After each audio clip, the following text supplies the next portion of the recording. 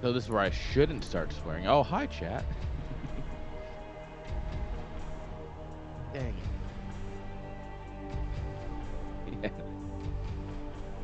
Yes, you have to, it's got to be a couple minutes in. Thank you, Dutch television. Oh, watch graphics very impressive. Thank you, Naka. Yeah, so we are live. Hello, everybody. Welcome Hey, to hey. CPL Real, CPL9 Royale Qualifier 3. This is our final qualifier for the day, well, for Phase 1. It's an exciting tournament. We've already have two Terrans qualifying, and we are about to see the culmination and see who is the last person that will join them. My stream title is wrong. Okay, I can fix that. Shame on you. There we go. It's bad as me starting a Brood War stream under the Starcraft 2 category, which would Well, totally see, never happened. I'm safe. At least I never, ever streamed StarCraft 2, so no risk of doing that. All right, so as you can already hear, I'm joined today by Airn as my co-caster. Hey, hey. As I understand, he's got a few hours. Is he a few hours to cast I think I've before got, BSL? yeah, BSL goes live in 2 hours, so I probably got like hour and a half or so. Alright, so Aaron will be joining us for part of the tournament, or maybe the whole tournament. We've only got 9 participants today. And we're currently on to the case of figuring out who that dragon person is. So we've had someone who signed up for the tournament under the name T1 Dragon, and they have not shown up in the lobby, so we can't really start their game, and we don't know if they were participant in CPL. Well, 10-minute walkover. Easy. Yep. That's pretty much what we're doing right now. We're just waiting for him. All right. I've got a lobby here whenever you're ready.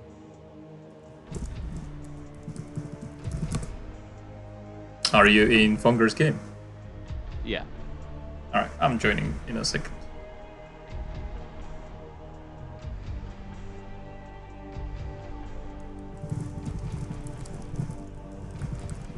All right. This should be a fun match right here, I think.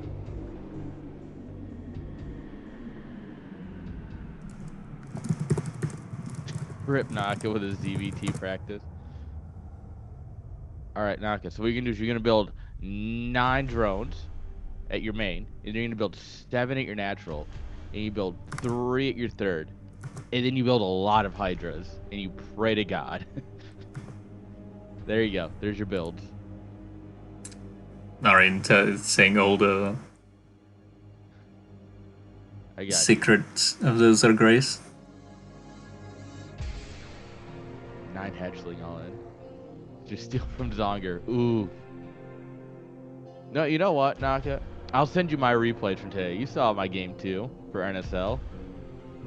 I'll send you that replay. You can copy that build. How about that? I think Naka should honestly just go for pull every game. 4 pull every game is hella based. Do it. Oh, Titos followed. Welcome, Titos. It would have been great to see you in the tournament. I don't think you are allowed to join them. That is a shame. Next time we should rig the rules. Break all the rules. Alright, I think that dragon person is just not showing up, so Naka will be getting a walkover if they don't show up.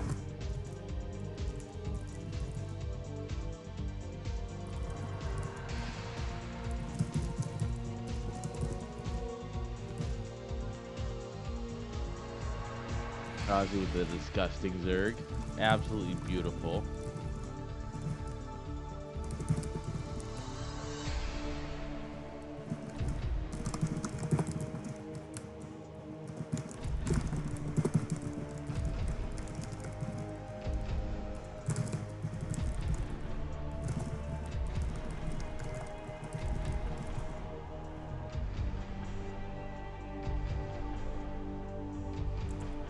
So these qualities are double elim, right?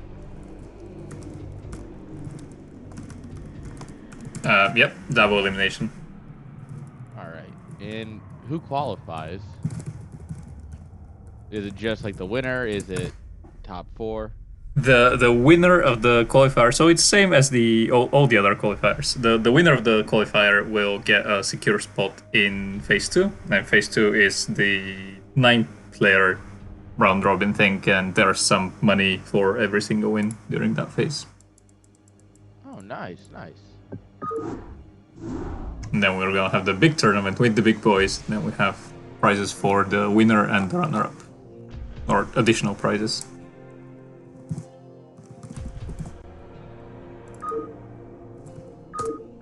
So currently we've got, I think, Kiko and Exit qualifying from the first 2 qualifiers. And then we have Zune, Azhi, and Silent Storm as 3 of our other seeds. And then we have the 3 special buy-ins, one of which is Bao. And then the other 2 I am still waiting on a confirmation. Alright. And I will get one probably later today, and we will make that all apparent in the CPL Discord. So stay tuned for that. But anyway, without any further ado, game number 1. Alright, you want to do the intros? You want me to? You can have the honors. Alright, spawning here in the bottom left-hand side, we got purple drones. Give it up for Melody. And here up in the top left, we've got Ponger, this time for real. So, if you all remember, Ponger. During the first qualifier, I believe, it was Ponger who actually joked about signing up as Protoss in one of these qualifiers, and what do you know? He wasn't actually joking. So, 2 qualifiers later, we do see Ponger. Dude, you know what? We were talking earlier, and I said this would be my first time casting Ponger. This actually is my second time. The first time is when Lana played against Ponger as a practice for their NSL games. It accidentally submitted the wrong replays. So instead of casting an NSL series, we casted a best of 3 between Ponger and Lana, and that was crazy. Game 3's on my YouTube channel. That was a fun PvP. So Ponger, was it best of 3 or was it just 3 games? That was a best of 3. It went the distance. Oh, well, speaking of going the distance, we're not going to do that here. We're just going to 2-gate. No, I did wonder, because this first gateway was a bit off. I think it's still not link tight, but that doesn't really matter if you just get Zelds in your opponent's face super early. I mean, you know, if you don't need defense if you just win. He's right. Always attack. Melody here going for a standard overpull and a standard scouting pattern. We'll find Ponger with the scouting drone, which is exactly the reason why you see this scouting drone every now and then, to prevent things like this from happening. So Melody should have a pretty good response. Yeah. Going pool first here, absolutely just a very great thing. Going hatch first here is kind of annoying sometimes, but now we'll have the lings, which should be able to do pretty easy. Went, she saw the 2 gates, and I think got 2 more links immediately. Yeah, so 6 links will be hatching soon, and gets the gas. So I think what Melody is planning as a response is just the link flood. I don't know if this works. You definitely need a sunken if you want to keep your natural. Well, it's 4 links to be a zealot, and we have 8 currently. Yeah, I mean, Ponger should just do his best to not lose this single zealot, and then his aggression can continue. But if Melody picks that up, yeah, Ponger's pretty much dead. Yeah, it's Ponger. Come on, guys, it's Ponger. I'm kidding. There we go. The zealots lost almost no health. You should have more faith in Ponger. And suddenly it's gonna be 8 links against 4 zealots. Yeah, and that's definitely not good math for Zerg. Yeah, Melody though That's already just a mined cap. the 100 gas and will be should be having link speed on the way. Oh, link speed is very vital in a game like this. One like this, you definitely need speed link. Ooh, Ponger with a Oh, very good micro for with the somebody beautiful who's micro. off racing. Oh no, And this is a these disaster. 4 zealots seems to be enough. Yeah, and Melody is going for that sunken, but it's a bit too late. The 2 wounded zealots though will not be able to do a lot of damage, but even if they kill single drone, that is gonna be a huge deal for Melody because she only has 8 drones mining Exactly. currently. And I mean, even this lost mining time from the drones that are pulled, trying to rack them up so you can drill, things like that. I think this is small effect. Yeah, but meanwhile, Ponger at home doesn't really have anything going for himself as well, and with the zealots being held, I think Melody just might go up to 300 minerals, throw a third hatchery, and then flood. That would be Yeah. unstoppable at this point. Yeah, I think Ponger we should want to have scout space that. for his nexus. Yeah, we need to scout that Ponger's going for a Nexus here, and then you just lings. Yeah, there are some links to backstab, but also I think the scouting is a bit more important. Ooh, Can where else moving in? Melody get some Like no lings at probes? home. One probe is The dead. lings that just ran in are basically all that was there. The sunken is Zealots about to absolutely go ripped down. that sunken apart. Second But sunken, ooh, fancy Zealots killing. did a mistake engaging that sunken. If they had just gone for the main and started to focus down the drones or the pool, that would have been more Yeah. effective. So lucky for Melody, Ponger did not go into the main base with the Zealots, and he might keep bleeding off these Zealots. Well, they don't call it an all-in if you stop all-inning. You know? Yeah, but Keep sending zealots. Melody currently has a supply issue with her overlords. Overlord's not bringing enough food. Nah, it's not good. Dang it, Overlord. You're supposed to support this family. Well, on the bright side, now is up at a lot of minerals, so I can throw down the third hatch finally to make the link flood really, really nasty. Yeah, and honestly, I get concerned because I mean now we're going up to 6 zealots here. Like, you know, tit for tat, the zealots will win eventually, depending on how many Well, bad not if they engage in engagements decide to sunken take. range. Yeah, although, whoop, So what you really want to do here as Ponger is to scout if your opponent. So he currently does not see the third hatchery. He's going to the main base and doesn't see the third hatchery there. There is almost no way that a Zerg pumping links and drones from 2 hatcheries will be able to overpower you eventually. So Ponger should know at this point that there is a third hatchery on the map. And a single isolated third hatchery, that's the ideal case for Protoss. You just go and focus that. yeah, you gotta be like, where's the money? The money doesn't just disappear.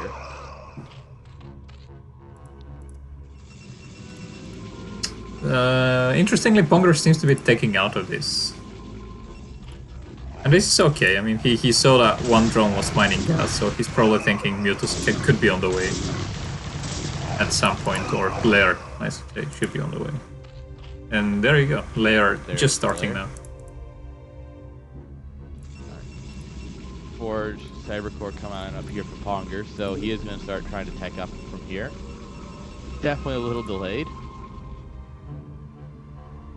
Yeah, but Melody is making more and more links.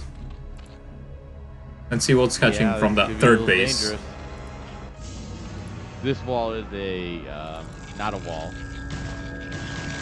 This wall is from someone who's not playing Protoss as their main race. Classic Terrans and their walls. Ooh. Okay, links were held. Micro there gets them. But unfortunately for Ponger, the lair will be finishing any moment now. And he still has no idea where that third hatchery is. Yeah, I'd love to see him send these zealots to try and find it, or at least one of them. Yeah, this is definitely the correct play here. Hydra Den. Oh, we also have a Hydra Den. Yeah, this is a lurker push, which would be incredible against only zealots. Well, we don't have enough gas for lurkers, though, do we? One or two will be fine. There's no detection. There won't be detection for quite some time, beside the cannon. Yeah, lurkers might be really effective. Well, also, not just offensive, but also defensive, because we have no tech to detect them. We're adding in an extra sunken, but this is too late. Ponger kind of missing his chance to go up the ramp safely, but still it's very painful trade for Melody as well. There's only about 15 drones mining at this point. And Ponger is a bit oversaturated at the main base, but has a nice amount of workers overall. Yeah, his economy's getting up there pretty well. He pulled all the probes. He was really concerned for a run by, because they just keep happening. Yeah, and you were right though. Melody seems to be going for that lurker tech. No Hydras are hatching, and her gas went down significantly.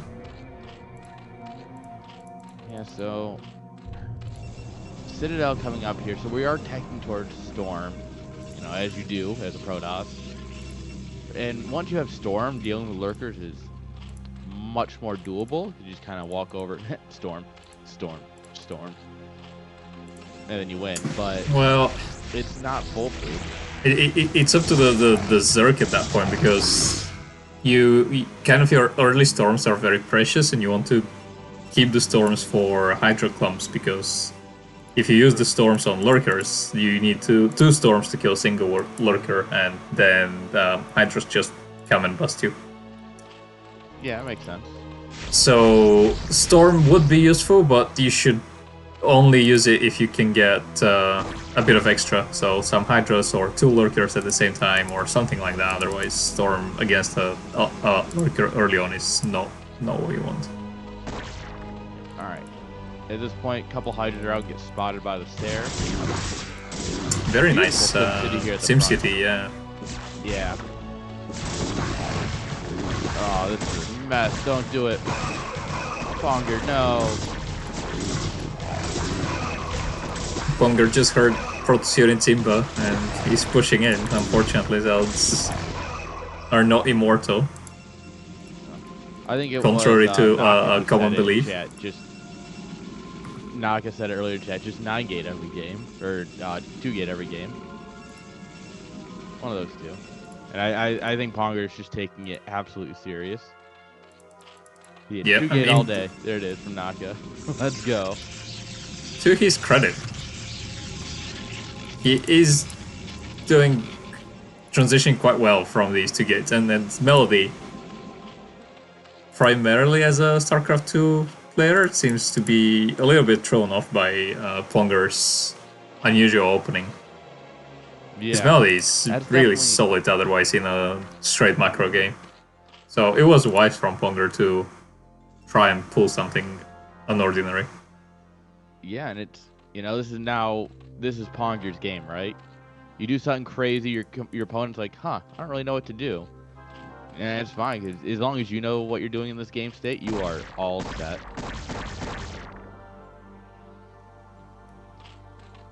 Alright, wonder where the first lurkers are. These elves should be backing off. They don't have +1, they don't have legs.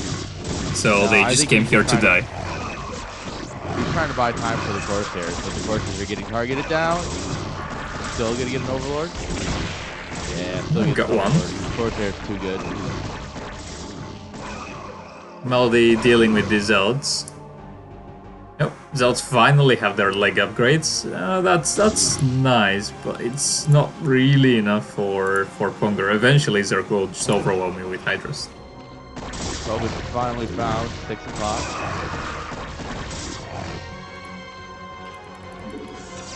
Yeah, but Melody has great saturation already at 6. Highline going up here. Excuse me. Ponger. Excuse me. He just wants the vision, maybe? Cannon rush the 3rd. 8 minutes after that the doesn't run-up. really work when the Zerg knows you're cannon rushing.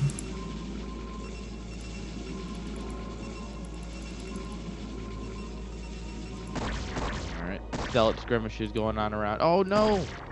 He's pulling back these zealots. I could have easily run into the 3rd. My man.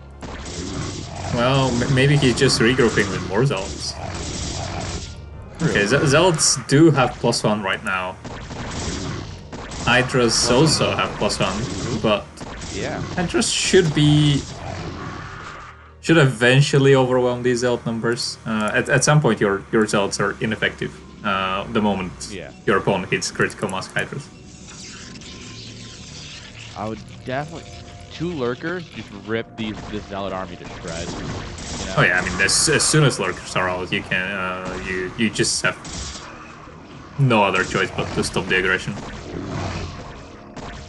Lurkers is one of the ways you can stop the aggression, and the other is just massing 20 Hydras or something. Ponger picking up 2 drones. This is nice. Not really worth it for 20 zealots, but he's trying to buy some time, getting his 3rd setup. A lot of High Templars. We have 6 High Templars pushing out. They should have Storm for the engagements, but the Zealots are walking into the fight. First Storm going off. Oh, come on, hit the storm button. There you go. Oh, yeah, multi-storm. 2 storms. Sure. This is nice. That one. Okay, so we tried 3 storms. We kind of reset the army counts. This is not terrible for Ponger. But losing all of your High Templar, he lost 6 High Templar for, you know, like a dozen Hydras. That gas trade not looking great. Yeah, he just has to back off and try to keep his 3rd at this point.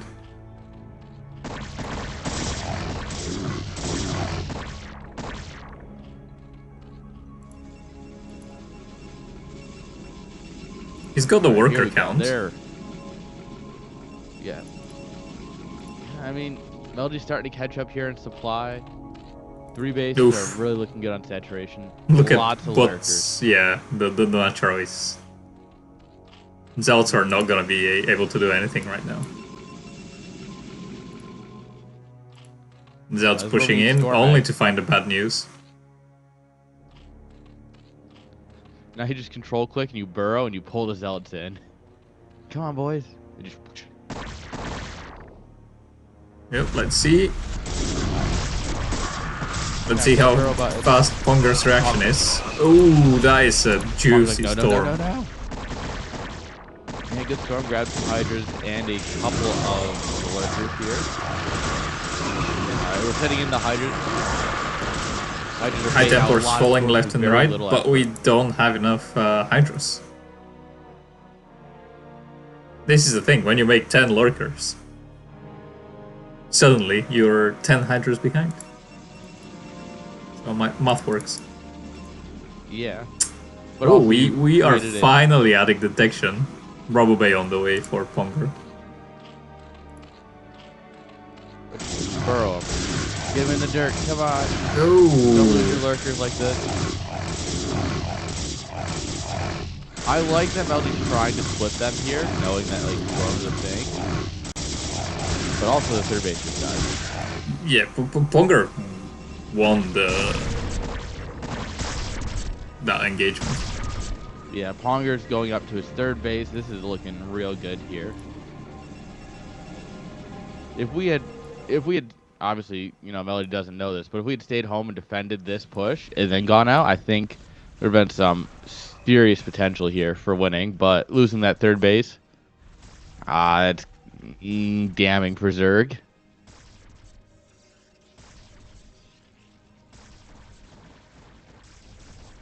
All right. We do have Hydras out here sniping away, eating cannon shots.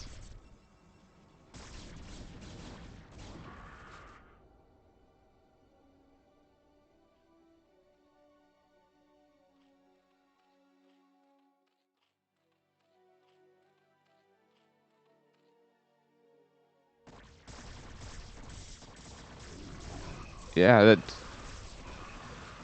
walkover is like 10, 15 minutes. Oh, Storm Egg in the natural to Zerg. Doesn't matter. Lurkers survive anyway. Oh. Oh, there was a... Come on, drop the juiciest Storm. Oh, he could have dropped the juiciest Storm of all time.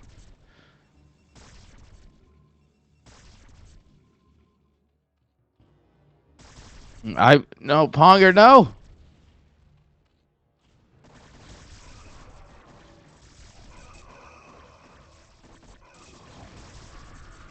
Yeah, well, I mean, what Ponger really needed to do is wait until Melody takes out the gateways and then just, oh, you've opened up my doorway. Let's go. That's like the easiest way of doing this is just let your opponent open up the choke point and then you run out and beat them. Ideally with a couple of High Templars, which he only has one of currently.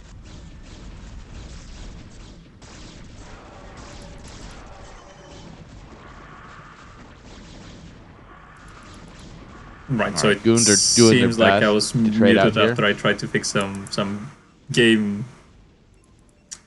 audio issues at some point. I saw T1 Dragon in the chat. You are 30 minutes late for the tournament, so I think your opponent already got a walkover, but also, yeah, as other people pointed out, it's only open for people who participated in Melody destroying the third base here. CPL9. Every probe died. That's the critically thing. bad for Dragoons Ponger as are well. stupid, and as you can see, Dragoons could not walk out, and this is your only way to break out of Lurker contain. Yeah. This is unfortunate for both players. This is getting scrappy.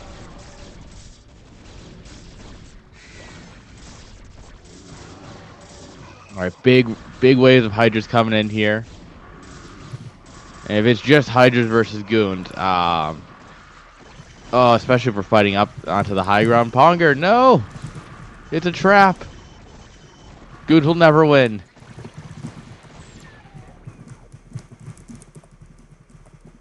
Yeah, I think that's pretty damning there for Ponger. This is this is looking good for Melody at this point. Yeah, the moment your Zerg opponent is able to just make six lurkers comfortably outside of your base, it's pretty grim for you. Yeah. Well, maybe a little too ambitious. Yeah, that's it. She cancels them. But Melody here is running out of mining. So Melody needs Ponger. to take the mineral base. It's a tricky situation. Ponger has managed to snuck a probe across the map, which is undetected currently by Melody's Hydras.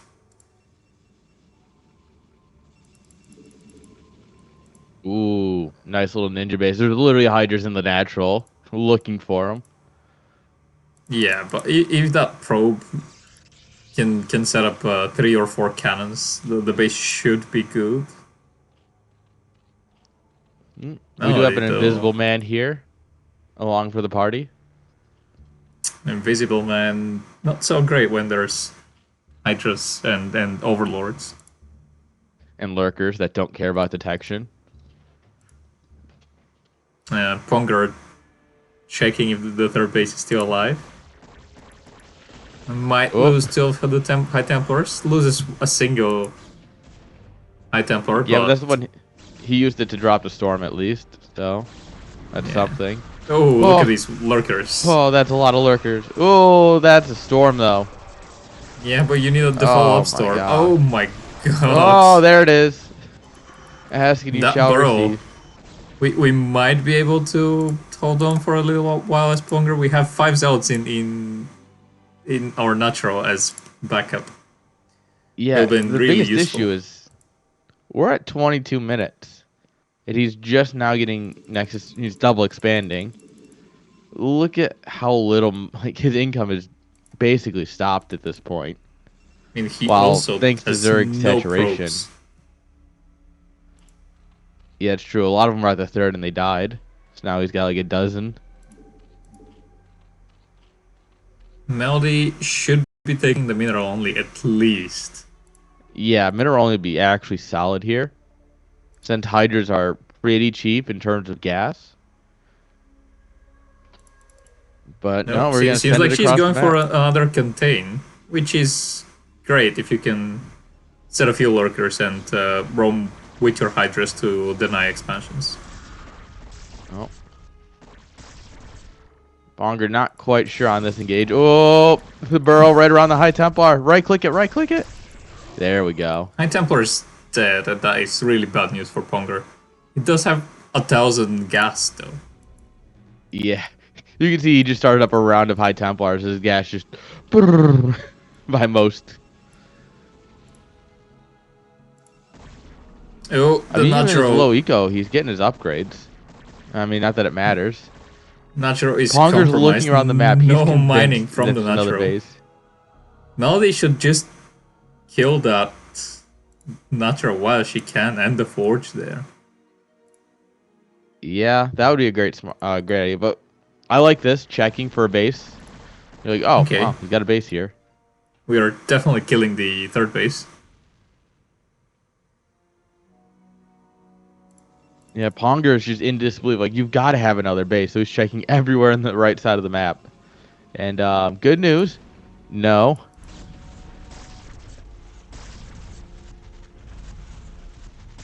Yeah, there are no All right. cannons at the actual third base though, so this is really dicey for Ponger. Yeah, now he's kind of stuck between lurkers and or a lurker and a bunch of hydras with no detection. Now where are all the observers? Dead, presumably. Just like, yeah. More We're hydras. losing that. Okay, so Melody, no Overlord speed upgrade by the way yet. You don't need it. They'll get there eventually. Yeah, it's 25 minutes. Who needs that? Ponger What you only need now now is adding a second transporting. cannon. Oh yeah, big flex. We can afford a second cannon. Whoa, storms. Yeah, high tempo is on the high Oh. ground. You don't want to engage that. Just as Melody here, scout them up, find the third base, and a single Hydra is about to do that. But DT on the ramp, I love it. There is no Overlord speed, so Yeah, that's gonna be. Why can't I get up that ramp? Honestly, the thing that'll probably give it away the most is that the cannons will shoot at you trying to get up the ramp, and then you'll yeah. just be like, "Oh, I think damn." Melody just scouted that because there were 2 Hydras and now there's only a single one. We'll see Melody's reaction. Ooh. Ponger here learning from the school fridge and making sure the storm hits all of his own units. Well, who killed the Observer? Was it the Storms or the Hydras? 50-50. Hey, there we go. Hydra tries again. Okay. Now Melody definitely knows about this base. If you fact, if Trying you to right take the click on 6 their o'clock name, again. if you right click on someone's name during a live game, you'll see their point of view. Yep. And then also get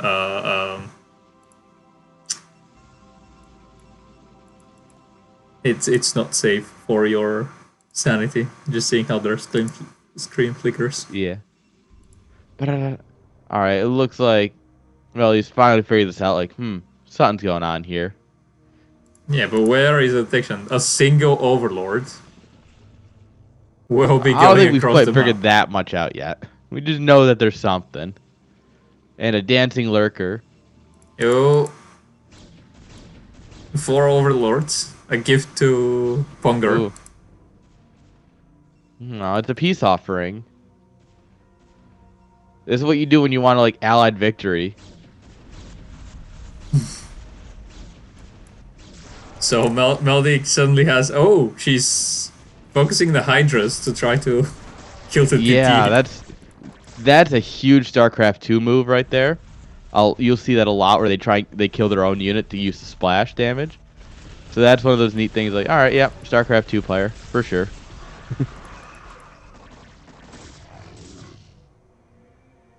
And sometimes those neat little skill overlaps that just not something you'd see very often in Brood War, but in StarCraft 2 you see it quite often. I mean, See, guys, you... they are both great games. Okay, nobody argues about that. Well, look at Melody here. Ponger is casting some great storms, but Melody is securing a third base while having that aggression. Yeah, I would love to. Honestly, Melody just needs to keep expanding. Just take another base. Like, all right, you're up 3 bases. You have 1 mining base, but we grab another 2 bases. While we're here. What? Nope. What? I think Melody completely misunderstood the position of this game. Yeah, well, Ponger had a good army, but... Yeah, I mean, I guess. I mean, I can see where you're coming from. I've definitely GG'd out in games like that. But it definitely feels like... Yeah, because there's no detection. Storm, he only had like a couple left.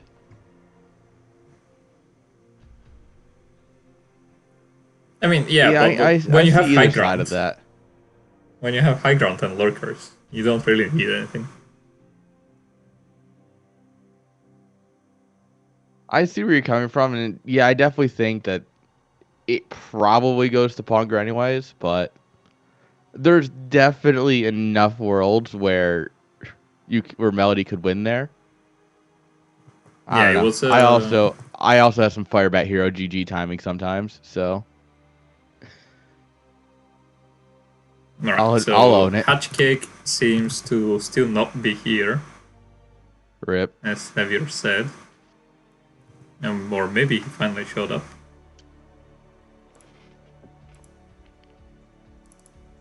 Yeah, I'm. Yeah.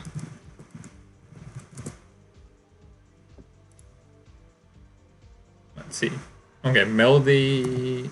We're waiting for Melody to come to the lobby and pick the second map. Meanwhile, we had Naka, who took a walk over T1 Dragon, but it seems like there were no CPL9 people. That said, T1 Dragon, if you stick around in the Discord, I assume that's where you found out about the tournament, you will learn about CPL10. Eventually, we don't have a set date for that yet. But it's a nice league, you can join us. Soon, TM. Soon, TM. Yeah, I mean, definitely sooner than StarCraft 3, that's for sure.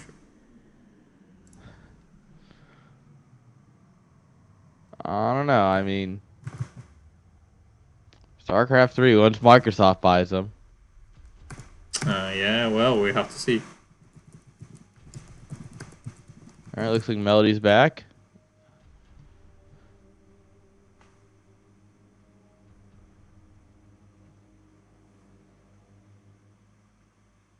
Seems like 440 is...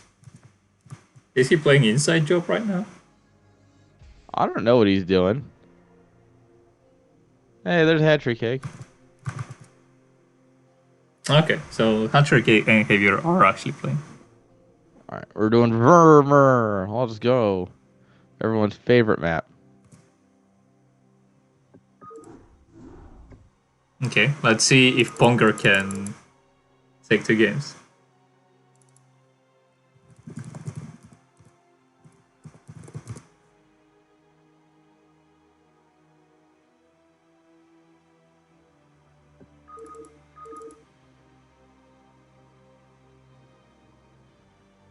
All right.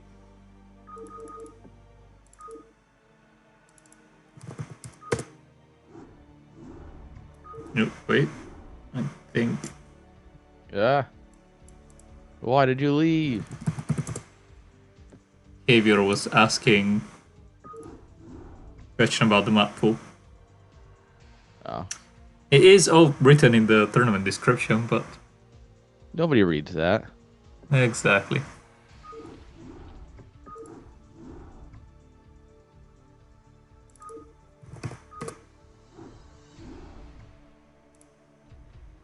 Okay, I'm back.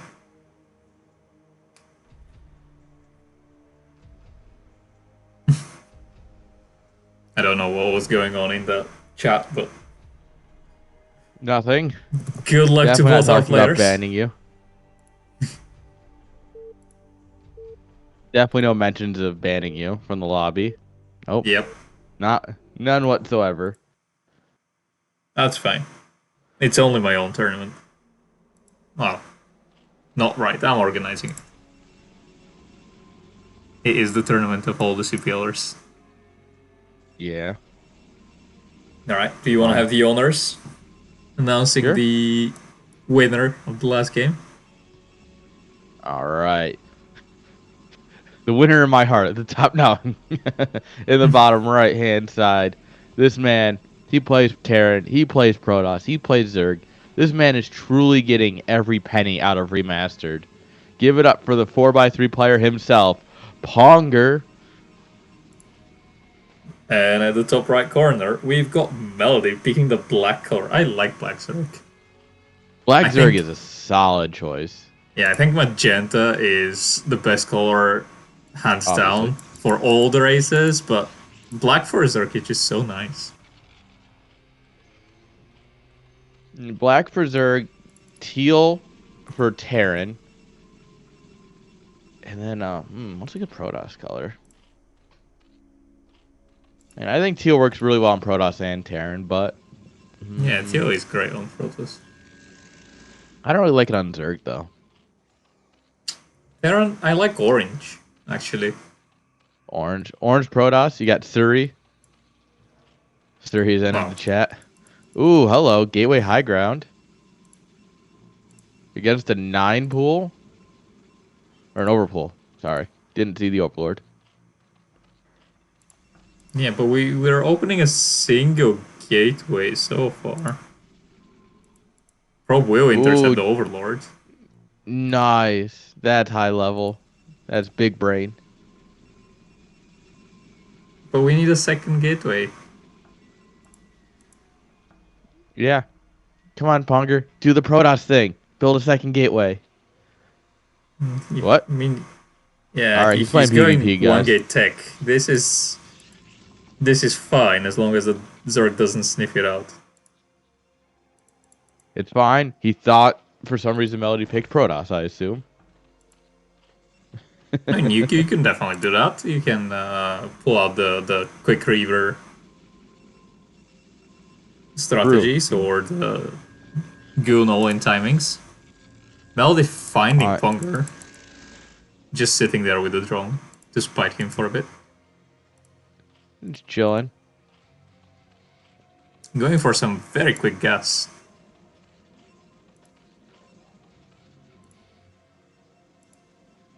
Alright, what's going to be the plan here? Natural coming on up here.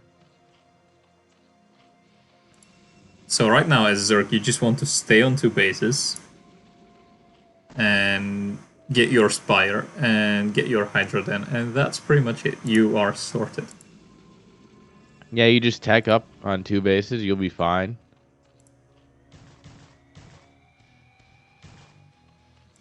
You've got the Overlord scouting absolutely everything. Yeah. And I mean, once you have your Spire or Hydra down, you can start dropping your 3rd. And you'll be totally safe. Already depending on what he drops his here. Cyber Core. So we should now see the tech of choice really soon.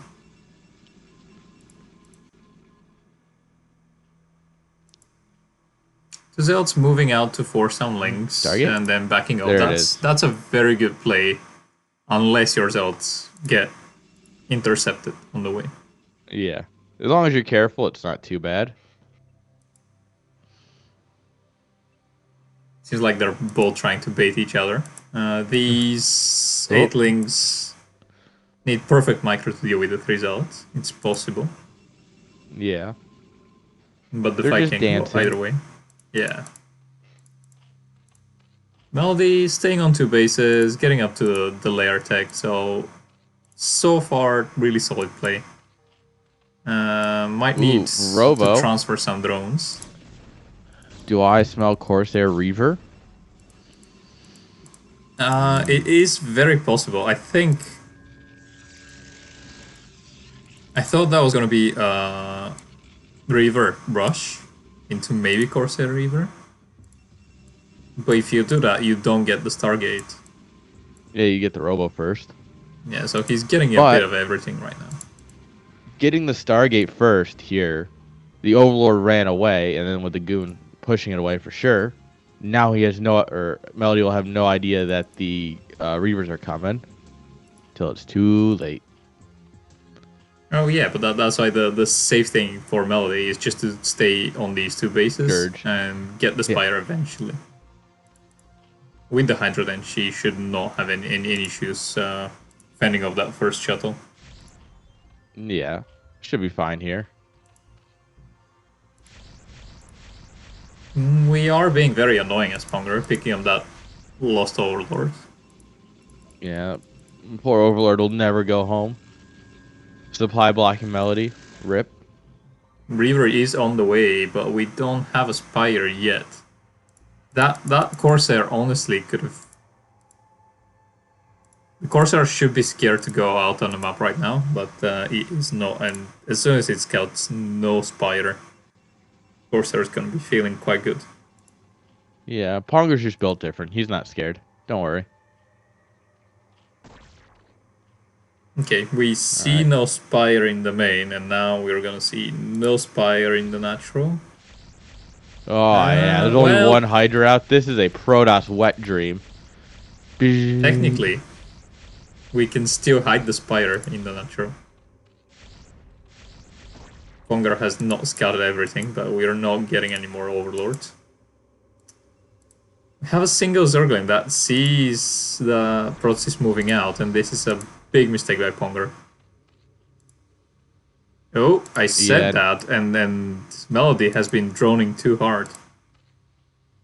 Well, no 3 hatcheries. We've got 7 Hydras here, 6 Lings. With like incredible micro, I think this is doable, but no, not like this though. Yeah, we want to wait for the Protoss to engage us in the choke point. Alright, here comes the shuttle. The shuttle's going to absolutely throw a wrench in this plan for Melody. Melody hatching some more units. This is exactly the reason why we should not have been droning so hard. Oh, Scarab takes the long way around. Whoa. That second Scarab Good was Hydra splits here. Huge. Yeah, but we just don't have enough units. But yeah, there's just... They're hatchery only now, on the way. Deleting a Hydra for 25 minerals is a pretty good trade. Hitting the Hydra Den for 25 minerals, not the greatest trade. If your opponent cannot build any more Hydras. Well, yeah, but that's what the goons are for. You send the Reaver in to kill the minerals. Why do we have the Zealot killing the drones when we could... Can we focus on these drones? You know what's really drones? great at killing drones? Ooh. That's really great against drones. Oh. Yeah, oh, okay. So, yeah. Game number 1 was really close. Game number 2, just the execution by Melody was... Honestly, I wouldn't even... I would disagree. I'd think that it's more that Ponger just had a very clean build order that generally countered everything that Melody was doing, you know? Like, going Hydras is not the worst thing, but you just had nothing to deal with the shuttle, so it's kind of a build order loss. You know what I mean? I'd say that the biggest issue is making a few more drones than needed and not throwing down that third hatchery earlier.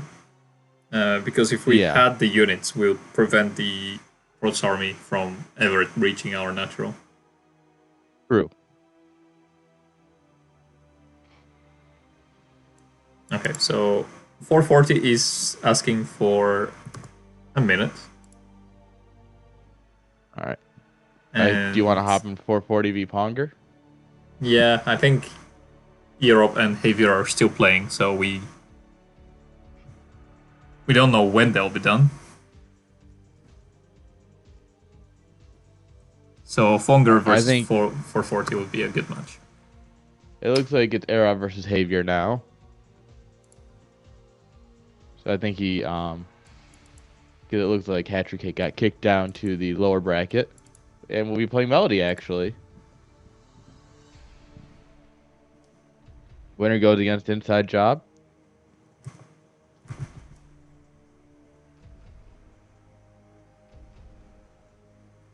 There we are. Put that link in chat for all the chatters.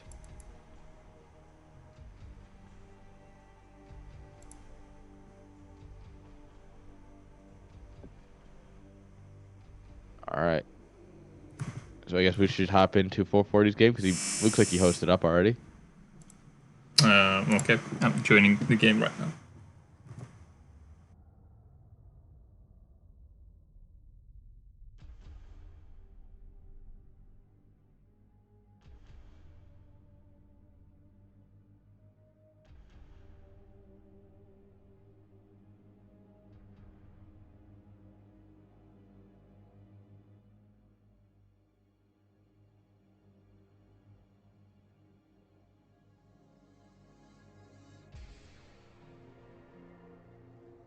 All right.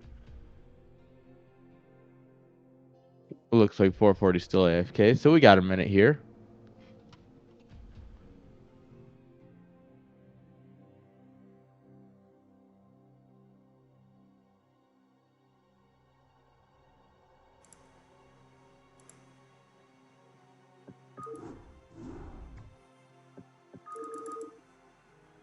Sorry about that. I'm back. Delivery is Ponger game up? Yeah. No, it's 440 hosted with a different name. Okay. What's You the put it game in name? chat. Okay. I mean, I guess you're showing on stream. It's Qs. 2 Qs.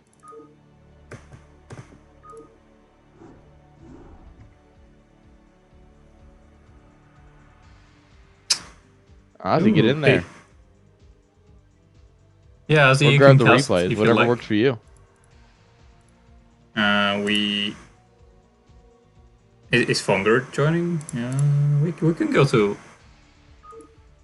I love how earob you and picked your Javier. race and then move to the observer. You're like, hey, you know what? I want everyone to know that I'm going to play Protoss while I observe.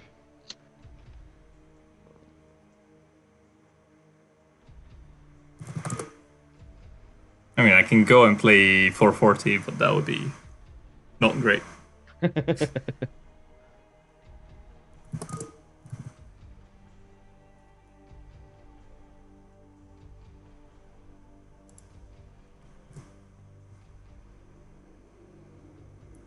Seems like Javier and earob are about to start theirs.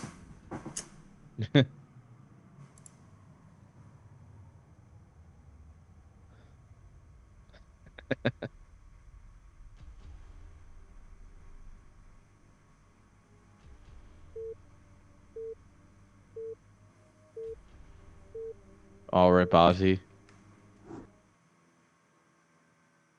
Javier and Yeah, Earob does seem like a fantastic series. I always like to cast earob, but Ponger is the new dark horse of the tournament. We have to follow. It's true. At least while he's in the winner's bracket. See how far he can go. That said, 440 is a force to reckon with, so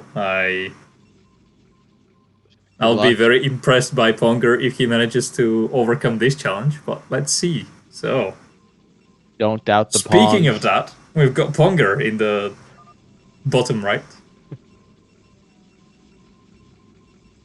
who is currently looking to try and topple 440. And on the top left-hand side, he's saying hi to his mom. He's on TV. Come on, guys, make him famous. It's 440. Yeah. Ooh, Ponger. Do you think Ponger will play standard this game? Is that even possible? God, no. It's Ponger. It's Ponger's Protoss. He's going to do everything he hates about Protoss, like everyone does when they off-race. Okay. But 440, we don't have an Overlord 9 yet. pool. Unfortunately for him, it's going to be crossbone, but I like it. Actually unfortunate for both players, but... Oop, extractor trick. Neat. Ponger woes look like Terran player trying to play Protoss. I mean, that is exactly it. Funny story. You might not believe it, but he is a Terran player trying to play Protoss.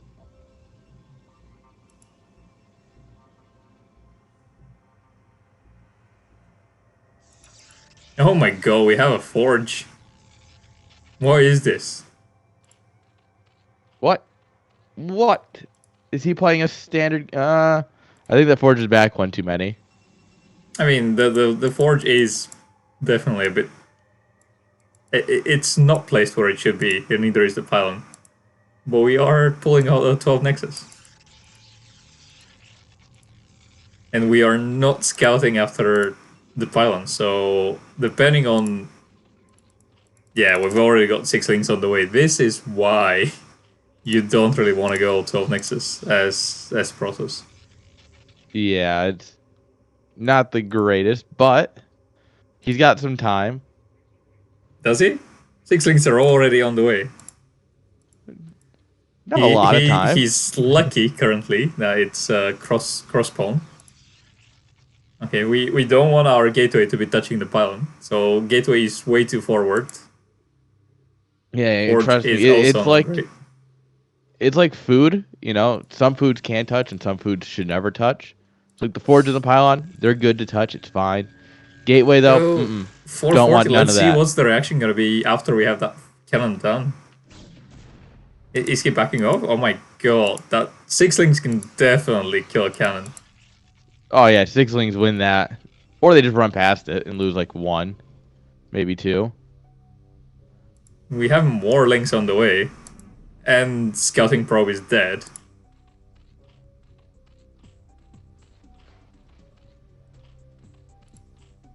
Yeah, this is Oh, yeah, this is not link tight. All right. Yeah, we were giving Ponger a chance, but then 440 was disrespected by the quality of wall. So no, I just need to win real quick. Oh. Oh, the links are dead. Yeah. Man, if only there were 2 more lings on the way. Or if only 440 knew how to run by. Nexus would be dead by now. True. First Zealot is out.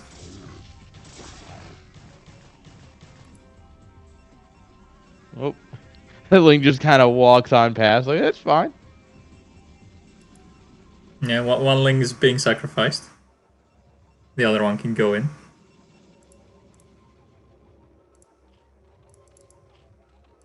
We have our gas done. We're not mining it yet. And just as I say that, 440 is there in some drones. Welcome to the Caster's Curse. How can I help you? It's been a pleasure living in Airn town. The mayor of the Caster Curse. Ooh, our link died. That was in the main.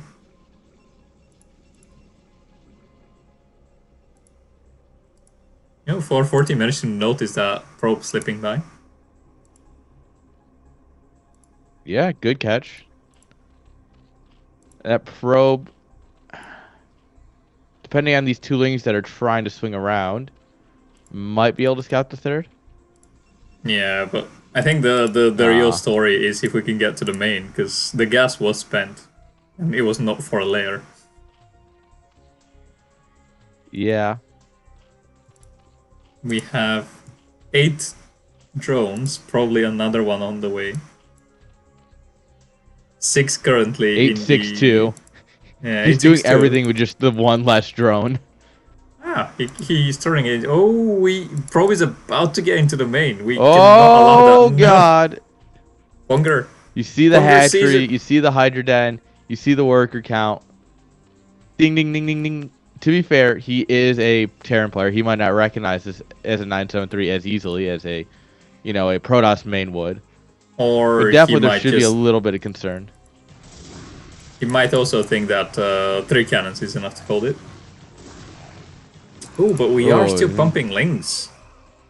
That should have definitely been 973. No, you Hydras. want per hog. I think it's something like 6 cannons is the number they need to hold a 973. Well, that depends on how committed the Zerg is, but you need at least 4 to be able to hold off the early aggression, and then you have to keep adding cannons if they don't make drones. I've seen Duo go to like something like 12, 13 cannons in his Natura. It's crazy. Just all of the cannons.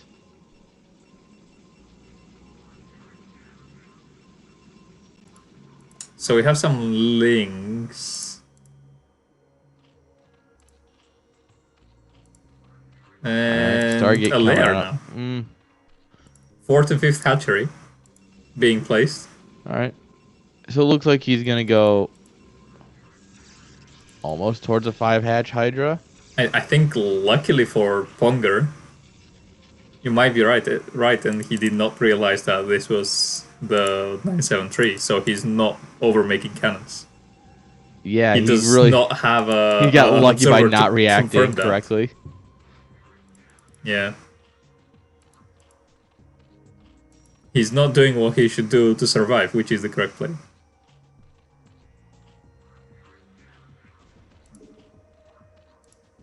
We have so many drones by 440 already. And Ponger doesn't the one thing actually... 440 is really... Oh. I was gonna say, Ponger does not have a Templar Archives yet. No. I was gonna say, the main thing that 440 really has going here is that Ponger hasn't been able to put on any pressure this game. So, I mean, we're building up our drone count. I don't really like a little bit of weird sim sitting here at the 3rd. Probably going to ruin a little bit of mining, but overall, it's just Ponger hasn't been out on the map. He hasn't really been able to, so first now Hydra, it's just... first Templar... Well, Templar Archives coming on the way right now. But 440 is able to spot the move out by Ponger. Should be making Hydras in response.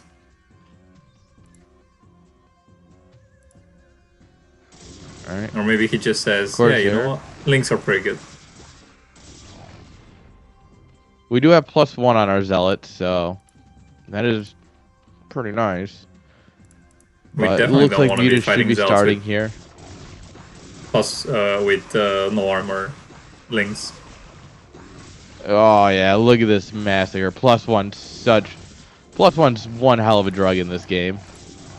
Yeah, I mean you definitely everyone talks about need... +2, but man, if you want to fight the Zealots with links, you definitely need your armor upgrades to match their attack upgrades. Oop, Scourge. Otherwise this happens. Oh, we sent 4 Scourge into 1 there. Was that 4 That's or 6? That's an expensive mistake. I think that was 4. If that was 6, that's...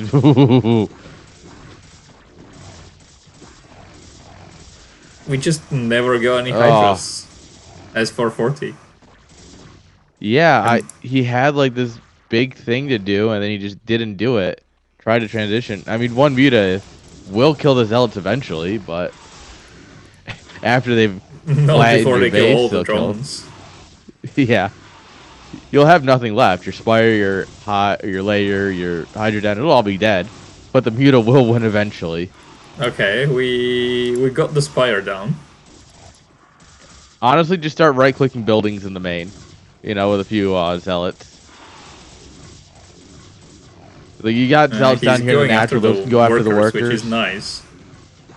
Yeah, but like this is what I mean. He's got 3 zealots in the Oh main my here. god. GG's, but yeah, he's Is got the 3 Ponger zealots in the main. unstoppable? Ponger, Ponger, Ponger, Ponger. Wow. I am so impressed. Never any doubts for my boy Pongs.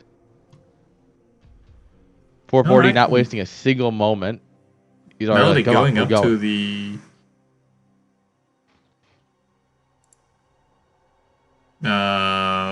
round 2 of the loser's bracket.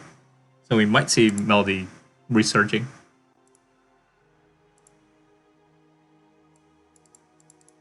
Yeah, I'm kind of curious as to why he didn't commit to the 973.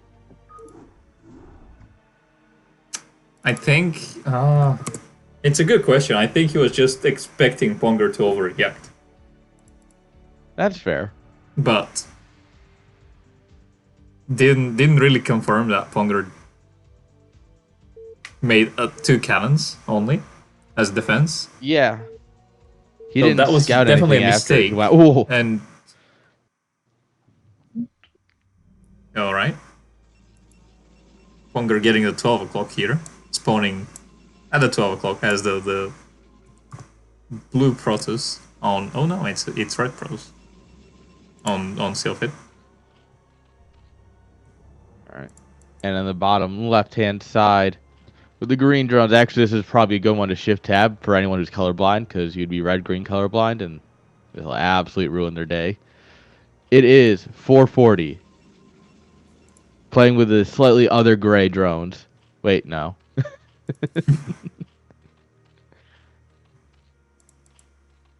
Yeah, green versus red, no ideal for colorblind people. Yeah, we got gray versus other gray. What do you think? I think gray is gonna win. Ah, It's a gray damn color. gray bias. It's a great. All right, let's see what are we pulling as Ponger here. We have you know what I think 440. Oh, we extractor tricking. All right. Is this no? It's an Overlord into an extractor trick. Oh no, it's a drone. No, it's a drone. 10 hatch? 10 I think hatch. so. That's my boy. All right. We are seeing it some seems like dirty... Ponger is weaking out the 2-gate again. 2-gate versus a 10 hatch. That's a lot of larva production for Zerg.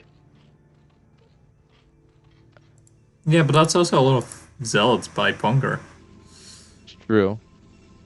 But yeah, even now, it's like 10 hatch hard counters 2-gate, just because the amount of larva you're going to have. Yeah, I'm afraid so. Like, but 2-gate is really great against Overpool. And... Oh, yeah. Or like 12 hatch. 12 hatch is a little... You have to go speed real quick in order to hold with 12 hatch.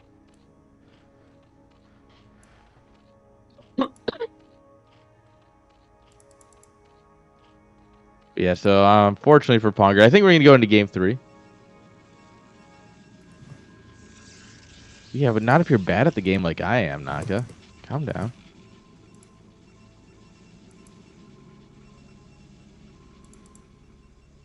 So the moral of the story is here, every Zerg build is good against a 2-gate. It's the moral of the story. Well, Overpool is not great. That's the only build. We have found the build that counters one build. Oh, 440 getting some nice moving shots here.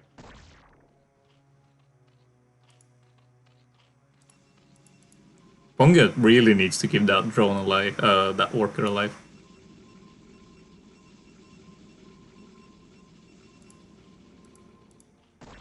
But that might not be the case. Yeah, probe is going down, and 440 saves the drone.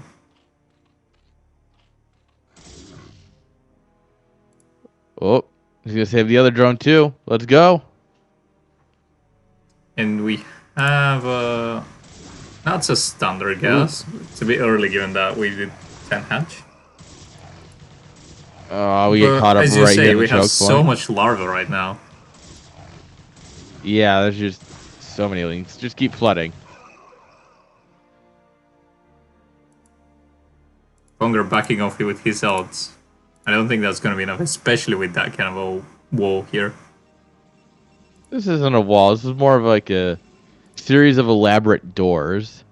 Because you have the left side, because the left side of a gateway against terrain is not link tight. So I think you can sleep up in there. You have the center, obviously. You have above the gateway on the right, between the gateway and the pylon. And then you have the rocks. Yeah, this is like a fence on a walkway while all the grass is open, you know? It's like you can't walk here. You can walk right around. That's Swiss cheese wall. No, that's what it is. Yeah. We are going for link speed. Yeah, lots of links. 3 hatch link flood, as you know, as Zerg tend to do. You just build links, lol. Yeah, this is what Melody really should have done when Ponger was doing the gate. 440 going into macro. LOL, you're funny. Azhi gets it, yeah. Just this wall needs to be plugged by a lot of zealots, so we go 2 gate. Okay, okay, that makes sense. Zealot micro's on point here, keeping these alive as long as he can. He doesn't have enough, I don't think, but no, we just have. That was one hell of a trade out.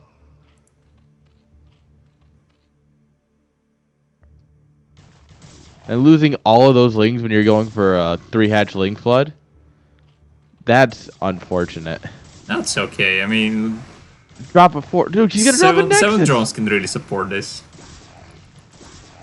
So we need. Well, yeah, but you have to. That's how much larva that you just lost, essentially. You know. No, we are trading for all the zealots of process. It's fine. If Ponger here drops the Nexus instead of a Forge, I'm fighting him. Chat, we're fighting. Bad times. Oh man, this guy's got no drones and a lot of links. I should go Nexus.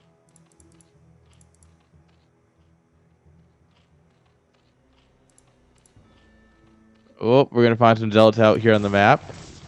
You don't really want to lose your zealots. Your zealots are your no, lifeline. You need these. You 100% We are making a forge right though. Yeah, I guess you are buying time here until we can get some cannons up, and you're not gonna hold this wall. There's with the amount of zealots you have, there's no way you hold this wall since there's so many gaps. So maybe being out like right around this third. Do we have the yeah? We have the econ to support it, but that's just because we have way too many drones for the link flood. Oh, just run the Lingsing. Grab that cannon. Nom nom nom. We are killing the cannon, but we also want all the zealots dead. That's the one bad thing about. Oh my god! Making a bit too many he drones. Just kills the cannon.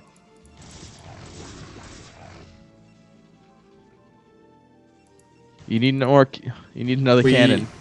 We're gonna kill the gateway here, or try to jump on top of the zealots. That is also valid. Depends on the probes. Oh, the probes are derping out a zealot in the back. Zealots jerking around. All right, now the cannon goes up. We have a single link working on the cannon though. that was close. But look at all these links. There's so many lings. Poor zealot had no chance. Oh yeah, this is GG. This is Zerg, this is Zerg adulterated material right here. Yeah. Hide your children. They shouldn't be seeing this. This is not safe for work. Oh, that pylon's absolutely dead. That is why we should not have. What? Kill the pylon! GG. It doesn't really matter. Like, yeah, we lost all the probes. But we've committed to killing the pylon. Just kill it, you know? Well, still Ponger taking a game out of 440. That is nice. And we're going to game No, number no, no, no, 3. no, It's no, not no. all ogre. No. 440 took a game off of Ponger. Ah, yes. Ponger clearly the favorite in this tournament. Yeah, 100%.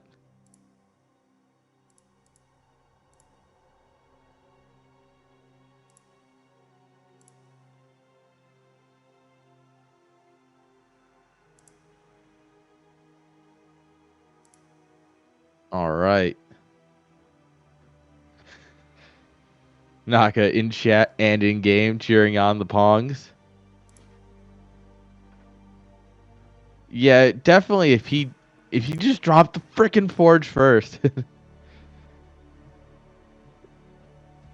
Earob unfortunately, versus Javier is taking a long time.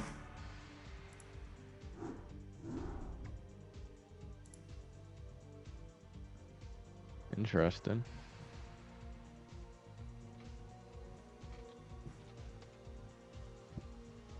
All right.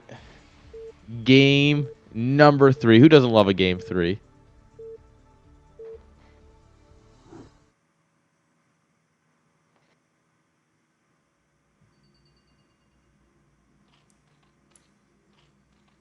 All right. Do you want to start the intros? Yeah, we've got 440 here taking the last game, and the map is Vermeer. We've got 440 spawning in the top left. And in the bottom left-hand side with the red probes, give it up for our boy, Ponger. Or, as you could call them, Poggers. Ponger is... Let's see what he's up to this game. He tried the 12 next, he tried the 2 gate. I don't know. I think you What's just 12 next? next again, right? Because it worked. I mean, it did work, yeah. Are we going for...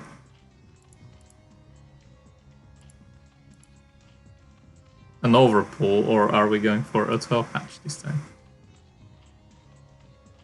That is the real question. This is a nice map for a 12 hatch. Yeah. But we're not doing it. Yeah, we're going overpull. This is good. All right, this is where you draw 2 gates. Come on, right? If Chad's come to what? We have All a good right, cannon fast pylon expand. placement. We did fudge the forge again, but that's okay.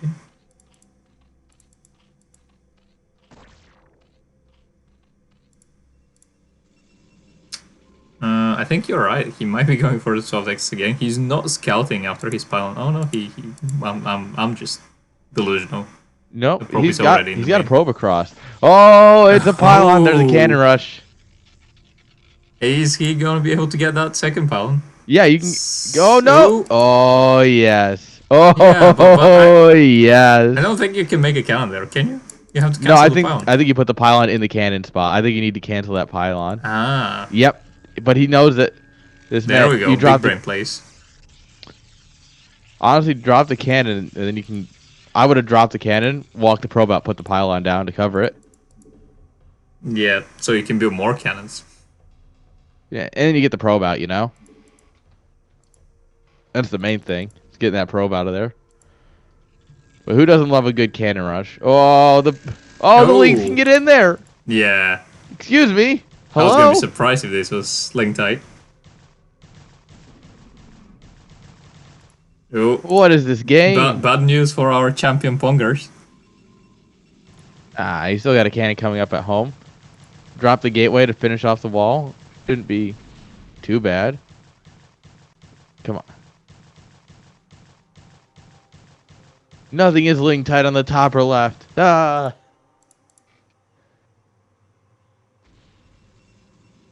Yes, it was an overpull. We're adding the second cannon, which is necessary, but at that point we lost 2 pylons and a cannon. Come on, gateway, gateway, gateway. And now we hope.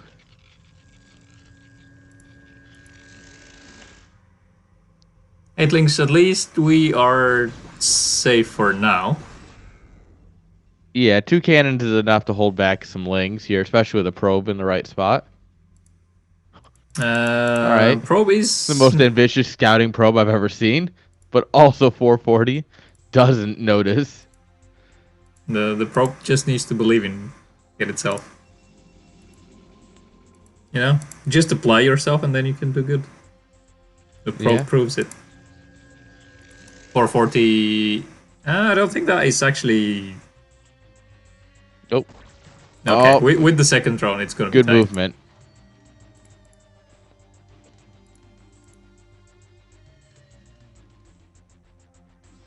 But we have a backup scouting probe. Aha. So we are not happy. Well, what about that second scouting probe? We're not happy that we sacrificed so many minerals. So we also decide to just give away a few probes. Oh. I do like that he's consistently scouting. He sees the third base. Oh! Yeah, we Almost are gets in there. denying the probe from getting in the main base, seeing the spider. Yeah. Great drone micro there. At this point, though, we should really just add a Hydroden and kill that Ponger. It's fine. Ponger's gonna win. He's got this. Well, we'll have to see. That Zeld Dragoon attack in game number 1 was really effective. We are going for a Spire, but we don't have a second gas yet. We really should be adding the second gas right about now. Yeah, you need that second gas. You're not going to be able to afford many mutas. But equally, we only have a single cyber. Well, we don't have cyber core done yet. That's what I'm trying to say. So Ponger is not gonna have any tech to deal with the mutas. And second gas is starting. We'll see if third gas will be starting as well, but we will be very comfortable as 440. Unless we die to that 5 Zelt move out. Yeah, we don't have +1 spinning yet, so they're not planning to be dangerous anytime soon. We are about to add 2 Sunkens, but they are still Crypt Conies right now. Yeah, fair amount of lings here, making it hard to choose where to engage. You don't want to get surrounded by them.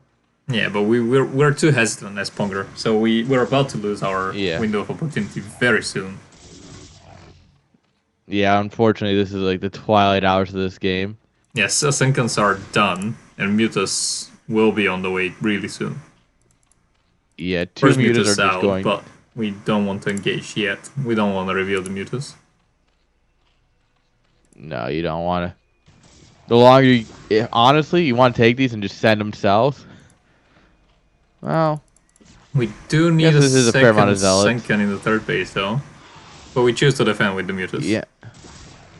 Yeah, choosing to defend here is the right call, simply for how many zealots there are. I definitely think there was honestly sacrifice the third base, because if we go into the main at this point, we win. A point where you just send them in because now cannons are going to be up here for Ponger.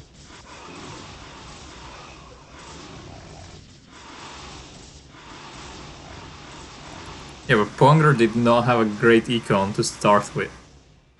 And I said really nice save. Ponger didn't have a great econ to start with, and now he's making a lot of cannons.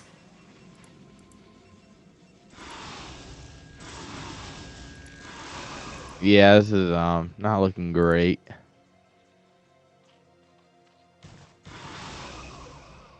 Unfortunate. We have... I want to see my boy Ponger do good, but... yeah, we've got 8 mutas, and the cannons are not really positioned as they should be. So the 8 mutas will win if they go into the main base. Seems like he just wants to bust the natural, which is, I mean, honestly, when your opponent has no army, that's okay too, but he's just dealing with dominance. 4 cannons. Bust the natural. Oh. No, we do have to back off, because there's all the mutas are quite hurt, and cannon and 2 Corsairs. Back off, but that doesn't sound like attacking. I mean, I'll give it to 440. He is definitely keeping this game interesting. He paid for the whole muta. He's going to use the whole muta, all right? We have 8 Scourge, so these poor little 3 Corsairs are not long for this world. Oh, no, not at all. We should be making mutas non-stop from this moment on, as 440.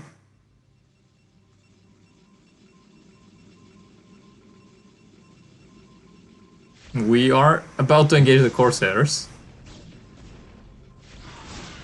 Alright. Oop.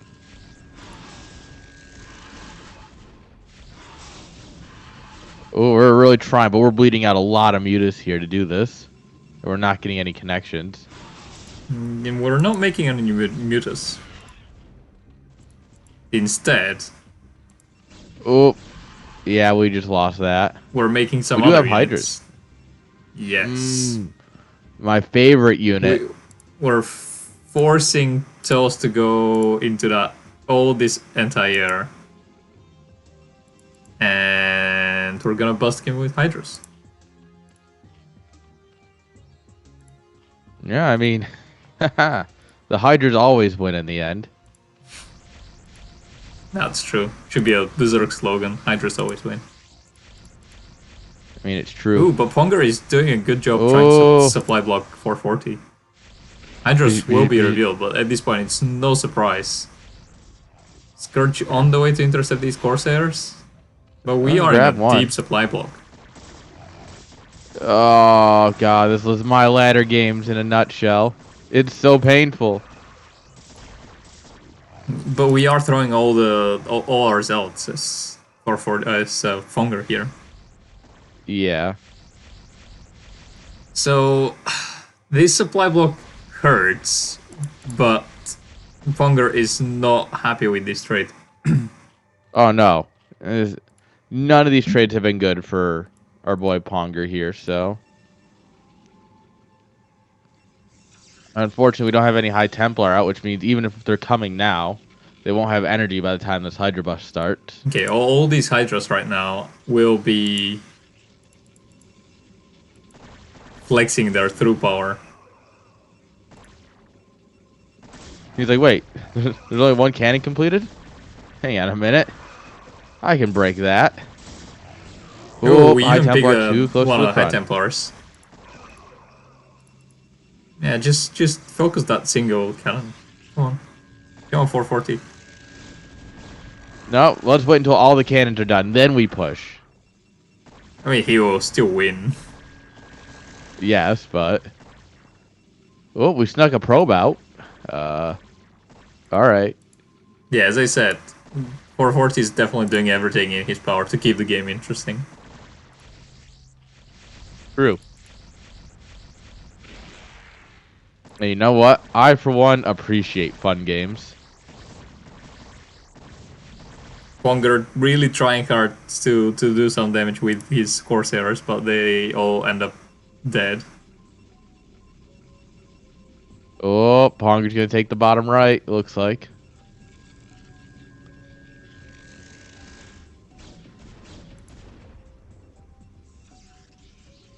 Azhi, over here, personally hates fun. We are going to contain the Protoss. And that is really we got strong. lurkers coming up here. And as Ponger, we only have a single assimilator.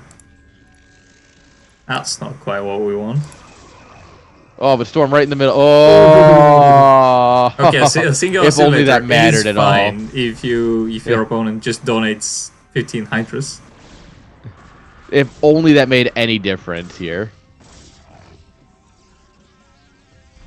You need like 4 more of those types of those level of storms to actually get like anything done.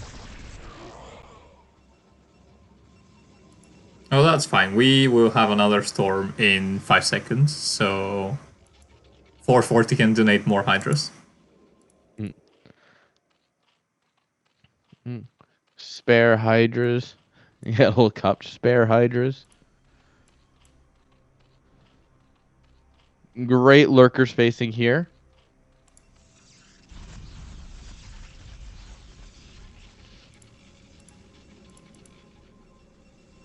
All right, it's time to send it.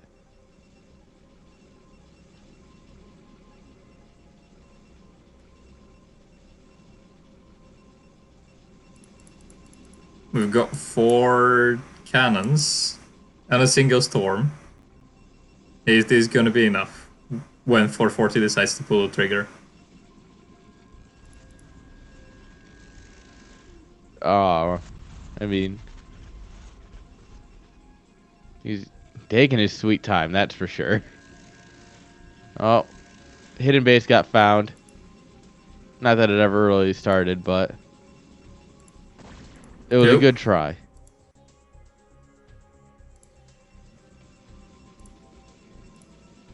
Ponger working on his upgrades, but I don't know, not a professional caster, but it seems that 134 supply for Zerg versus 94 Protoss doesn't look great for Protoss.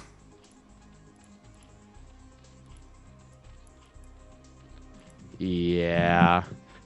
When Zerg's ahead just a little bit of supply, you're like, that's not great for Protoss. When Zerg is 30 supply ahead, you're like, Are Maybe we doing 440 is drops or are we just getting in waiting to position max here? out. He We're wants going to up to attack Hive here. Ponger with 200. Maybe some ultralisks too. Yeah. Let me max out, then I'll bust him. Oh no, Ponger's killing his Oh, yes. pylon. He kills the pylon. Let's go. All right. And Ponger all our says, cannons screw are it. apart now. I want this to be done. Send it. Come on, hit that storm button. Yeah, buddy. Look at them storms. Ah. God, I'm sure None of these cannons are some able Protoss just to clip that for later. shoot now.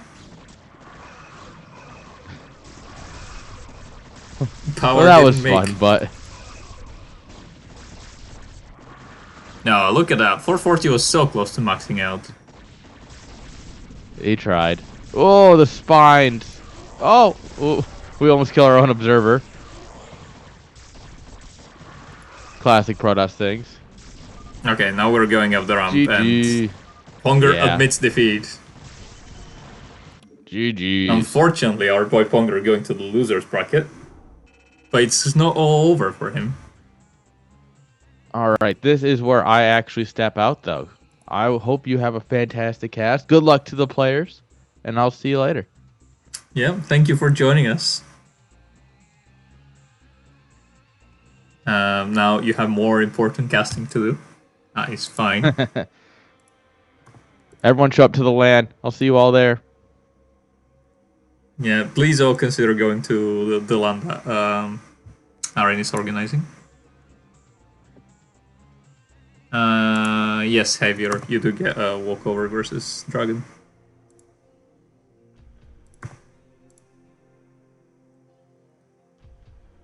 Okay. So, has Naka started playing yet?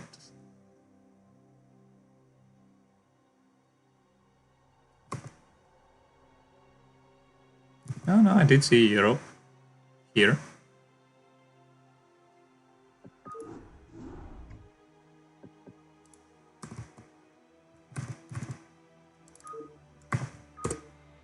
Let's try to get to Naka's game.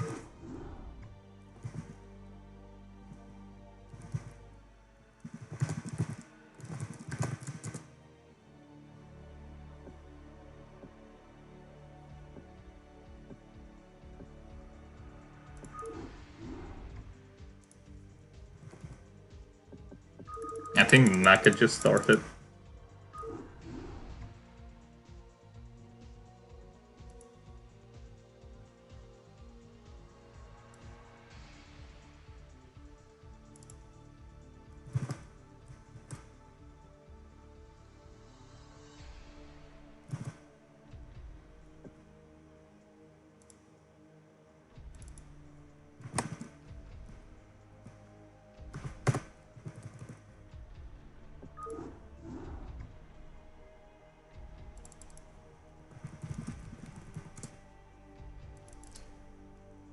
Okay, we're going into Naka versus earob. Our boy Ponger went down to the loser's bracket, and I think Azhi is also casting this game. Yeah, I'll be doing it in here. Oh yeah, great. Welcome to the cast. Thanks for stepping in after Airn leaves. Yeah. Okay, so what do we have now? We've got Naka here in the top left.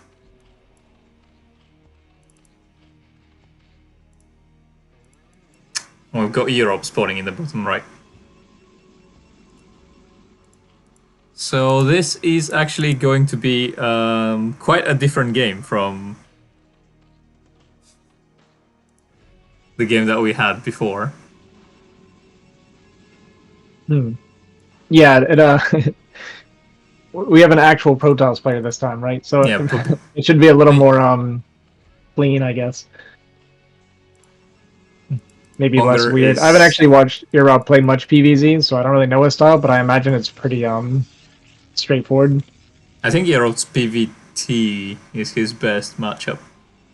Yeah, I think so too. But he's quite solid in all three. Yeah, I'm actually afraid of him in PvP. Yeah, earob is...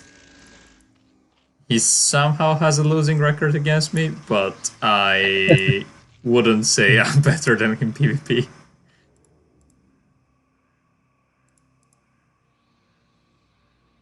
Alright, we've got a gateway opener from earob here.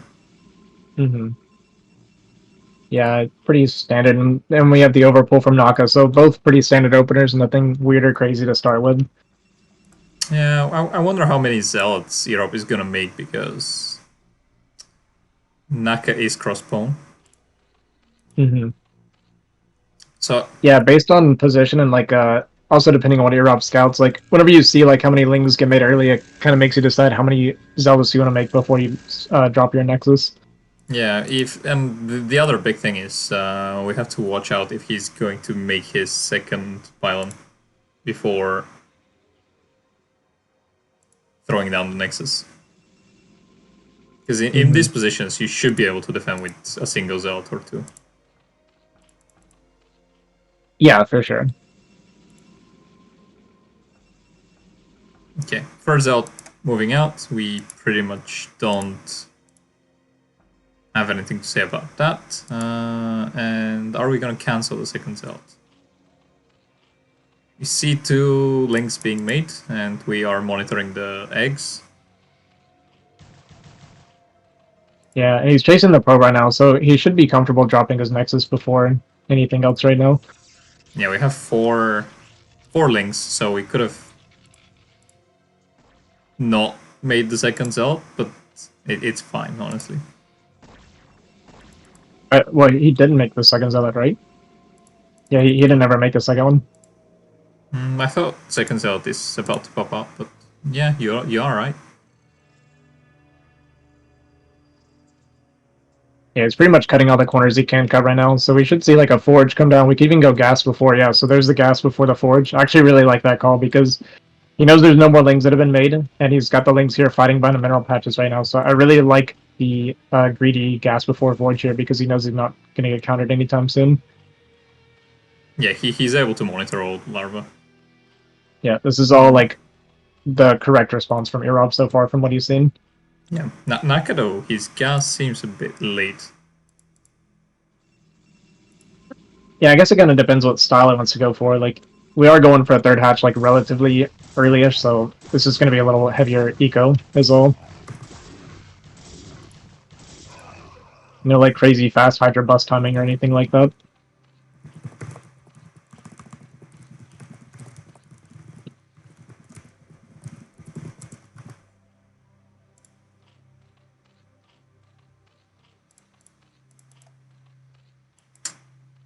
What is going to be the tech of choice for Naka though? Like, this is the real question. Mm-hmm. Yeah, we'll see. I actually am kind of curious. I mean, okay, there's the lair now. So it's not going to be like a Hydra all-in or anything like that. It may open Spire, I feel like, with this kind of gas, or this lair timing. I mean, it could still be anything. Like, we could go Spire, we could go into Hydra and go for Lurker Contain, so it's all still kind of up in the air right now what he ends up doing. Yeah, earob trying his best to scout what's going on. They did have the probe scouting the third base. It's good, and it seems like he's trying to hide the Zealot to potentially walk into the main base later on to scout what's the tech. So playing very solid here. Yeah, just really standard from both players right now, and just pretty well executed in general. The Corsair timing from earob's going to be pretty good. We got don't the gas have behind. a Citadel on the way though. That is the only thing I'm concerned about. Yeah, it should be coming down pretty soon. Looks like we're queuing up a lot more probes first right now. I assume you saw the Hydrodin in the natural. I wasn't paying attention. Okay, there's the Citadel now. So yeah, maybe a bit late on the Citadel, but it's okay.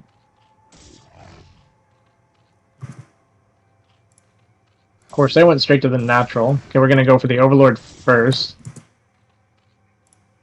I actually personally don't like doing that. Like, we have the second Corsair making already, so I feel like it's good to fly across and go straight into the main so you know if you're against fire or not. Because when you go for this Overlord, it can be a little bit of a problem because you may end up flying at a Scourge or something like that. Because you get this Overlord no matter what with the second Corsair. Quite. And then, depending on what you scout, you may even decide against making that second Corsair. This Zealot at the third actually killed two drones through the mineral path there. That is insane.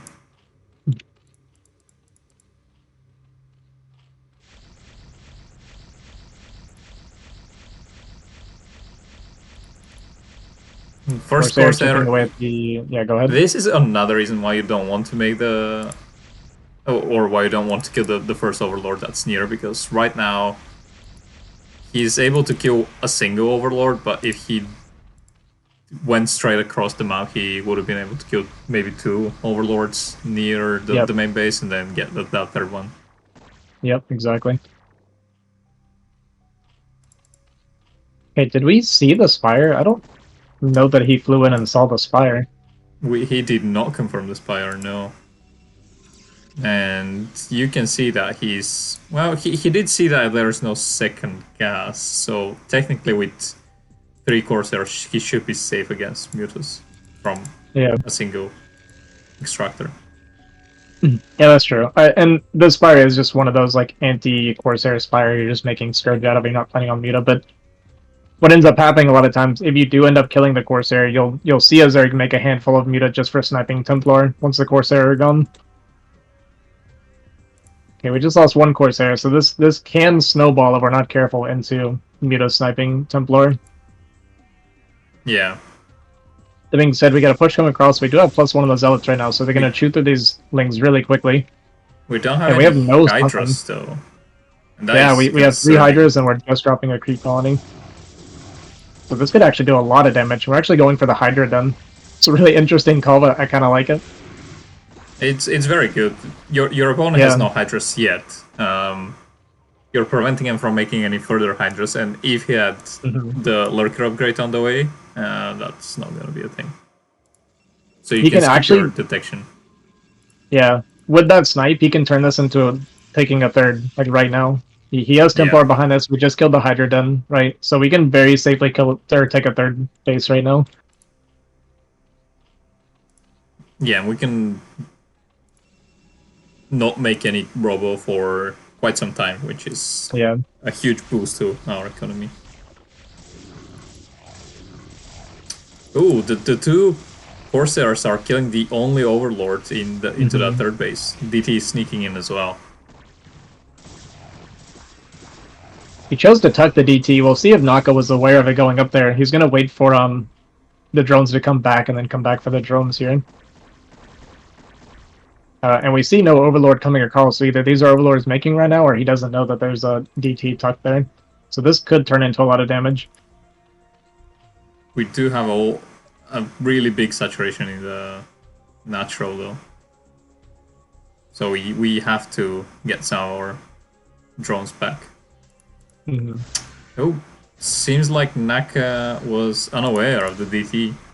Yeah. Overlords are here to spot it, but there are no Hydras to kill the DT. 7 drones. And the DT and the almost gets away.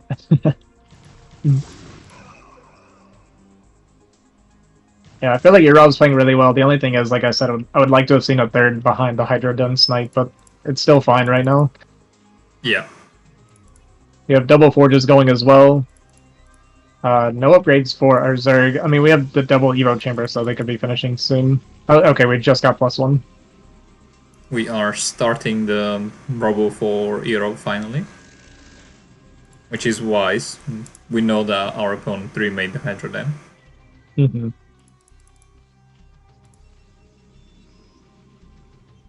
And we're starting to add the Dragoons. Yeah, Dragoon Templars is really, really strong against the Hydra Lurker style. Yeah, he should be able to have the 2-1 in about a minute or so. Yeah, he'll have really good upgrades. And I personally have become like a really big fan of the Hydra or the Goon Templar right now. You just end up making 3, 4, 5 Templar, and then you can just go really heavy into Goons behind that. It just fades really, really efficiently against Hydra Lurker. As long as you can keep your High Templar alive, it's... Yeah. This army is definitely superior for Europe right now.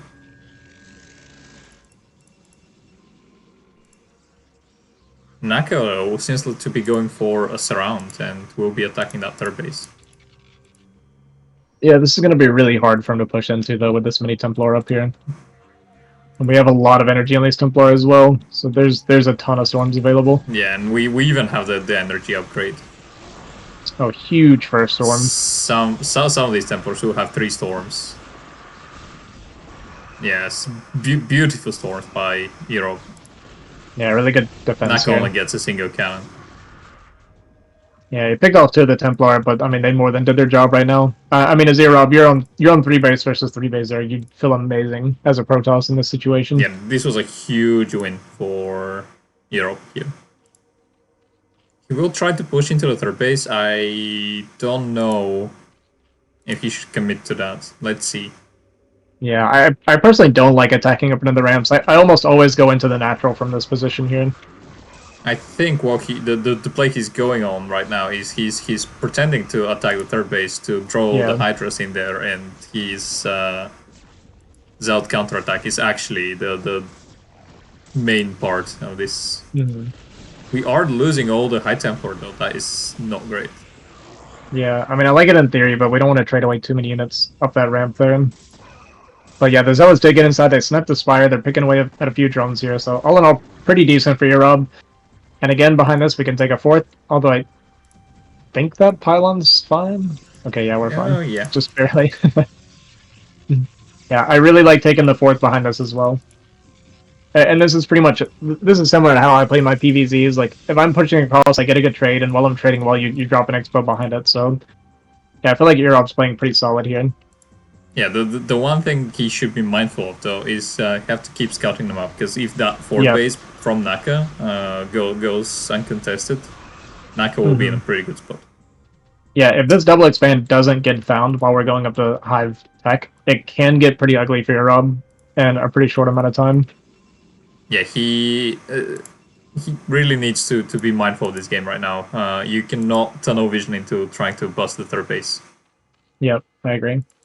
The Corsair is scouting around a little bit. He just got a 9 o'clock, but you kind of want to send this. I guess he's got it patrolling back and forth. But the whole point of this Corsair at this point, it has no purpose anymore. So you just constantly keep it on a hotkey and you just fly it around the map over and over again, checking for expos. But yeah, this is sort of what I feared. Earob will seems like he wants to push into the natural, which is it would be really good if it works, but Naka might just have enough units to stop this attack. Yeah, I mean this still can be a strong push, even if you see the expansions.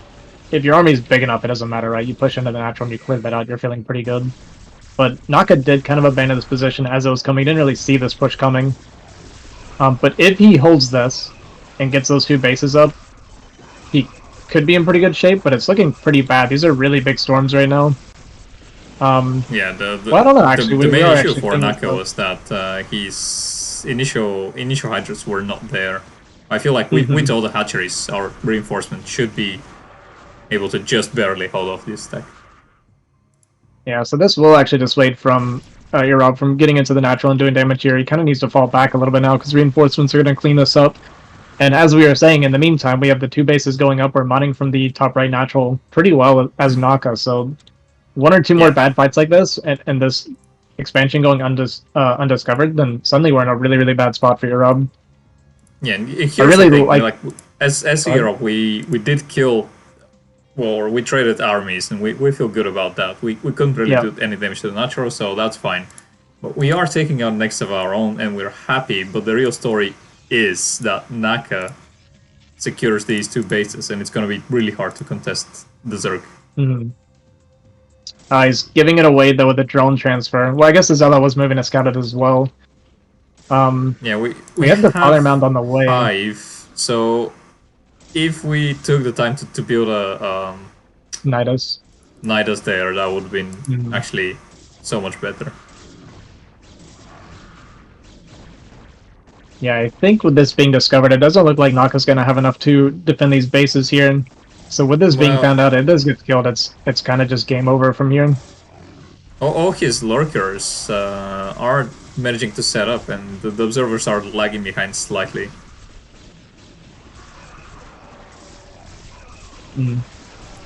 Naka, it's gonna be close. Naka currently has the production, but he has a lot of idle larvae as well. Yeah, well, part of the issue too is we've cleared all the lurkers, and there's a big swell of zealots. I guess they're gonna go for a counterattack instead of this base here. We have the 2 lurkers on the ramp that'll at least prevent the Protoss from getting up the ramp very easily. We'll see what this counterattack with the zealots do here. The counter is preventing the reinforcements from Naka, which is really nice. But I don't know. It's still close for both players. Yeah, we did kill the natural here.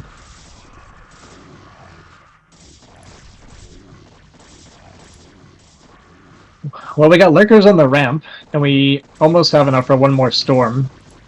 We didn't quite get the wall with the hydras there, unfortunately. But it's still going to stop the push here. We're going to get the big storm here. That actually kills one of the lurkers as well. Yeah. Meanwhile, the 2 zealots in the main stopping the mining again. So the longer this goes on, it just gets better and better for earob, because we are on 5 base right now with earob.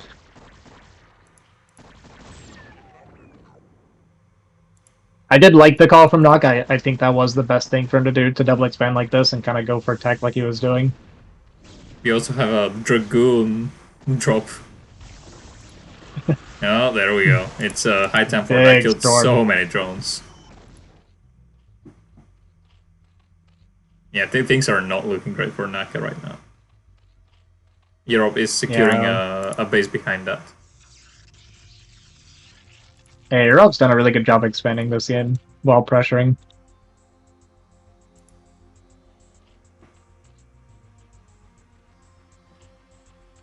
We're also 2-0-3 on our Protoss. Meanwhile, we're 2-2 for Zerg on the Hydra. no I melee mean, the upgrades right now. Zerg So has Hive, and in all honesty, the worst thing about the Zerg is that they lost the top right hatchery. mhm. If that Yeah, hatchery for sure. was still in the game, I'd say Naka was not in a terrible spot. Yeah, I would say if you manage to keep both of these bases without taking damage, you'd be in a fantastic spot right now. When you're a Zerg you're on 5 gas like that and you're on high tech and stuff, you feel really powerful. Yeah, You got 3 we're defilers about moving to out right mine here. out from the main and natural though.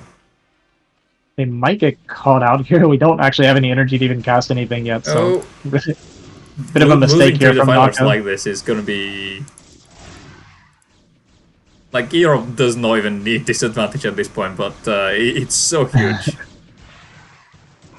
Yeah, all 3 defilers go down, and I don't really see a way for Naka to hold this wave. I mean, he might be able to No. hold it, I guess, but the longer it goes on... I mean, we are securing the top right side, but... We'll see. Dragoon's cut off on the backside. Zealots are funneling into the lurkers, and we're losing a lot of the Zealots right now. But this is a lot of Goon and Storm here at the front of our base right now. Big Storm gets 3 Crack lurkers for there. these. Okay, so with a Dark Storm, we could actually take this. Yeah, the thing is we have no more lurkers left, so the Dark Storm's kind of working for both players right now. They can't really kill each other, but we have a lot of Zealots coming in, unfortunately, Yeah, for we Naka. really need links with Crack, and that Defiler is not going to be able to cast that second Dark Storm. Or is it? Yeah. GG is called. Well done by Naka. I mean, it was a good game, and Naka was in a great position after securing these 2 bases. Just earob did a very good job reinforcing and expanding on his own. Yeah, like I was saying, it was a really bad... Like, the beginning did not go well for Naka, right? earob was in a really good position, and the choice... The decision to double expand at top right was 100% the correct call in that situation, because he was never going to be able to win just a straight-up game at that point. Yeah, I like that call. While we're heading into our next game, thank you for the follow, everybody.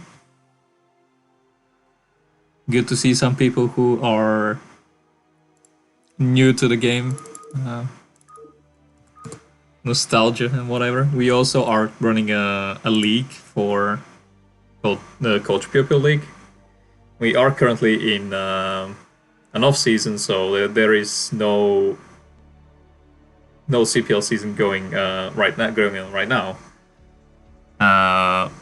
But there will be a 10th edition of our Coach-Pupil League, which pairs players of equal skill against each other every week, and they get some very good advice from coaches. It's pretty much up to you how much you want to contribute to the league or how much you want to get out of it. We have Azhi here as who will be proceeding to the phase 2 of our tournament, which is what we're casting right now. And he is... you were a pupil this season. Maybe you will consider being a team coach. No pressure for next season. Yeah, I would consider it for sure. Yeah, but Azhi here has some incredible game knowledge, and I personally look forward to seeing him play in the next phase of this tournament. Yeah, as long as I can avoid PvP, it should be good. Well, all the Terrans that qualified from Qualifier 1 and 2 are making it easier for you in that regard. Yeah, no, I love seeing all these Terrans qualify. Yeah, the only other process right now that we have is, I believe, Ash Bao. So you will be quite crafty to avoid all the PvP, except if earob actually makes it into as the last spot in the qualifiers. Yeah, I'm kind of half pulling for earob, half not, right? Because I like earob, he's on my streams a lot of the time, and he has a good attitude, but at the same time, I really don't want to play against him. Yeah, a big personal dilemma here. Hmm. Do you want to cheer for your favorite, or do you want to avoid PvP? Sorry, say that again? It's a big personal dilemma for you if you want to Oh. cheer for your friend or avoid PvP. Like, what Yeah, is yeah. the thing that you desire more? Yeah, I think I'd rather earob lose at the end of the day. Yeah, he My can winning go up is to the more important to finals. me. He Yeah, can go up to the losing finals. Just don't win the final bracket. That's fine.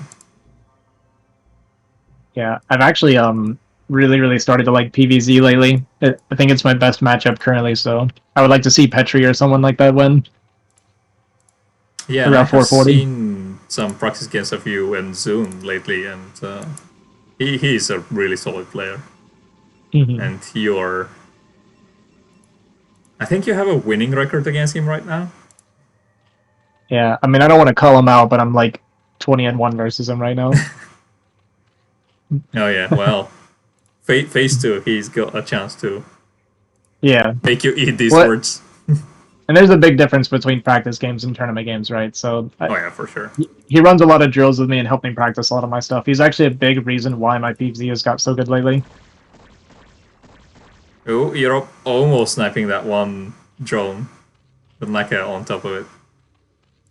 Actually, a lot of good delaying from Naka on that Zealot. And yeah, earob's just going to pull back at this point. He knows it took him a really long time to get across, so even though it was, I think, a 12 hatch, right? Yeah, Naka just did a great job slowing down and delaying that Zealot over and over again, so we're just going to pull the Zealot back and we're not even going to try to get there. Yeah, but Earob again went for one Zealot into Nexus, which is great, but also very smartly pulling that single Zealot away, because you cannot afford to lose this.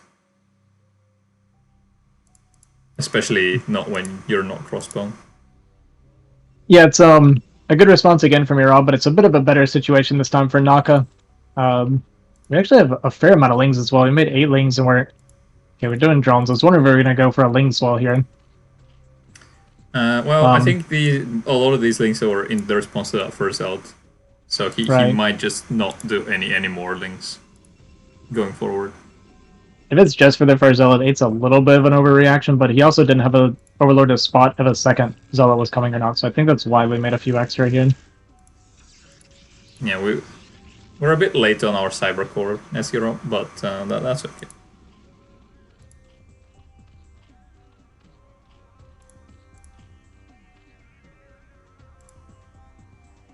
Yeah.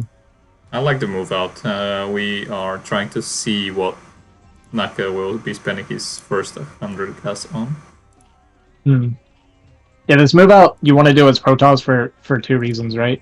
You want to do it for scouting, and you want to do it to scout or to force a response. Sorry, from the Zerg. So if you're making lings, if you're forcing them to make lings, that means he's not making drones. So this is damage in a way. You do want to be a little bit careful when moving out with zealots like this, because you don't want to just trade like without getting like either a positive trade or getting some sort of scouting or decent damage done. If you just move across and you get like swarmed by a big ling swell and lose them, then that's actually pretty bad for you. But in this case, we're trading really well, so we're going to be forcing more lings. Yeah, this makes the Zerg really uncomfortable here. This was really good trading too. Like those 3 zealots have got a lot of kills and they're still pretty healthy right now. Behind this, we have 2 zealots coming out. Damage. Yeah, it's been really good. So because they traded so well, this means now Naka has to make even more lings to clean this up. We're stopping mining at the natural, right? We're harassing the drones. Yeah, this is actually really good damage from earob right now. Like I said, all these lings are among them. Yeah, they've been doing really good. And while this is happening, we have 2 zealots kind of moving down, looking for the 3rd right now. We have our layer done as Naka, but we can't really use any drones to take because we're forced to make so many links. Yeah, it's definitely done pretty good damage here. And the Zealot's actually going to get into the main and scout this fire as well, so this could not have gone better for earob. Yeah, and he's denying mining from the 3rd base for a very long time. Finally, the Zealot's in the natural or death with. Yeah, Naka taking a little bit of time to get the drones mining again as well, so even more damage there. And these 3 zealots did amazingly, by the way. Yeah, we The aftermath of that is that we delayed a lot of our tech, so we were busy microing near Zerg's natural, but he's so behind that it almost doesn't really matter. And we pick up an additional drone here that is insane. Yeah, very, very efficient zealots so far. But the Temple Archives coming down behind this. We see no Hydroden still. We got the Corsair coming across, the Spire's Yeah, not we quite have done yet. 2 gas from Naka, so... Yeah, we're going to be going a little heavier into air, it looks like, this time. I wonder if we started the Air Carapace upgrade. Yeah, possibly, right? If we're going heavy into muted, you would think so. We'll see if he takes a 3rd gas relatively soon. Like, his drone count's looking pretty decent right now. Okay, so instead he's adding the Hydroden. And this time, earob did the adjustment we were talking about. The first Corsair went across, and the second Corsair went for the Overlord, so I like this adaptation a little bit. Just a little bit better optimized is all. Well, at the same time though, he did scout the Spire with his Zealots. Yeah, but the thing is, you want to move across to see if you can find like a Hydroden and that kind of thing as well, right? Because if you see a Hydroden, then at least you know that's a possibility. You can scout like the amount of gas and stuff they got with the Corsairs, see if they took a 3rd gas, that kind of thing. So you still get pretty useful information, even though you've already confirmed the Spire. Yeah, yeah.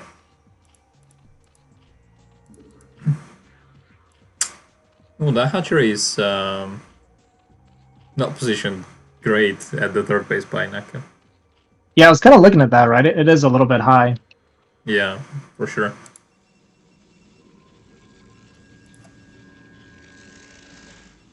Okay, we didn't go into a lot of air, so I think we're getting Lurker, probably. Because a lot of our gas is kind of gone on us, but we only made, 2 Scourge and 1 Muta. So we must be getting Lurker attack, I feel like. Yeah, I mean, it was a good fake out by Naka, because we are up at 4 Corsairs for Europe, and we are making a 5th one. Yeah, 5 Corsair, and it looks like we're stopping at 5, and it didn't go +1. So at least it wasn't like a big reaction from earob, but it was still a little bit like you said. The thing about Corsair, right, guys, is when you're making Corsair, that's delaying your Templar tech or lowering the number of Templar that you're getting. So there's always that little bit of trade-off. Yeah, but the 5 stars really need +1, otherwise they just don't 2-shot Scourge, and yeah. Naka can, as a response here, make just 10 Scourge and kill most of these airs. Mm-hmm. Great SimCity this 3rd, yeah. As I said, the only issue I have with that is the positioning of the main hatchery. Mm-hmm. I agree. Finding a lot of damage with these Corsairs.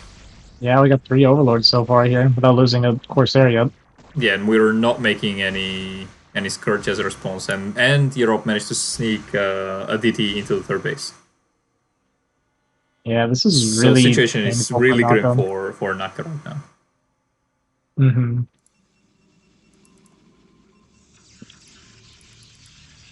Yeah, really good harass by our Protoss so far this game.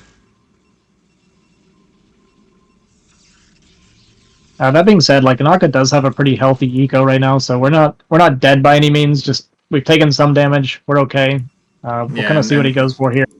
Equally, earob, if you look at his saturation and the natural, that's not the best. He has a lot of props in the main, but good to transfer. Yeah. Yeah. Like, obviously, overproducing's fine, because eventually we take a 3rd, but... Yeah, it's not fully, not mineral smoothed properly. Big Hydra Swell coming up here, picks off a couple Zealots. We do have 3 Templar, but they actually don't have a whole lot of energy right now. Okay, we got 2 more on the natural. I was going to say, I thought I saw some earlier, so we got 2 more at the natural with 2 Storms apiece. Yeah, but they're AFK for now, and we might really need them if we want to stop all these Hydras. Mm-hmm. First Storm going down, a bit of a whiff. Moving up here to try and just deny the 3rd as long as possible. Not a bad call, but we're going to lose a lot of Hydra here. Always very annoying. Yeah, very annoying. Meanwhile, we have Corsair killing more Overlords and supply blocking Naka yet again. Yeah, Naka we should floating just 1500. make some Scourge. Yeah, absolutely.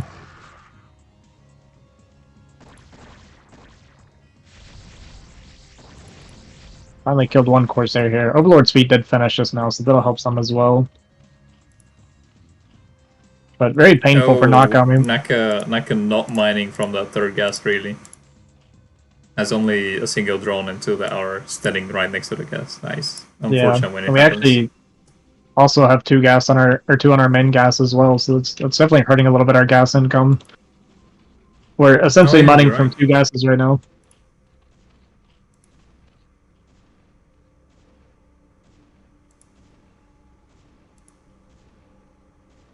Okay, going up to 70 out of 142 supply. We are tired of being supply blocked. No, his solution for resolving the Overlord crisis was just make more Overlords. Yeah.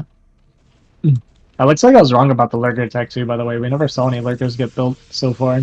Yeah, I think it all goes down to him having two on the main gas for a very long time and not mining the third gas at all. Yeah.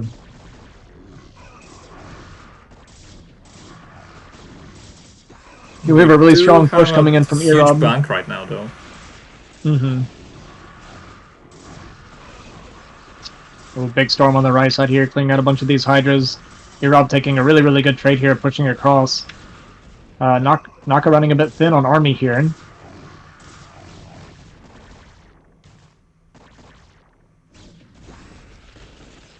Okay, earob looking to shimmy around to the left side here and push into the third base, and we still have a fair amount of storms on these Templar as well. It's going to be really hard for Naka to defend this position, especially funneling through from the top side here against these storms.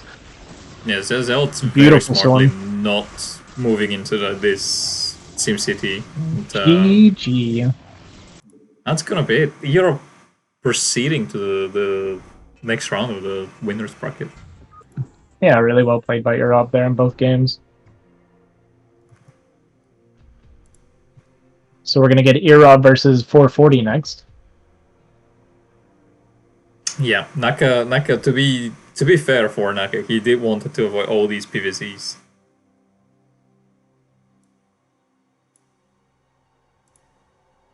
Oh, he wanted to avoid PVZ? Yeah. Doesn't like the matchup, huh? Well, unfortunately, it looks like... Actually, where does that put him? Oh, yeah, he's got a ZVZ next, okay. Yeah, so it's looking good for him. And then he faces, if he wins against Melody, he faces Ponger again. Yeah. So it's a PVZ, but it's a PVZ with a twist.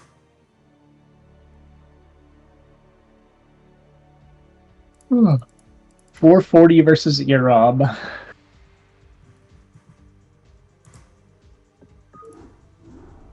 Kind of like both of them, actually. earob speak. Yeah, I don't know. I know he speaks Spanish for sure because he's watching some of the South American casts, and he speaks English. Obviously, he's in the CPL, and he's currently speaking Russian to 440. Pretty impressive.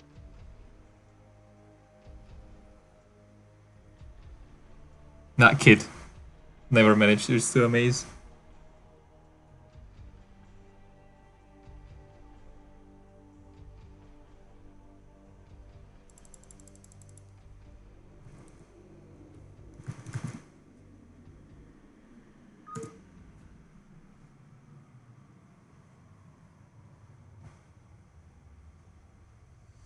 .440 is a bit afraid of earob. A little bit. I think he watched those games and he was impressed with earob as well.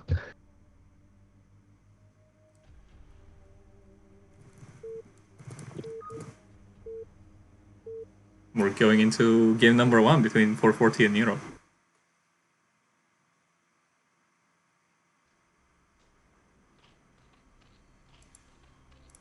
Yeah, we'll see how this plays out. 440 plays pretty similar to how Naka played, I feel like. Yeah, I think 440 has a bit more solid macro, and his execution is on top, a bit more on top of what he's doing. But Naka is really solid. Yeah. Yeah, I think this will be a bit better of a matchup for earob here, because 440, I think he plays around like 1900, sometimes 2000 MMR, so he can be a really solid player. Yeah, he's just one of these players that get very emotional and have good days and bad days. Like if you catch him on his good day, he's around 2k. Otherwise, he's floating around 1800.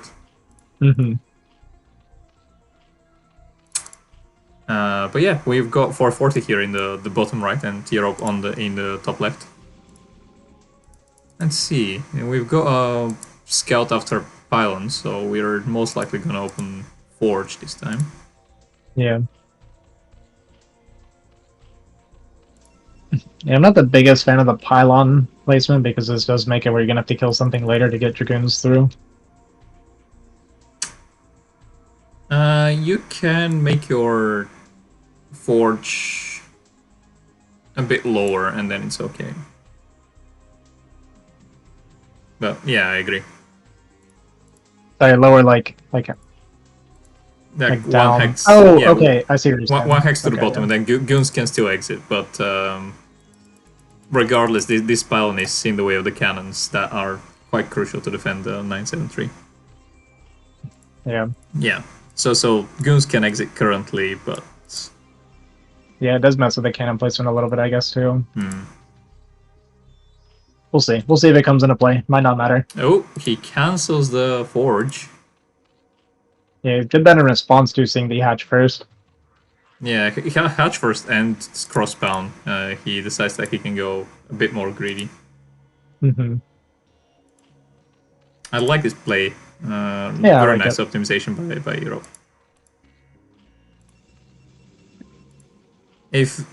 If I were him, I would even go gateway before my forge right now. Yeah, for sure. Like, I mean, your opponent like you said, cross spawn delayed. hatch first. Yeah. And we actually adjusted the forge placement on the second forge here. It's a lot further down. Not sure how I feel about it. This wall is like really far forward. I mean, I guess it doesn't hurt anything. It seems odd to me. Well, like this wall in particular is very weak to lingoins. Because the links can not only hit from the front of your gateway, but they can also, like, you can get 2 or 3 links attacking diagonally as well. Yeah, it's a lot of surface area.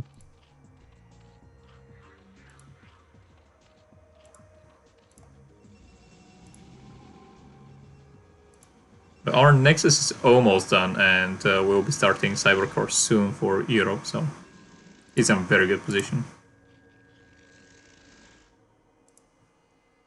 Oh, we have 8 leagues here for 440, moving across. I think your Zealot should be out in time though, so it'll be fine.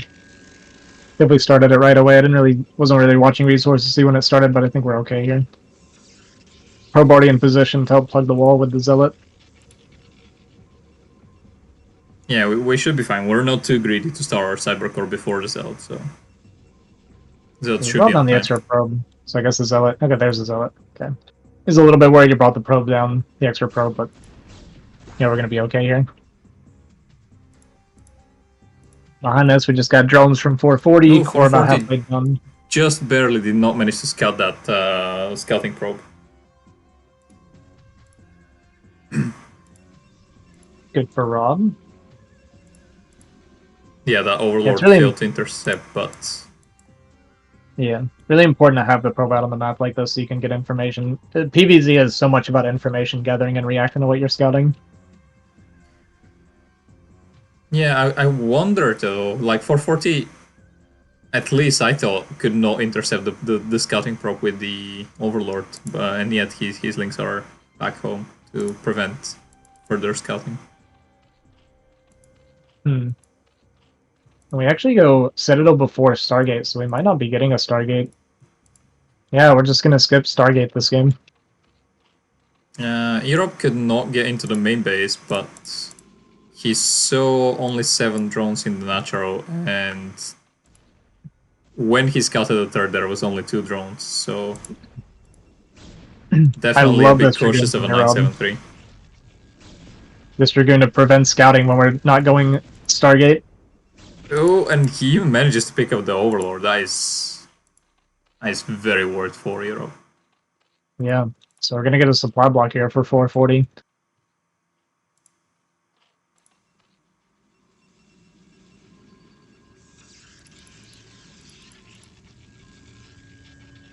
So Lair's finished. See no Spire yet. We went into Hydra Den here. I wonder if we will go for a quick Templar Archives, or if he just wants to do 4 gateways with +1 and legs. Yeah, since we skipped Stargate, it's probably going to be a heavy Zealot push in the beginning, and then we'll have Storm coming up behind that. Looks like 440 is not going to go Spire, I guess because his Lair got scouted, so he decided not to do it. This is kind of similar to what he did against Ponger earlier, when his tech got scouted and he just kind of aborted. Yeah, but I feel this time he'll have enough Hydras to hold the Zelt move out by Europe. Yeah. So Zelt legs should be kicking in about 40 seconds or so, because he skipped the Spire.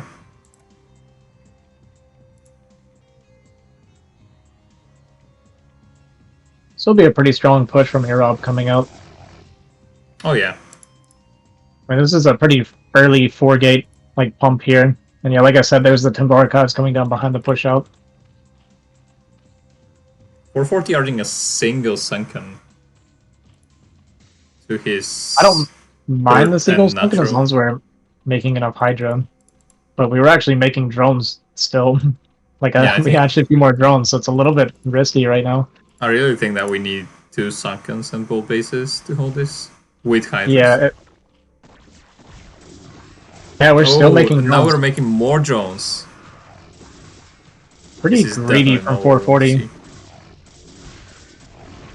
And we are going to get punished for this. The sunken goes down, we're going to start bleeding off drones here now. Just down to 4 drones here at the third. We're going to have to evacuate as well. Might even Yeah, lose we our have Evo chamber. almost We're no bleeding off Hydras. Hydras. Yeah, I'm really We'll be able surprised to he defend continued to make his drones. natural, but I think the third base might be compromised. Yeah, it just felt like a bit of an underreaction from 440 here. He saw the move out, made 1 sunken at each base, and then just continued to drone, thinking that would be enough for him here. Yeah.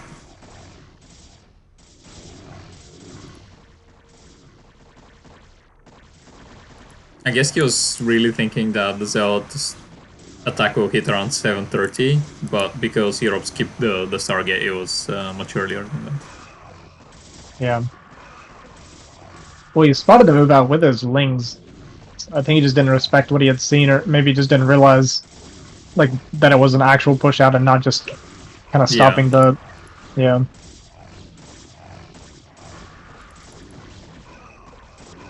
I mean, he will eventually clean this up, but he's taking a lot of damage. Oh wow. Oh, we're just gonna call GG. Okay. I thought that because he was able to keep the third base, this game could have gone on for a while. Yeah, I mean, there's always comeback potential in that kind of situation. Like, earob didn't have a third base. He could have gone into Lurker Tech and kind of maybe turtled up on the high ground a little bit and recovered like that. But, yeah, feeling like he didn't have a chance here, just went in and called it.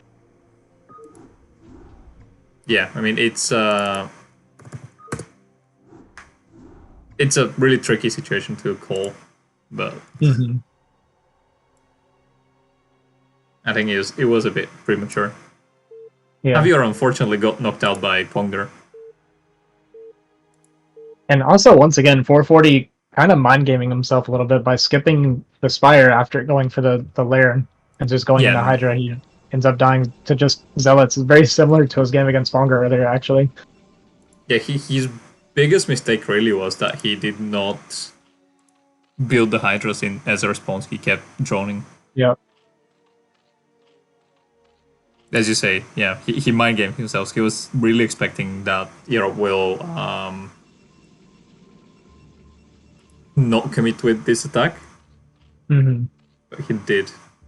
And that was deadly.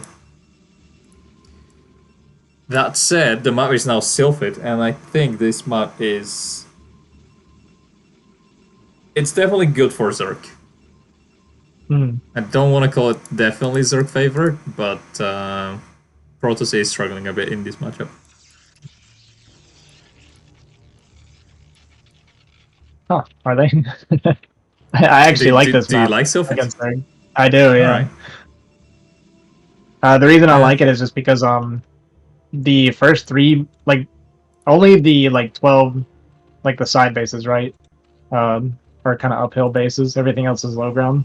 Yeah. You know, you got the false high ground third and stuff like that. If they take a mineral only third, that doesn't even feel bad when you're Protoss. So it just feels like at least mid to early, like early to mid game, there's just a lot of low ground for you to fight against the Zerg on. So would you say that the late game is the only thing that you struggle in on this map? PvZ. Yeah, I mean late game's a little bit tough, but I think late game in general PvZ is pretty tough once they get the hive tech. But once they get like these top bases with like these little ramps and stuff, it is incredibly easy for Zerg to defend it. Yeah, and I think the other things are, it's just all the naturals are very tiny, so there's not a very big room for cannons. And if you commit to the cannons, then you have to kill many of them if you want to get your army out. That is the one thing, and then also the space in front of your natural is quite small, so a Zerg with some lurkers can contain you for a very long time. Yeah, lurker if you can prevent that, if you can prevent that, then it's fine. It's just it's difficult to prevent it. This forge placement leaves a pretty big gap in the wall here. So... Or is that actually walled between the gateway and forge? Yeah, the gateway and the forge are tight, so it's only this single gap that you have, which is about 2 to 3 zealots. I don't hate this wall, it's... I haven't seen it before, I just don't... Yeah, go on. I just don't like the gateway being out like this, because there's so much surface area on this gateway. Yeah. That's the big issue. It's the wall that you do when you don't like to plug 2 separate holes. Yeah. But it's not really optimal, as you point out. There's a lot that these links can do now. We're actually going to commit to this gateway. The links can ignore the cannon for a bit, and 440 is... It's overstaying a bit, but earob did not start his cyber core, so it was... All in all, I would say it was a win for 440. Yeah, I think it was decent for 440. I mean, there's a lot of lings, so it's a lot of drones that we're missing out on. And we actually rallied a drone across. That kind of hurts us when our eco is this low, but... yeah, it definitely hurts earob's tech for a long time. And it stops zealot production, right? The only thing is now we have to remake more lings to stop the zealots that are pushing across, so our eco is going to be kind of low for 440 here for a little while. That being said, it's also very dangerous for earob to push across. Well, I say that. He sees that there was no gas from 440, so he knows there's no ling speed, so maybe it's not too bad. Yeah, we're actually going to fall back with the zealots.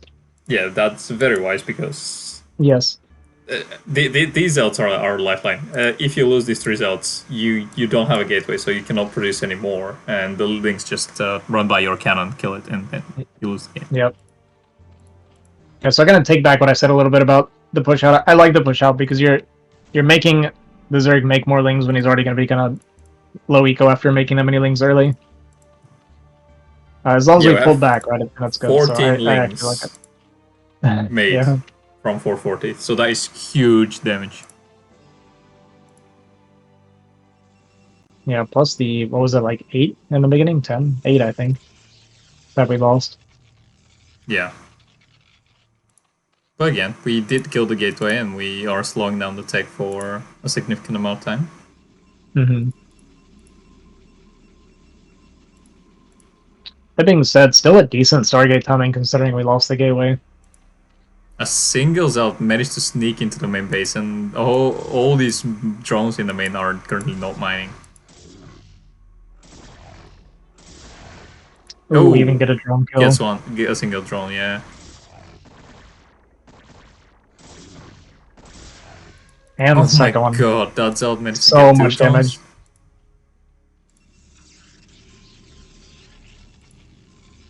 So all that lost mining time and 2 drone kills is going to be a lot of damage just for this one zealot. Really paying for itself. No, okay. Almost getting a third. If he got the 3rd drone there, that would have been insane. Yeah, that's a GG moment if that 3rd drone does.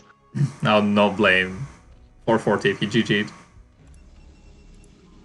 Alright, once again we have Lair, and then Hydrogen once Lair is finished.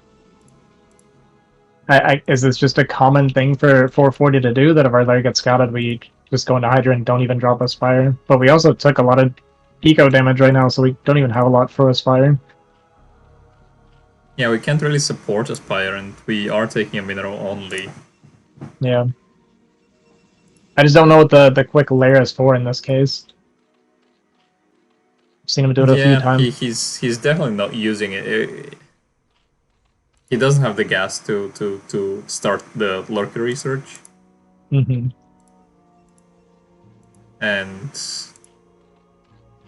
he still needs gas to pump Hydras. So the Corsair flying around looking for the tech here. Doesn't see anything, so he's just going to jump on this Overlord that just hatched here in the main. Got 1 Hydra coming to deal with that. Behind this, earob just kind of going through the motions here. We got the Temple Archives on the way. Second Corsair getting another Overlord. We are about to lose 2 Overlords. Mm-hmm. That's going to supply 440.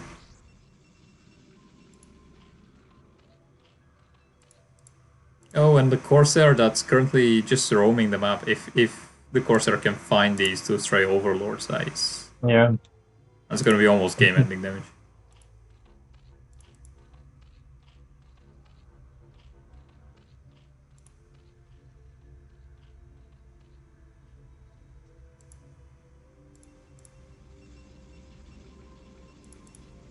Second gas coming down for 440. Second that being Forge said, coming down for earob. I mean, 440 supply doesn't look that poor right now. I just worry about like his tech options at the moment. With so little gas income.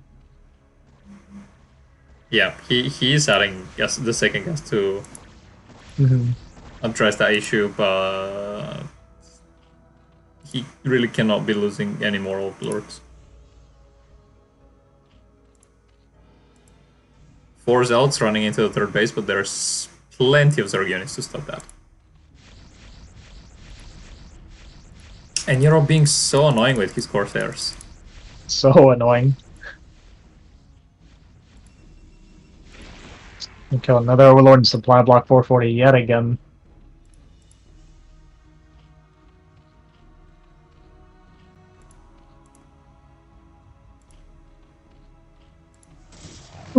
Got our gateway swell coming down from earob here, so we're adding this is 5 more gateways going up to our 8 gateway count.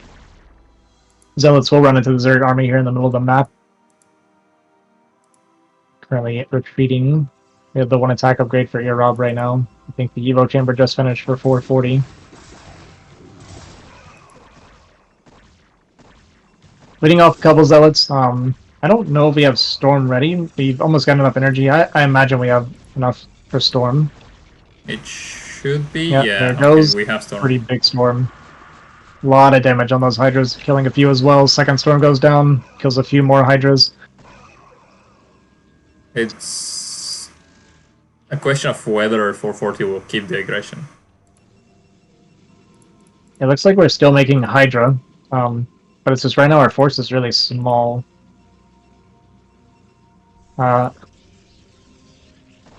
We're up to 8 gateways for earob. Yeah, we got our 8 gateway count. Robo facility on the way in case there's lurkers coming out behind us, in case it turns into a lurker contain. A little bit of a mixture of Hydras and drones coming out of 440 behind us.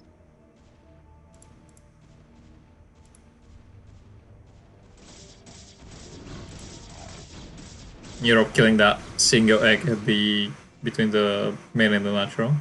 It's gonna improve the unit flow so much.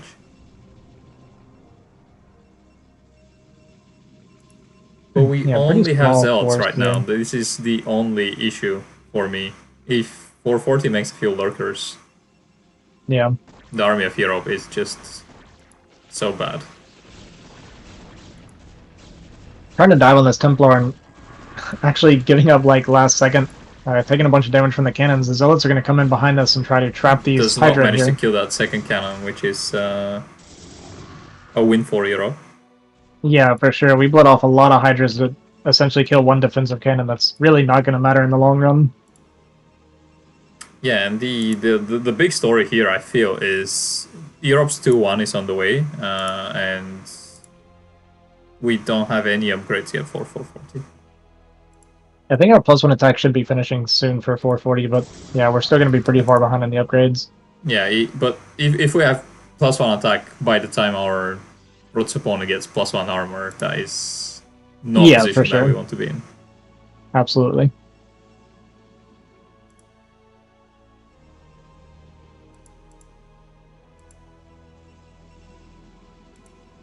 Oh, Pushing up okay, here can again. 440 get these Templars? That is going to be a big interception, but no Europe on top of that, actually managing to catch a lot of these Hydras off guard. Yeah.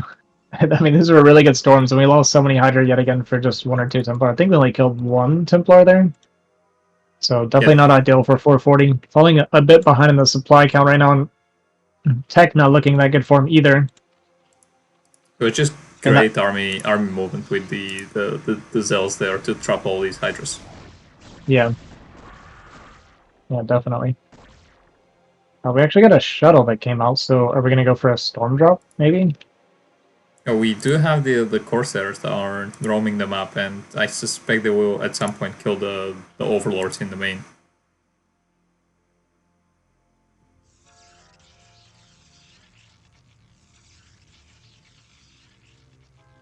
Yeah, we're just still on only Hydra tech right now, and at this point it's tough. I mean, there's several storms, and the Protoss army is just going to keep outscaling this with the tech.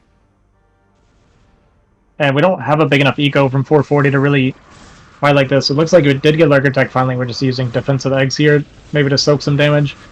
Another pretty decent storm. We don't really have the supply anymore, it feels. Yeah, no, for sure.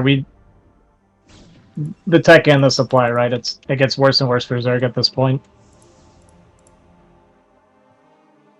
Yeah, and I feel Earob is just waiting for his +2 attack upgrade, and then he'll commit a big attack.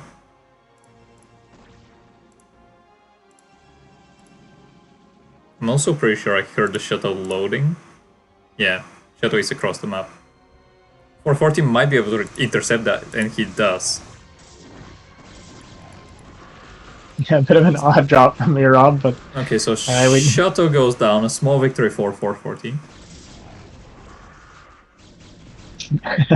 I just shuttled 2 Templar and a Zealot into the front of the army, did 2 storms, and made an Archon. I like it. I don't know what we were going for, but I like it. Lurker's finishing up here at the 3rd as the army is coming up here. Yeah, and oh my god, Earob is... this Dragoon army, I don't know, with the flanking links, I feel the Dragoons are gonna be dead very soon. Yeah, a little bit of a kind of disjointed attack here from Earob with all the Zealots sitting at home coming to join the fight now, but we did end up winning the fight regardless just because of upgrades and army composition in general. And GG then, is called. Yeah, the moment 440 sees these reinforcements, he just GG's, which is more than fair. Well done by Earob. I think he is going to the semifinals of the winner bracket right now. The finals, right? I think that puts him in the finals. You are right. He did get a seat for the finals. It looks like Naka took out our boy Ponger. So we're going to get a Naka versus 440 and the winner of that against Earob for the finals. Yeah, and Naka versus 440 is now going to be a best of 3.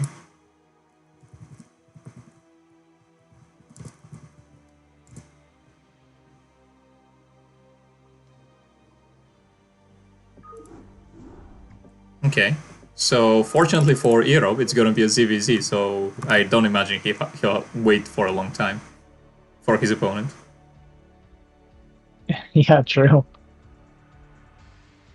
True.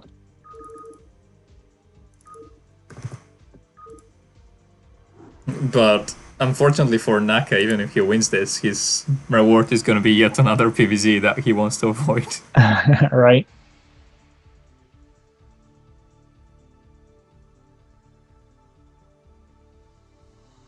And I gotta say, between 440 and Naka, they are both playing so solid here. Europe seems to be a bit out of both of their leagues right now, but I believe that 440 can apply himself more and definitely match Europe. And same goes for Naka. Ponger supporting his opponent that knocked him out of the loser's bracket. That is amazing. Like Ponger, next time for CPL10, you should definitely have a new nickname, something with the loser bracket finalists almost every single time. You made it in, I think, in both of the previous two qualifiers. That was impressive, and almost made it into the third qualifier.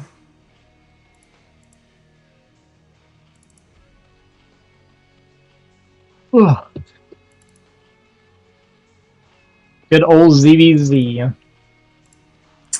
Yeah. Bit of a ZVZ expert myself, if I do say so. I had a day where I wanted to try Zergon Ladder, and I got the 1800 MMR, but it's because I got 9 ZVZs and I won 8 of them. So I decided that that's my best mirror matchup. So maybe you should race pick. I actually started to this season, but I ended up changing it because I set some goals for myself. I wanted to reach S rank with Protoss, and then I'm going to race swap. As long as I can touch S rank once, I'll be happy. Yeah, that is a really good goal, and I mean we all know Protoss is the easy race, so you should be S rank by Friday, right? Surely. Yeah. Alright, so a bit of a difference here. We got a 12 pool and 2 gas from Naka and a 12 hatch from 440. So this typically favors the hatch first just a little bit. We did cut a couple drones to go into our pool and now gas from 440, so see how that plays out. Ponger saying that Protoss is quite difficult. Made him Yeah, reconsider. inside knowledge. Thank you for joining the ranks of wisdom, Ponger. Well, if it makes you guys feel any better, I hate Protoss players as much as everybody else. I'm a Protoss player that hates my own race. Yeah, you're not being racist towards any of the races. You hate them all equally. Right. I actually respect Terran. I mean, I played BGH random for 25 years. So I've got a pretty good taste for all 3 races, and I just hate the way people play Protoss for the most part. People like you, Including Ponger, yourself. the way you played. We've got an in-base hatchery for Naka, so Yeah, I think in-base hatchery when you go 12 pull is what I ended up doing a lot as well, so I think that's pretty normal. I think the lair timing was maybe a little bit faster for Naka because we did get on the gas a little bit sooner. yeah. Our lair should be finishing any moment now for Naka. He's adding a creep colony, interesting enough. Yeah, the call to go creep colony is a little bit interesting because we see the creep. And maybe he didn't see the I creep. think this but, was in response to seeing all these links being made by 440, so he's expecting that 440 will be able to bust the ramp. But even still, we're trading so favorably. Yeah. Spire on the way for Naka. We have Spire and for Naka, and we don't have Spire yet. Spire just starting for 440. Okay, coming down now. And both players is kind of making lings at this point. Oh no, we got 3 drones coming from 440 here. I'm not sure that Naka will be able to apply his advantage though. His Spire is not that far ahead, and by the time the mutants get across the map. Yeah, we don't have the Spire advantage, but we do have Ling speed before 440. Maybe we just finished Ling speed here for 440 actually, during that chase. So pretty favorable trade now for 440. Looks like he's retreating his Overlord, so he doesn't know what's coming out of the eggs right now, but he doesn't know the Spire's on the way soon. But yeah, like you said, the Spire timing from Naka is not going to be fast enough to get any advantage out of it. We actually have 2 gases mining for 440, so we're kind of on a timer with Naka, but we don't have an advantage with that timer, right? So it's going to be a bit tough here for Naka. It's definitely not a position that you want to end up as their player. Yeah. We are a bit ahead in the supply count, and that's the only thing that's going for us right now. Yeah, I guess we got like maybe a couple more drones, it looks like. Yeah, but 440 right now has his Overlords done and will be making a lot of mutas. Yeah, a lot of Scourge here from Naka. Went 6 Scourge, 2 Muta. I think when we are mining on a single gas, that is about the safest thing that we can do. You kind of got to try to get better trades, right? Like trading Scourge for Muta is going to be positive in general, but because he knows he's behind in gas right now, so he's got to find a way to try and get some sort of comeback going here. This is going to be tough because the longer this goes on, the better and better it gets for 440. Yeah, we have 3 mutas for Naka right now and 5 mutas for 440. I wonder if Naka's plan here is just to wait for 440 to engage. His engagement in this CVZ can be quite tricky. Yeah, it can be. Kind of a scouting Scourge here, going into the main. Yeah, but the thing with Scourge is they have the worst vision in the game. I think they have worse vision than Spider Mines. Yeah, we actually didn't even get a connection there either, so we lost that Scourge without doing damage. Ling's coming in, but there's mutas over the Lings here, so we're just going to bleed off a few extra Lings. Our Natural's going to be finishing soon. I mean, as Naka here, we're kind of applying some pressure to keep taps on 440, and because he's unwilling to attack us, we did get the second. Well, we got the natural and the second gas. So yeah. Now, actually, the one that's on a timer is 440. You think so? I mean, it just kind of evens up the income now. So I wouldn't say he's on a timer. He still has like the extra gas that he's mined, so he's gonna keep his advantage. It's just not gonna keep getting bigger. He does have the extra gas, but he does not have the larva anymore. So Naka has a larva advantage, so he should be able to pump both Lings and Mutas. But that is only if 440 stays defensive for a few more minutes, and it does not seem like this is the case. So it all comes down to this single engagement. Naka seems to have been the one that wins the engagement, but there's a single Muta and a single Scourge left over by 440. I think that this situation is still salvageable for Naka. Let's see what hatches out of these eggs. It's a bit of an interesting fight. The way the Scourge connections were. Yeah, and 440 hatched a lot of Lings because he feared the counterattack. And this is the thing now. Naka has more larva.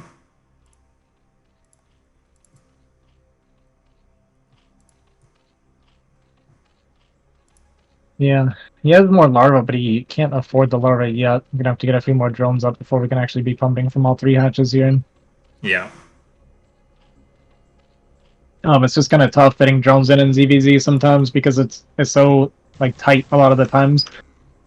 440 is going for round number 2, and he has 7 mutas. Okay, so Yeah. only threatens it, it seems. He also has a very large Ling advantage right now. So if he can even trade evenly in the air while the Lings are kind of ravaging the ground, it could actually be really good here. Yeah, a lot of the times in CVC it does come to that. That being said, a big swell of Lings here from Naka as well, and equalizing the Ling count, a pretty good build. Actually think Naka or 440 doesn't have the Ling advantage anymore. He does not have the Ling advantage. He has the Muta advantage, but he does not have any Scourge. And is 440 gonna make it? Yeah, 440 coming out on top here. Naka has a lot of mutas that are links that are counter-attacking, and so does 440. Yeah, and while so this we is need all happening, we Scourge right now, and they all need to connect.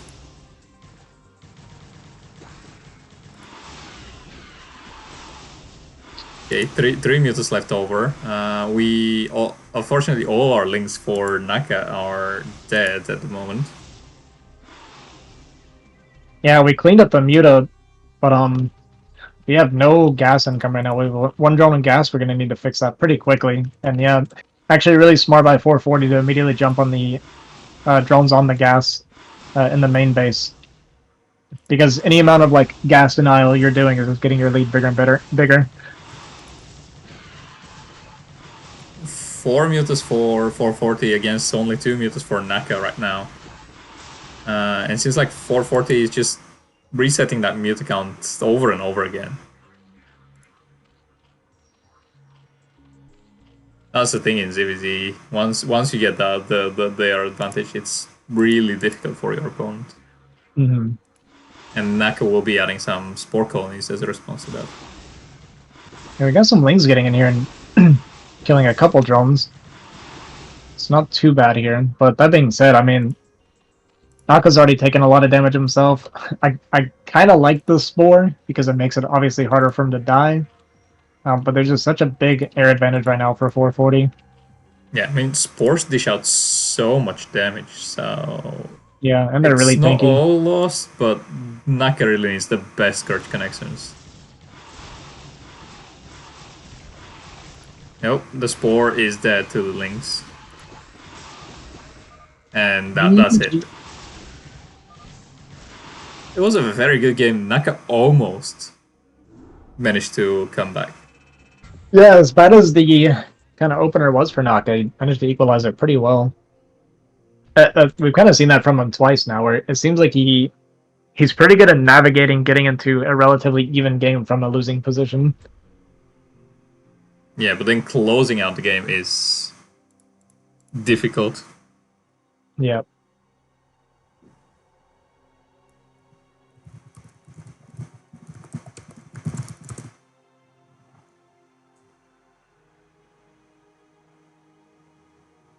Okay, so our next map is going to be Butter. Another 2-player map.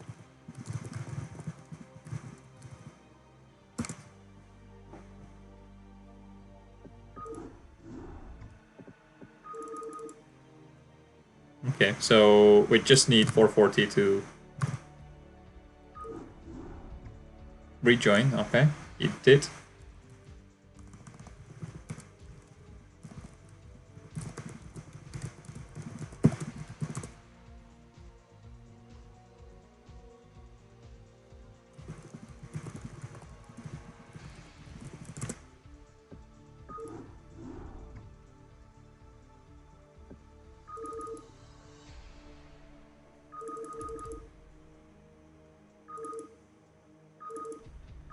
Okay, I'm gonna have to ask you to solo cast this one. I think I gotta go take care of something going on outside here.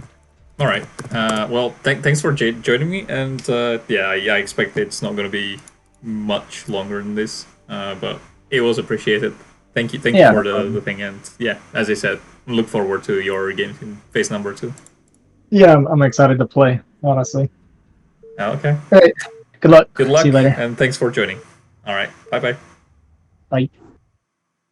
So we are going into game number 2. That is going to be Butter, and 440 is on a match point, spawning here in the top position of Butter, and we've got Naka spawning in the bottom.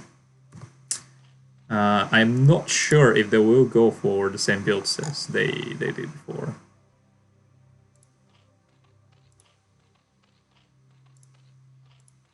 I wonder if Naka this time will try to go for something a bit greedier, as 440 did last game, because he is his tournament life on this game.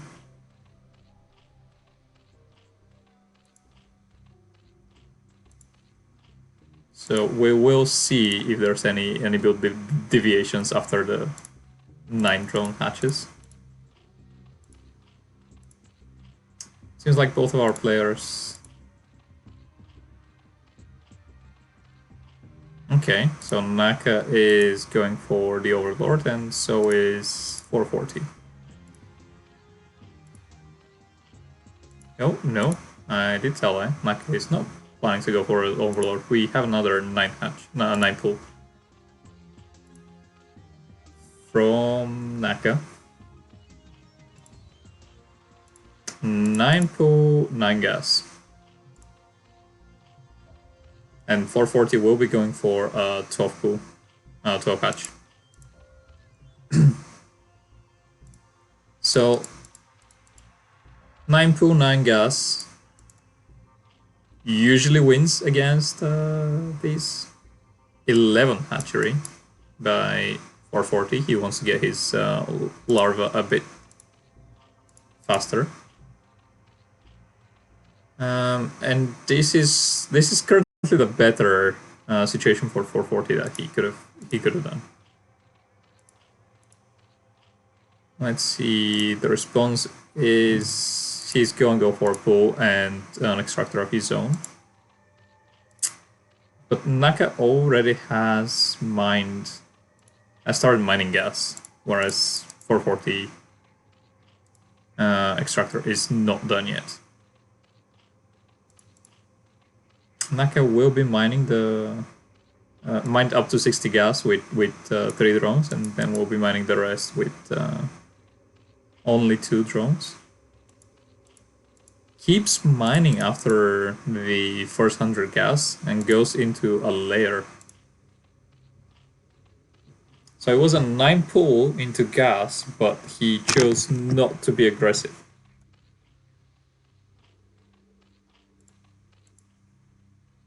A very interesting decision by Naka. So I suppose he will try to rush for the Spider. But his opponent has a free natural hatchery again.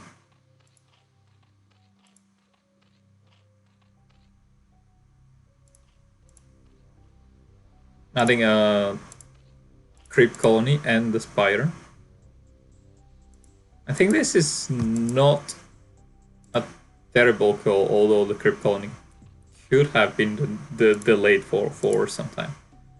Because you have this concave here, and 440 will be taking unfavorable trades, and you have this Overlord that is confirming that there are no more links coming.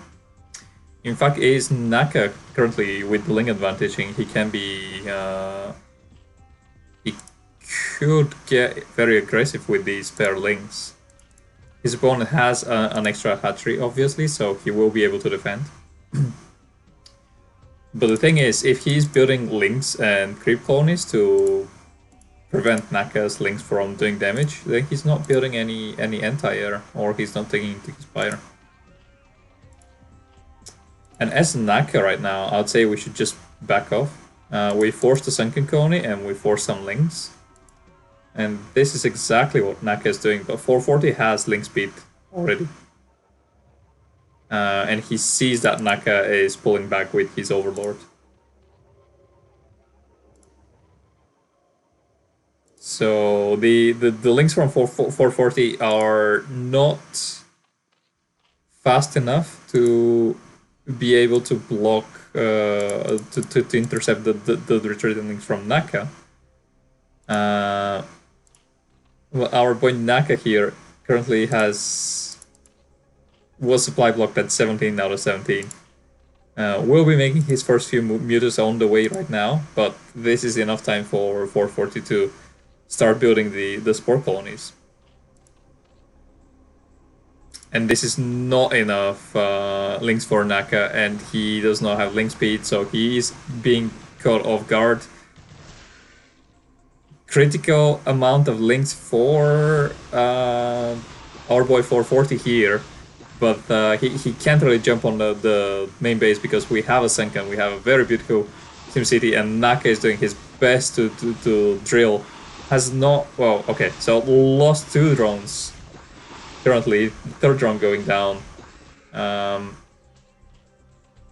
But 440 lost all of his links. We do not have a Spire yet.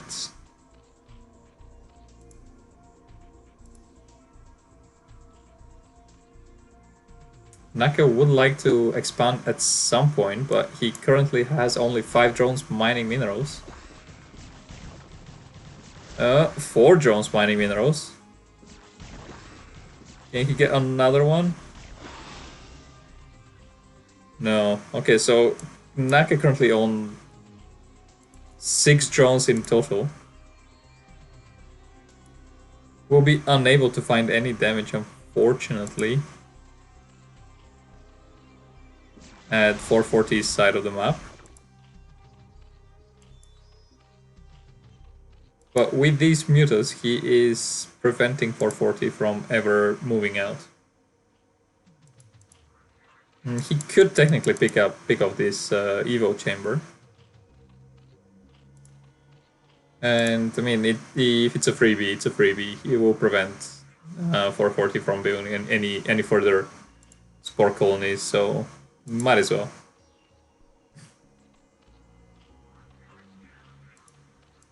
Naka, however, decides against it. Sees some more links. We'll be able to pick up those at least. And we are making our... We are taking our natural hatchery here.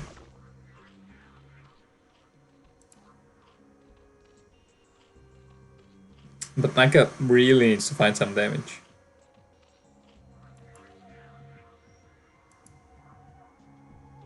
.440 very wisely, using the Overlord to block the drone so that you cannot focus it.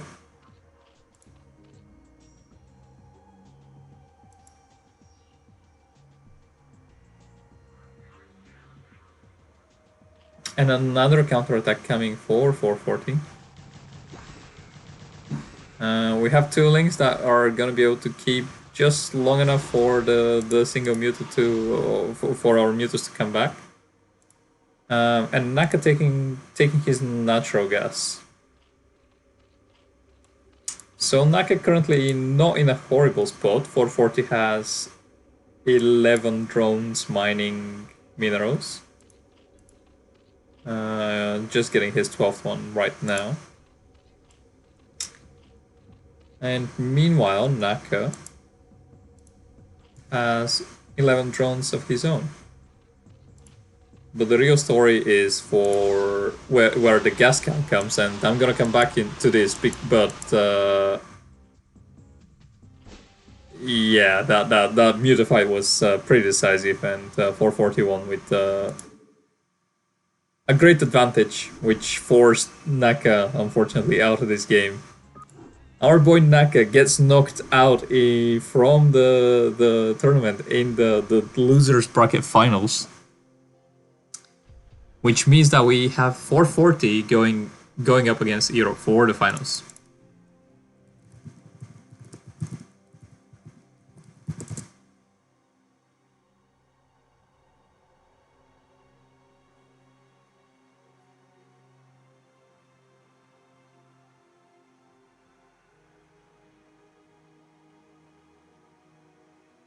Yeah, unfortunate.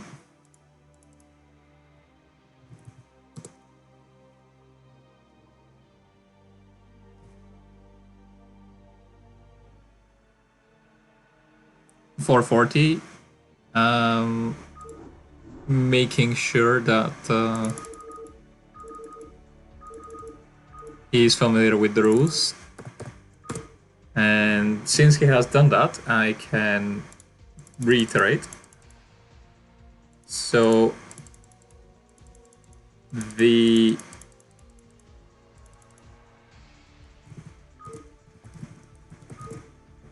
currently 440 comes up from the loser's bracket.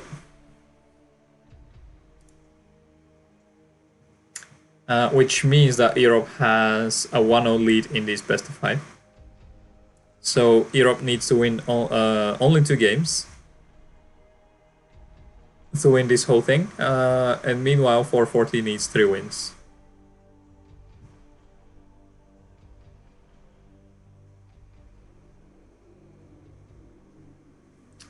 I think Naka saying that he doesn't think that he's able to win against earob.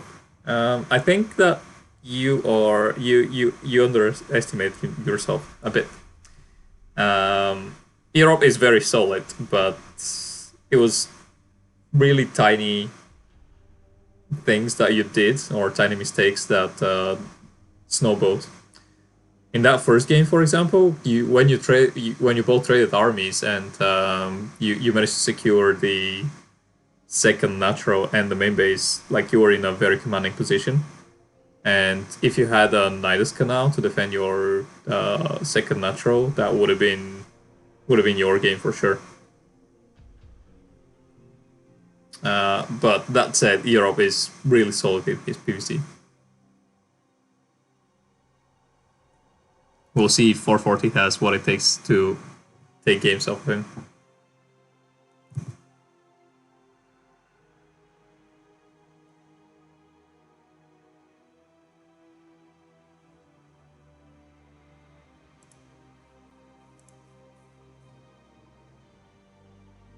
But regardless, this is the final series that we have for the first phase of the CPL9 Royale tournament.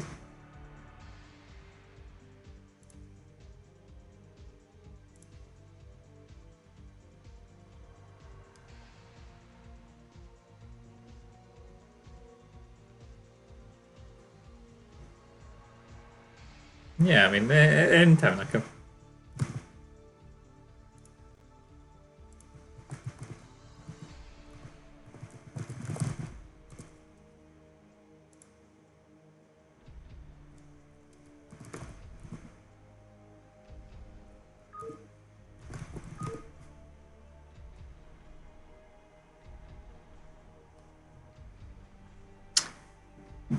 Okay, so while we are waiting for earob to come back, okay, he comes back. I'm gonna take a very short break while both players are taking their game.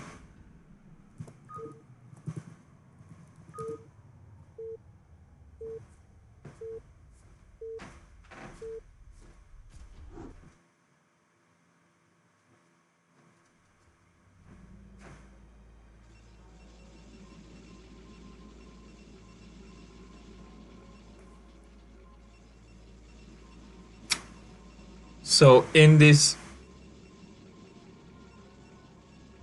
best of 5, earob, as I said, already has 1-0 lead, and the map is polypoid. Every single time the map in the winner's bracket is the first map is polypoid. But I guess I don't really need to explain this because this is the last polypoid that we will see from this phase of the tournament. We've got earob spawning in the top right, and we've got 440 spawning in the bottom left. So it's cross spawn on polypoid. Very solid for both of our players. 4-player map, cross spawns, PvZ. We could be in for a while.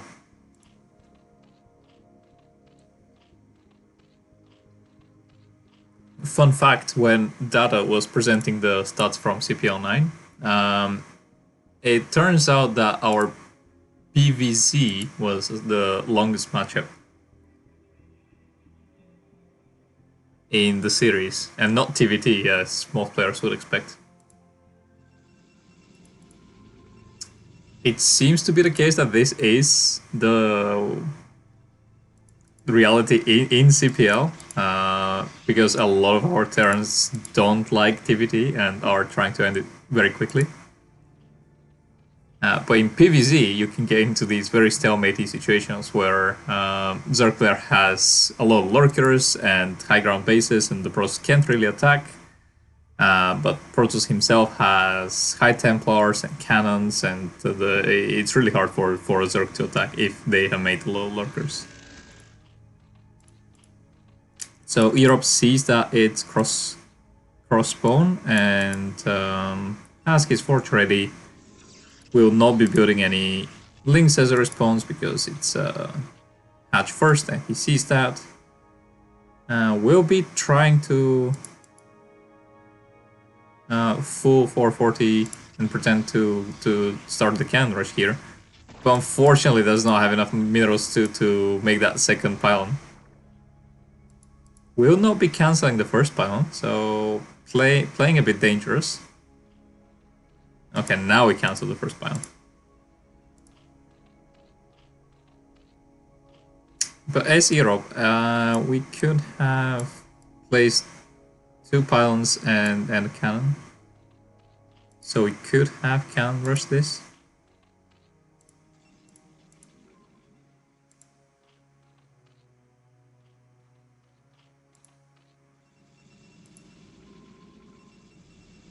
But we are playing safe.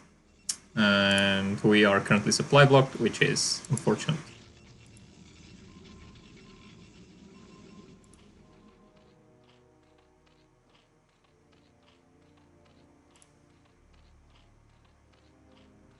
A very standard game so far by 440. A bit greedy from his side to take that early hatchery, but earob being crossbone and failing the cannon rush were both favorite things that were going in his favor. We have quite an early cyber core, which is the advantage of opening forge first. Your tech, or well, if Zerg allows you, your tech can be a lot faster. The downside of it is that Zerg is able to freely drone if they allow you to have your tech faster. So we are setting in for a bit more of an eco game here. earob starting his Stargate and will be adding on +1 as soon as he hits 100 gas.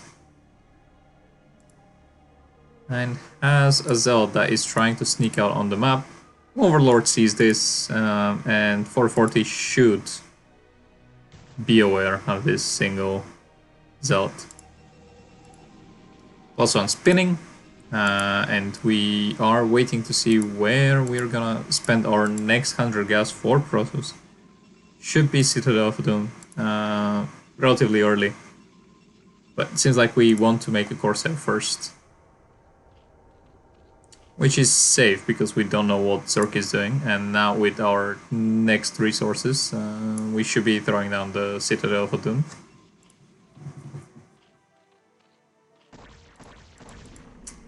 Probe manages to see some Hydras hatching, and let's see what's the response from earob. He really needs to start adding cannons yesterday. So we saw these Hydras. Our Zealot was being a bit annoying at the third base, but we have a single cannon added right now. Okay, second cannon starting.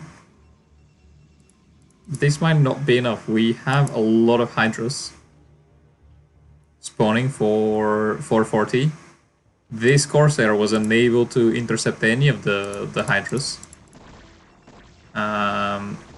Our cannons are positioned in such a way that we can't really comfortably add a second row of cannons. So as earob right now, we are in a bit of trouble. We do have +1 still spinning. We should cancel this at this point. I don't think we'll ever be able to have +1 complete.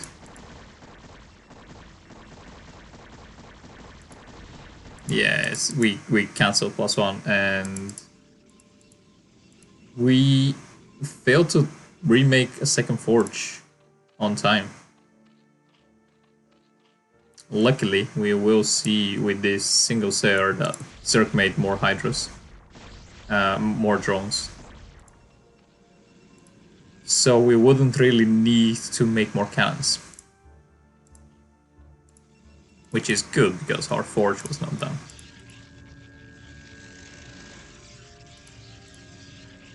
We are adding more gateways right now, and we have our Templar archives completed, so we would be able to start making Templars soon. And we have Storm on the way. We have double forge as a response for losing our first forge. And it seems like 440 will just be getting a lot of hydras on his 3 bases. So he's not currently looking to expand. He's going up to 6 hatcheries on 3 bases. And this is the maximum amount that you can do without really going all in on these 3 bases.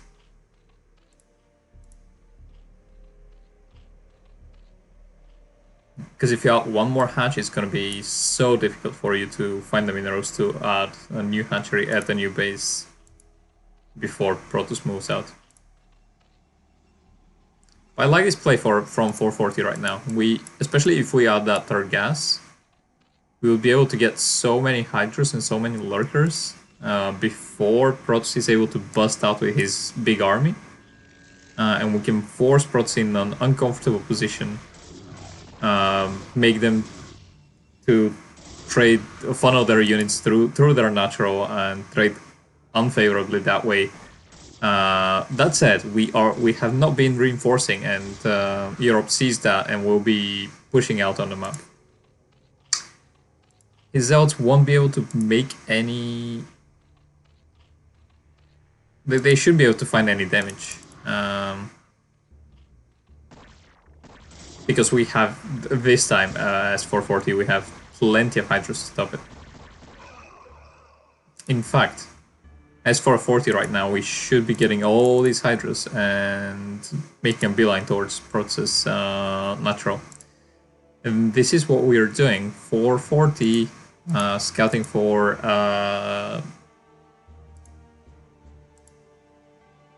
sneaky third bases, which is exactly what Europe was hoping to get. That said, first Templar are already out, and we have enough energy for storms. We have taken the third gas for 440.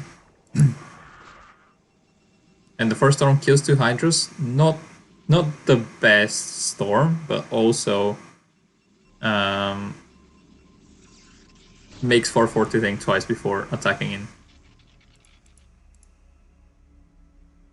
We should start our lurkers right now. And because Europe moved out with the Zealots, 440 is forced to keep some hydras back. Very good response. These Zealots will not be able to find any damage. And as 440, we would be starting our lurkers right about now. I wonder if we are going to add a hatchery and process mineral only. Feels like we tried to do it, but we didn't have enough minerals or something. Like, you can see the drone shimmer glitching a bit. That is when they try to place the hatchery.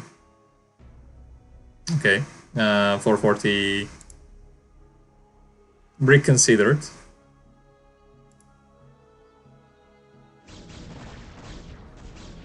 And we have so many hydras, but Protoss has 1-1 already, and The Dark Archon will be useful. Mostly make sure that our Templars do not get sniped by Mutas.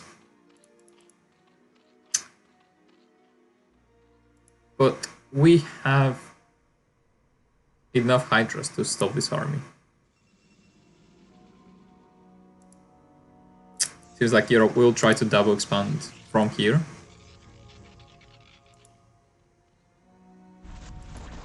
He sees that Zerg is taking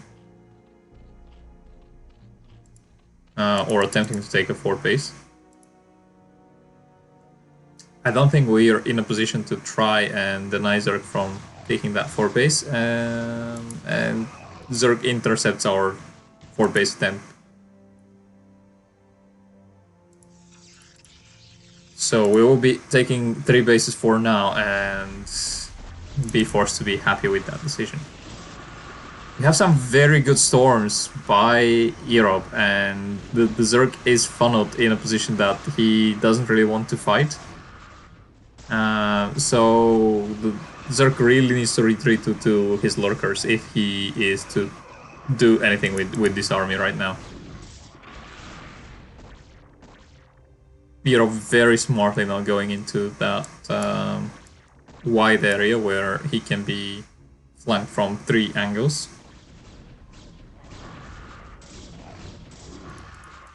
He's just trying to utilize his Dragoons range and his Storms to the best of his ability.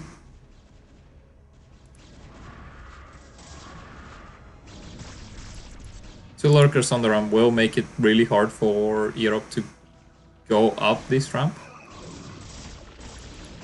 And these 3 Lurker eggs are mostly there to prevent Zealots from running by into the main base. But does earob have enough units to straight kill 440 in this situation? Seems like the answer is yes. As Azhi was saying in the previous game between these two, Goon High Templar is very effective against Zerg. And that... I can't believe that earob already has 2-1. He is trying to take a 4 bases as well. And that might just be it for 440 in this game. The main army currently is Dragoon only, so if we can get links flanking from every side and lurkers, we could hold it.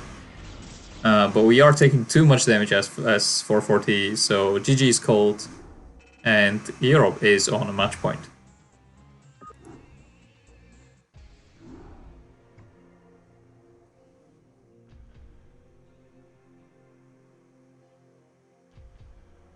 Okay, stay after the cast. I do have an announcement.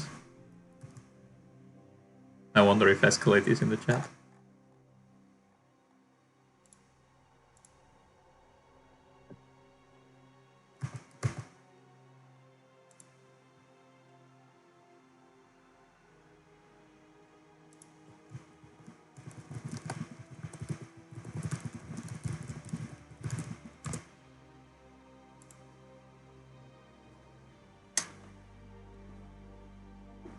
So we are waiting for both of our players.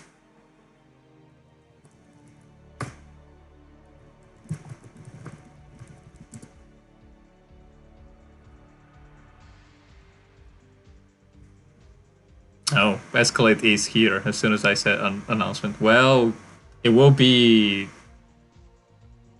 after these two are done playing, so it's after the series. But luckily for you, earob is on a match point. So if you root loud enough for earob, he might just make it, and then we can get to the announcement sooner.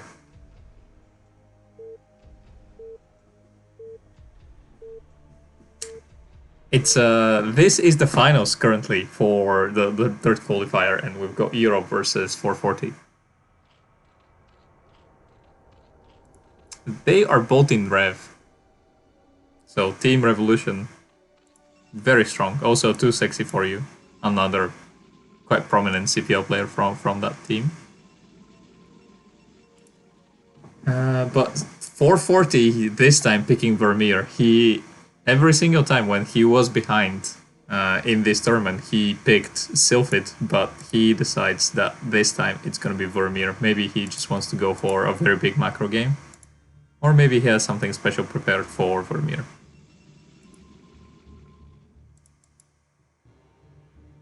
earob currently on a match point. Let's see what opener is he going to go for. He did fail that cannon rush last game and still was able to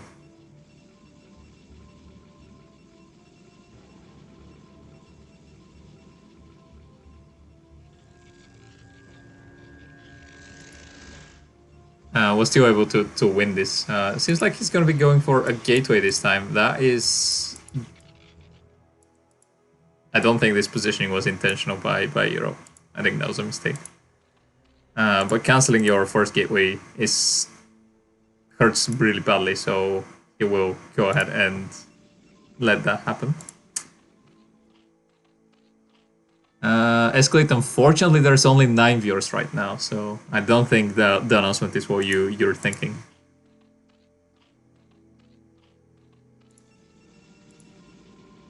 It was a good sign, but the omen is not there anymore. Okay, we had a 9 pool, and then we are making 6 links.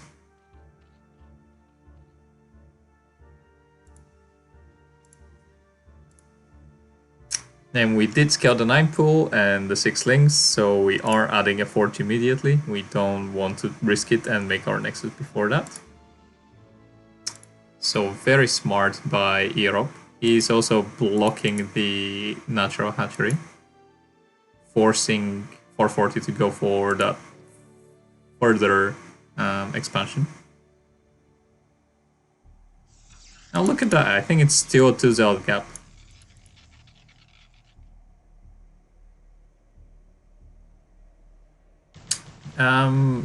It does not put earob behind. Well, he let this pylon finish, so that will put him behind. But making the forge before Nexus does not put him behind, because 440 did go for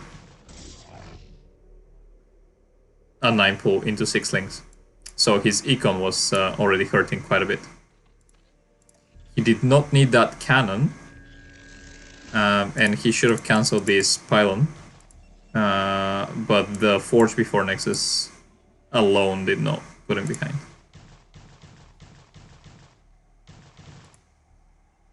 He does have 3 zealots right now, and 440 is doing a very risky maneuver by trying to go for the scouting the main base. So these 3 zealots currently are in the fog of war for 440.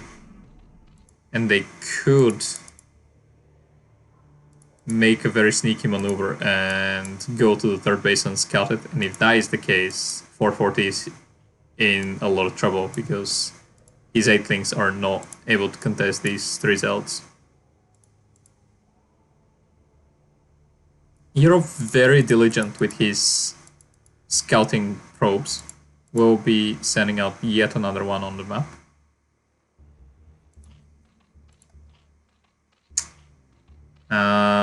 Scratch the thing when I said 440 maybe wants to go for a big macro game. He is adding Hydrogen before his lair.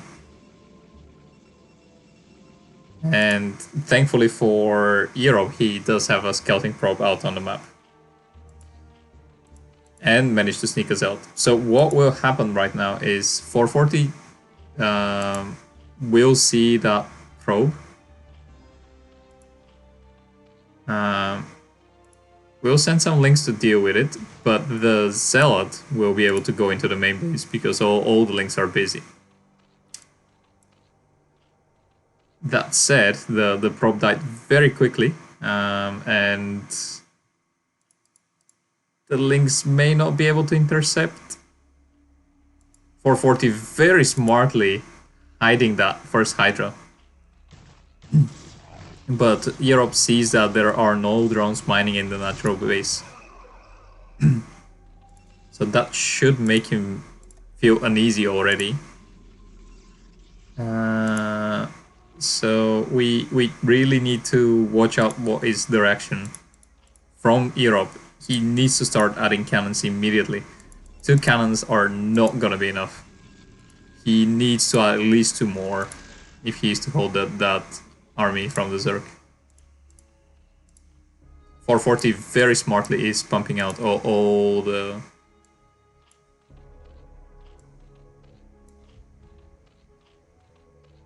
Hydras that he can right now. He's got 9 drones mining in the main base, 4 drones in the natural, and 2 in the third base. He is very all in with this maneuver. He really needs to make Hydras and bust the Protoss. He has below drone count, as Escalade says in the chat. But that was okay. Like, if you don't plan to transition into the mid game, you can bust the Protoss with 952 instead of 973 or 962.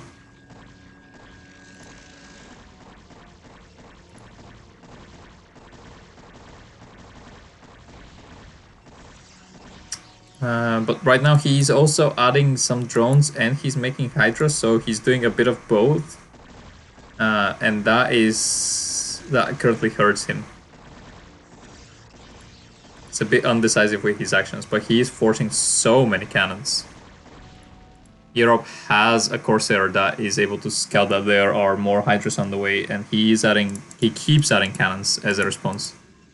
This is very smartly done by earob. He's got that single Corsair that is monitoring what's coming out of these eggs. We see more Hydras being built, but earob even putting down a forge to block the Hydras from getting in. Very smartly done. That Corsair sees that there have been 2 more drones hatching, and this is all. Like, I really like that he's patrolling with his Corsair between the second and the third bases. And seems like this is gonna be it for 440. He will try and go for the bust. earob did make the forge again to screw with the pathing of the Hydras. He has some very good drilling thanks to that Corsair. But only 2 cannons alive. I think 440 can take it. He just needs to focus down that single forge, which is not a hard thing to do right now. And then take out the remaining 2 cannons. Yep, so 440 is very close to taking this game home. But earob is equally really close to holding that push. So it's all gonna come down to whether 440 can bust this. There's 3 gateways that are already up and running for earob, and that might be enough to get enough defenses. There is a single DT that is gonna be able to push these Hydras back for now, but there are overlords here already to stop the DTs from doing any damage. And I think earob might be in for a world of trouble. 440 should be able to at least take the natural Nexus. DT trying to sneak out on the map, but 440 is not gonna allow him to get his Overlord. And these 2 seem like they will be going to game number 3.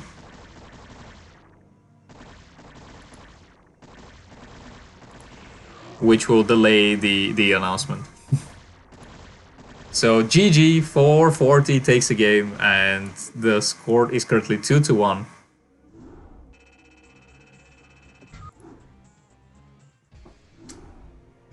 RIP indeed.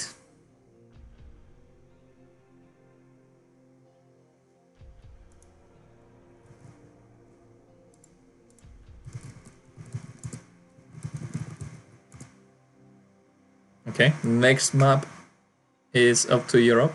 He is thinking right now.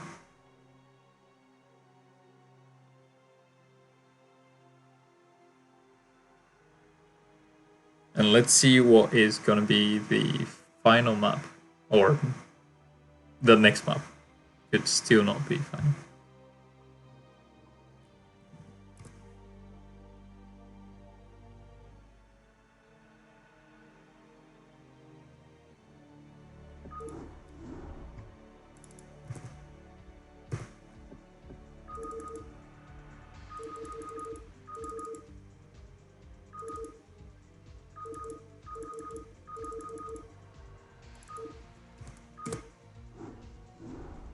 Europe picking Eclipse for the next map. He is currently on a match point.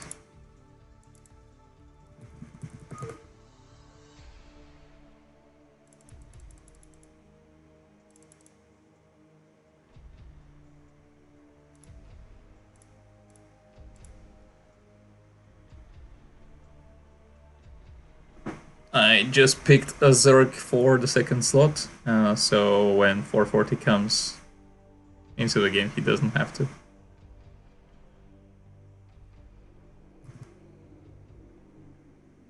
So 440 taking a few minutes, which would be a really good time if I had any announcements, but unfortunately they will be after this series is done.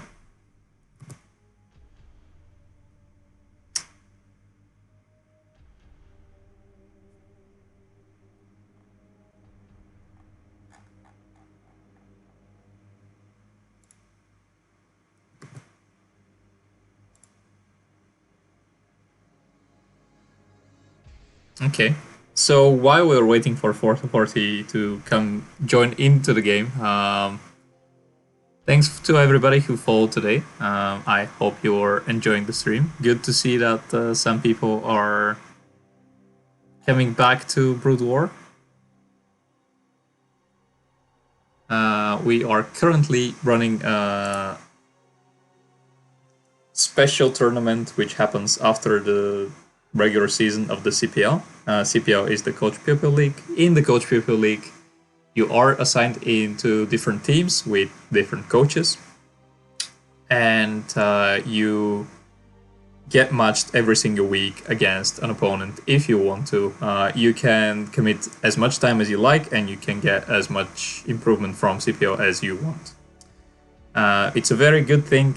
We are about to announce our 10th season at some point in the future. And I wouldn't be wrong saying that there are players waiting for our next season.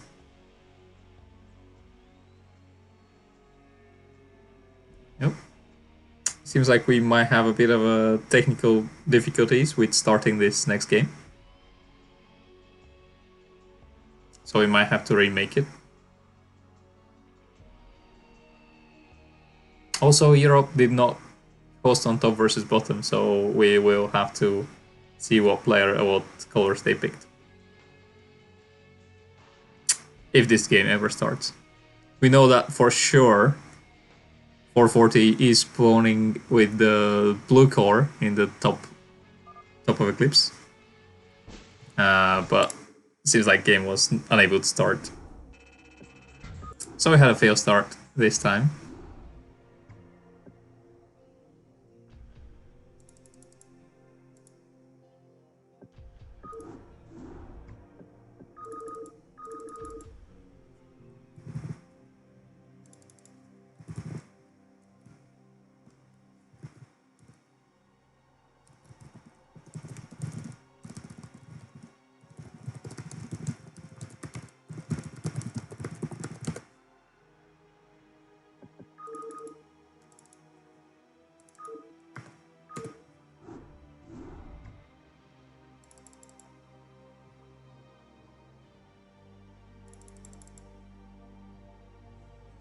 Okay, so we're gonna have take number 2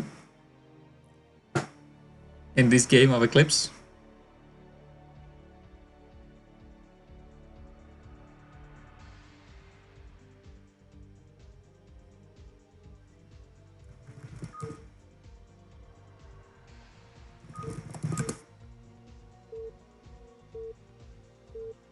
Earob is already picking the red color, and 440 leaving it up to chance. And let's see what colors we get. Oh no, it's red versus green again. RIP colorblind people. So we've got this time Earob spawning in the top corner of the map as the red Protoss, and we've got 440 in the bottom as the green Zerg. Map is Eclipse. I'll be very surprised if there is anybody who is not familiar with the map yet. Players are being good mannered to each other. Always nice to see. And Earob will be going for the pylon just as he hits 100 minerals. Seems like he'll be opting to go for 10 gateway.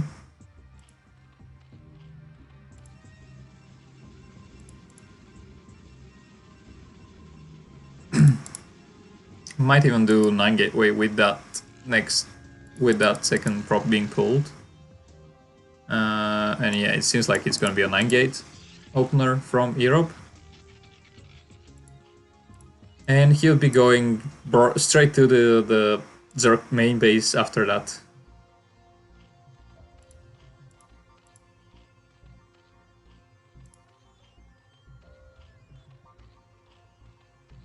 "12 hatch, or 11 hatch rather, from 440.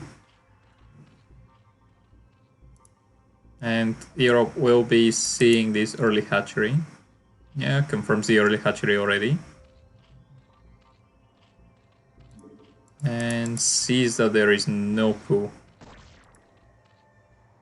So 11 hatch, really good against 9 gate. The only way that Earob could have made it even for himself is by blocking this spawning pool from getting up a few times. Or at least forcing Zerg to use 2 drones to build the spawning pool. That's not gonna be the case, and Earob should be very careful with that first ult.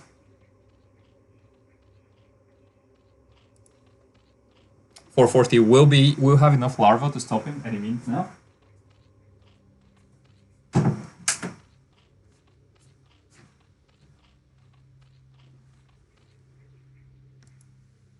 And this single Zeld should not really find any damage. I suspect 440 is making 8 links right now, or 6 links, because he did not see a second Zeld coming out.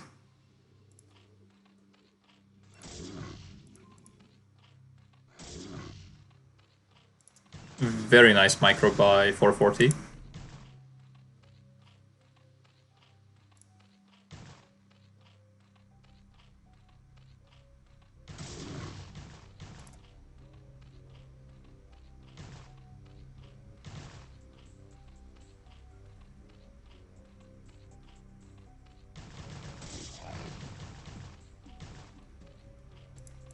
Or 40 making a bit too many links. So 10 links to deal with a single Zeld, that is more than you want.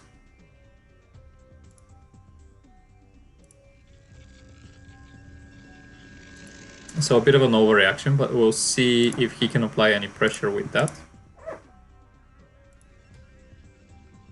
Once again, he has managed to sneak probe outside on the map. With the first cannon going down right now, 440 is in a position where he can fight these 3 Zelds, especially if he can force them to move out of their Sim City. Two Zealots attacking a single Zealot, two Zerglings attacking a single Zealot is not going to be very effective. But even then, Europe trades very well, thanks to this one probe under the gateway. 440 was unable to get the surface area that he really wanted.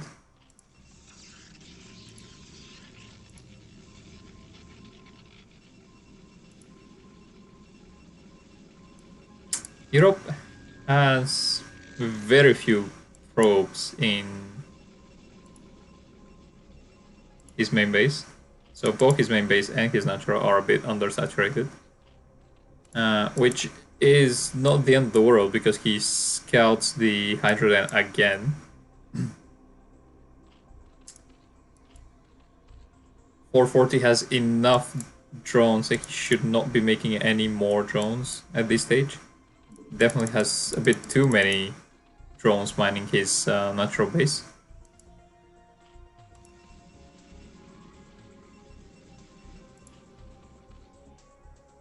And he's making Hydras now.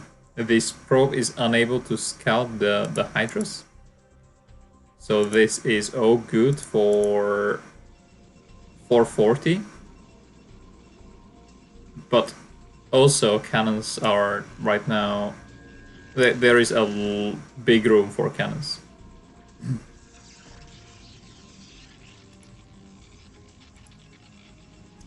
Cannons do have slightly smaller range horizontally than they do vertically. So it's good for 440 to be trying this aggression.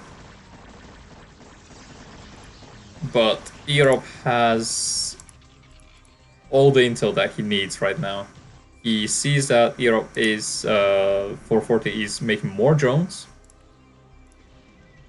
and a lair, so he knows that he should stop adding cannons right about now. He can even cancel this one probably.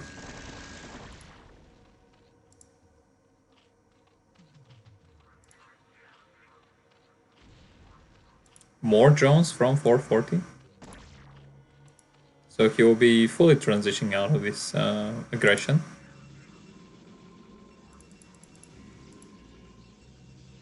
Europe currently has only 4 cannons operational. This one is unpowered.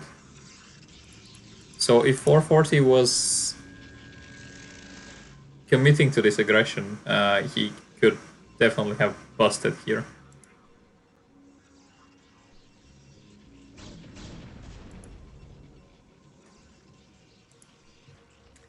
.440 consolidating his armies.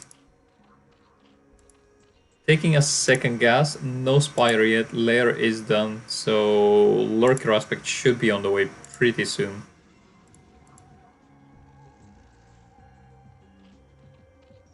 Corsair flying around, scouting what is going on, sees the second gas. Now sees the second gas. Sees the second gas is not mining yet, so it was just made.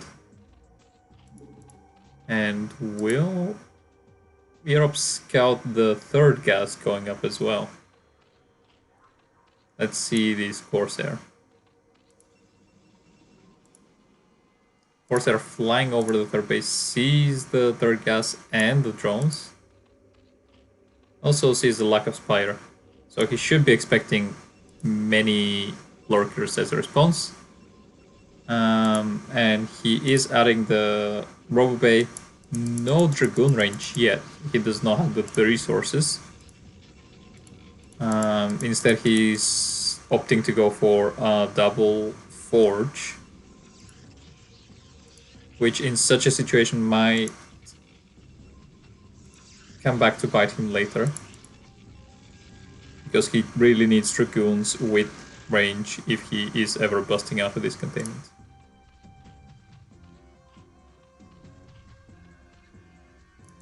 So 440 right now on 3 gases. We'll be adding a lot of Lurkers. But is also making the Spire right now.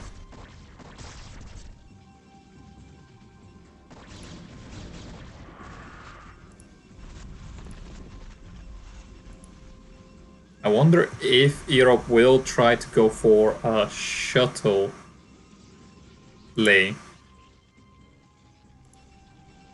because he saw no spire. If he can get a High Templar or 2 with double storms and kill all the mineral lines, he has a comeback avenue in this game. This is match point for earob. 440 needs to win this one to be a match point for him.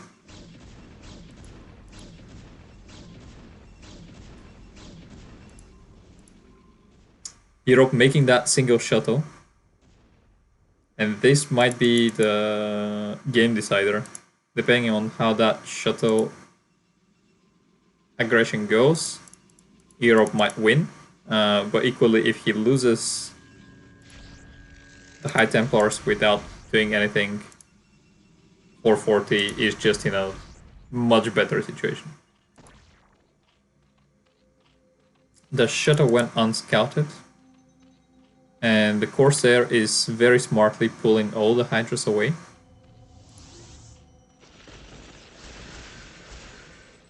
This High Templar is so close to having a second Storm available. 3 Zealots with speed into the main base, so Hydras need to go back to deal with them. Shuttle picked up the High Templar, but that got picked off as well.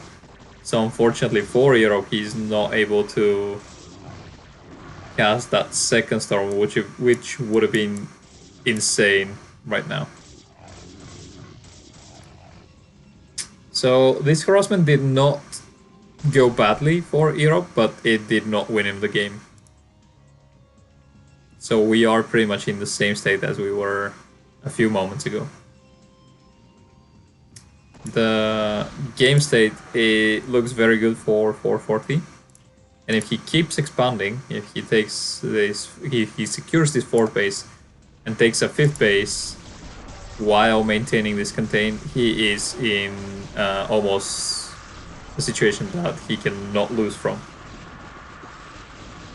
He's doing very good job keeping these Dragoons back, but they are heavily upgraded.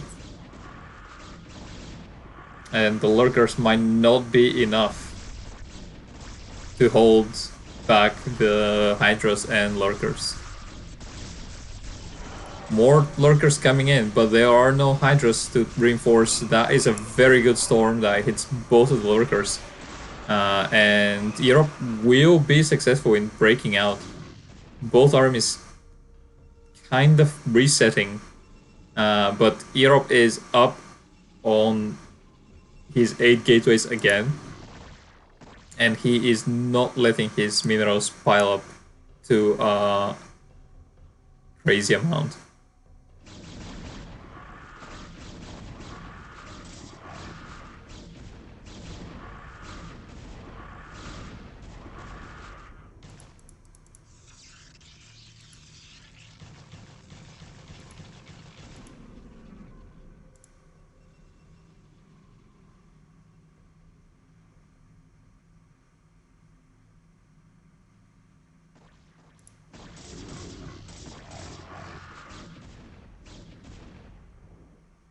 earob currently has a very scary army moving out on the map.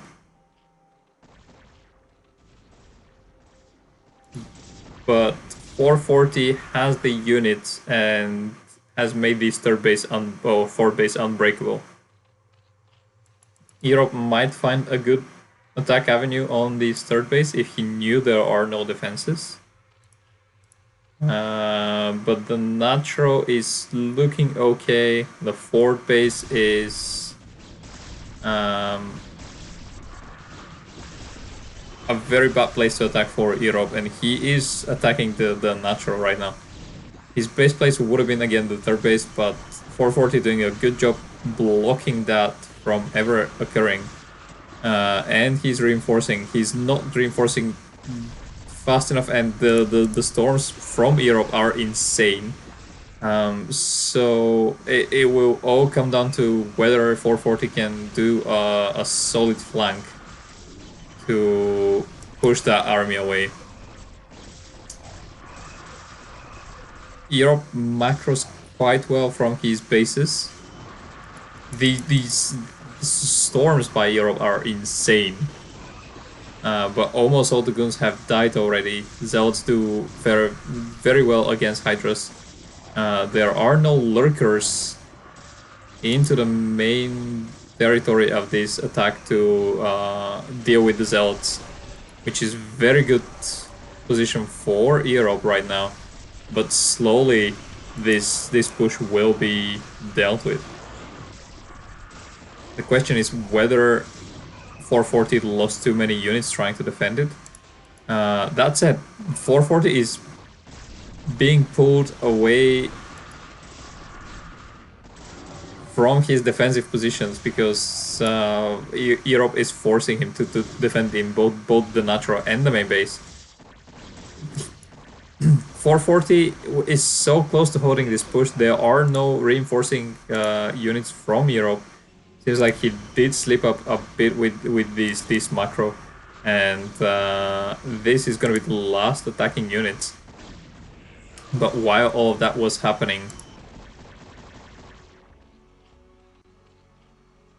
Earob managed to get the third base started, and with these two cannons and some zealots to defend, he feels very good. He still has quite healthy mining from both his other bases, but that will soon run out. 440 though, sitting on 4 bases, did not take any damage to the third or fourth base. Very solid army over here. Really good drone saturation at his third, and his main base also has good drone saturation. So only the natural, which was heavily under attack right now, took some damage, but 440 is already able to recover from that.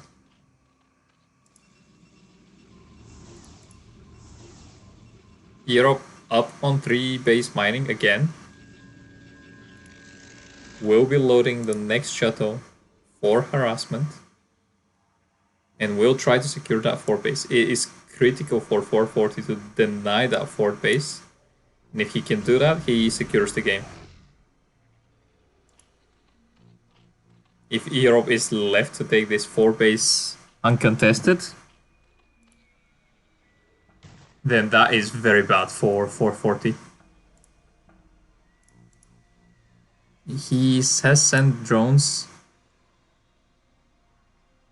to 2 different locations trying to secure his next base. What happened to the shuttle? The shuttle scouted this base.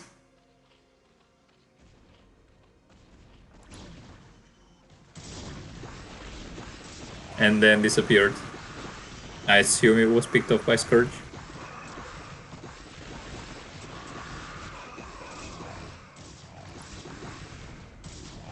Earob has managed to get his pound done on that base and will be adding cannons shortly.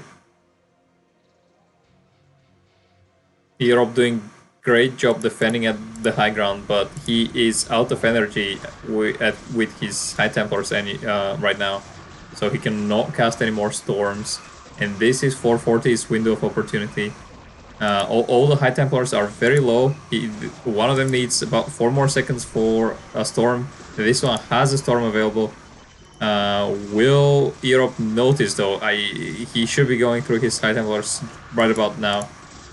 He can cast storms with all of them, but he is letting these High Templars die without casting their storms. 440 will be successful in denying this 4th base from going up. And Earob has mined out in the natural, about to mine out in the main base. And as I said, if he can secure that 4th base, the game would be in a favorable position for him, and the game would be able to continue. But with only that single base mining, he might not have the greatest of chances. Hi Azhi, the score right now is 2 for earob and 1 for 440. So earob is on a match point, but it seems very favorable for 440, and he might be taking us to game 5 in this best of 5 series.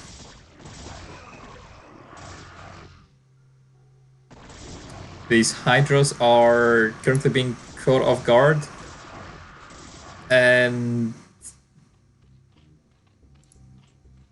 440 still has a healthy mining and is able to secure that top left location. Ooh, also throws down hatchery at Europe's one of his potential 4th base locations. But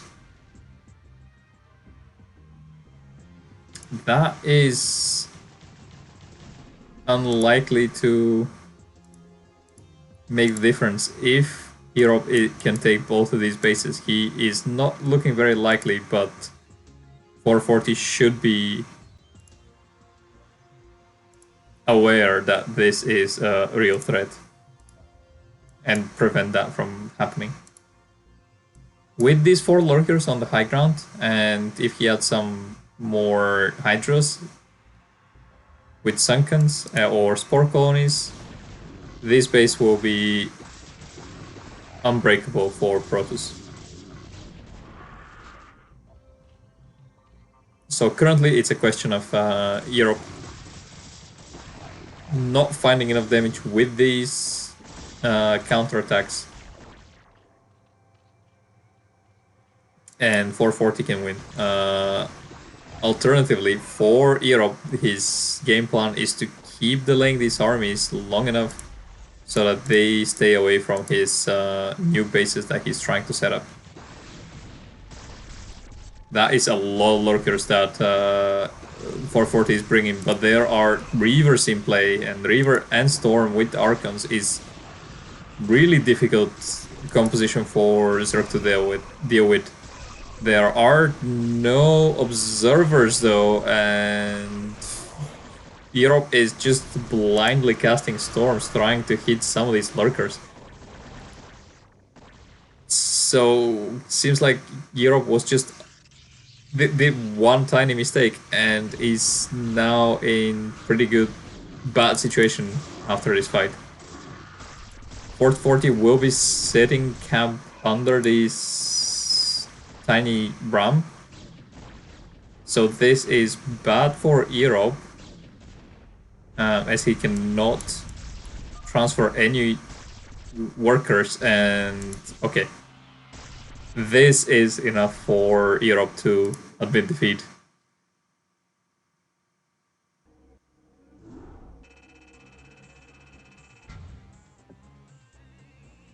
And with that, we are going to game number 5 in this best of 5. So our last game in this series.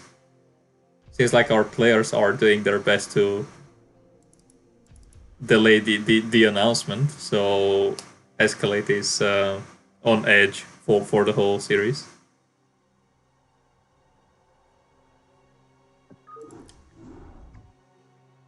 Seems like the whole series will be decided on Sylphid.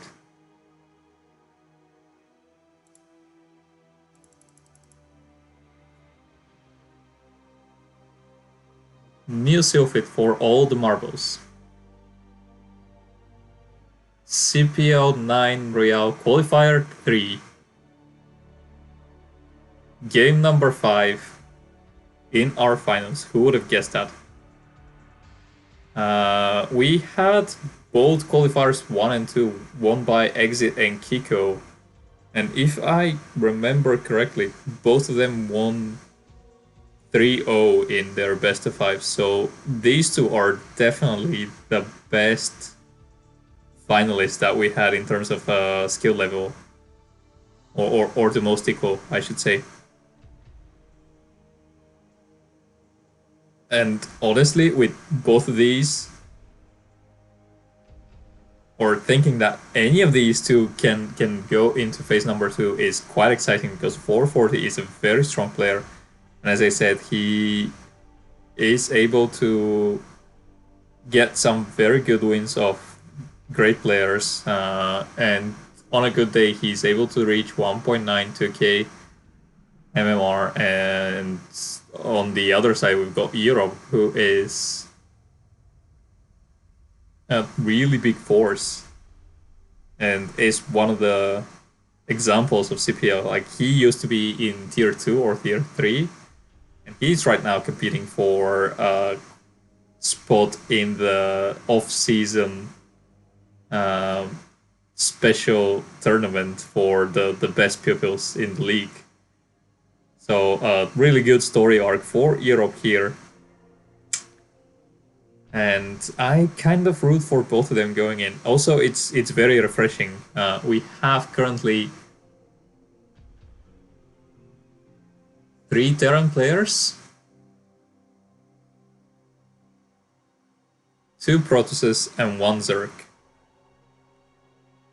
So earob, if earob goes in, it will be 3 Protoss, 3 Terran, and 1 Zerg, and then it's up to the 2 wildcards to see what we have after that. And if 440 goes in, he will make it very balanced on the Protoss versus Zerg aspect, and then we are gonna have a wild card from the buy-in spots. So I wonder what the wildcards would be. It is possible that if we get the perfect combinations, we can have 3 versus 3 versus 3 for all the races, which would be such a balance that I would not have been able to even plan such a tournament. But it is true currently that some of our Terran players are very favorable. But if there's a guy that can stand in their way, it is earob and 440.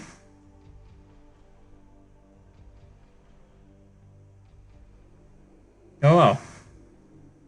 Invisible Man just made a new video that features Escalade. That is gonna be exciting.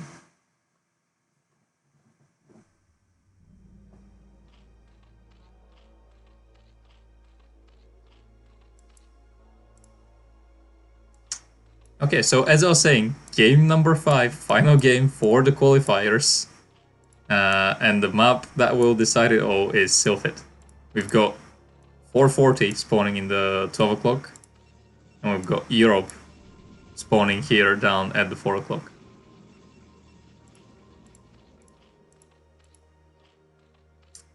I wonder what builds these two are going to go for. It is match point for both of them.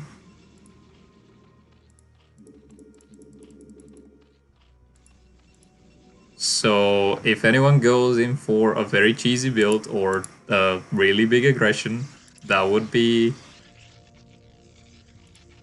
crazy, but not unexpected. That said, I am thinking that both of these players will go for something very standard. earob will go for a 9 gateway, it seems, again. 9 gateway on this map. Most of the high skilled players, like the foreign pros and the Koreans, don't really favor this build on Sylphid in particular because the rush distances are quite small. And if you went gate first and your opponent did 9 pool, 9 gas, you lose the game most of the times. 90% of the time you just out to lose. Which is the reason why gateway is considered a bit risky for this map, but thankfully for earob, his opponent is once again going for that 9 hatch. 9 hatch into 9 pool. Very safe opener. He should be able to have enough larva to push out any links from his opponent, any Zelt aggression from his opponent. Europe losing that first probe will be sending a second one across the map, but that is already a huge chunk of his economy. 2 probes sent across the map.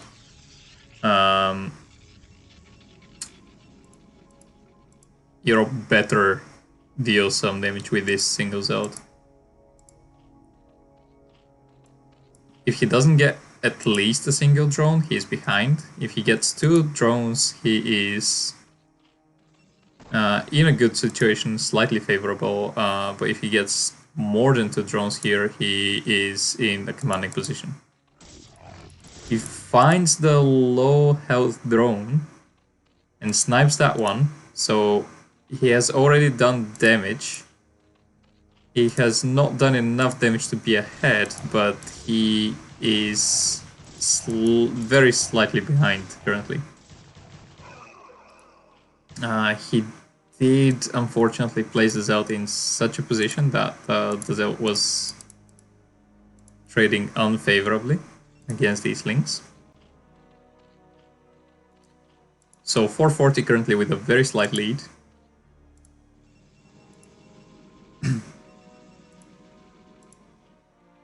And the big thing for earob is his scouting probe is still alive in the Zerg base, and as I say that, the probe goes down.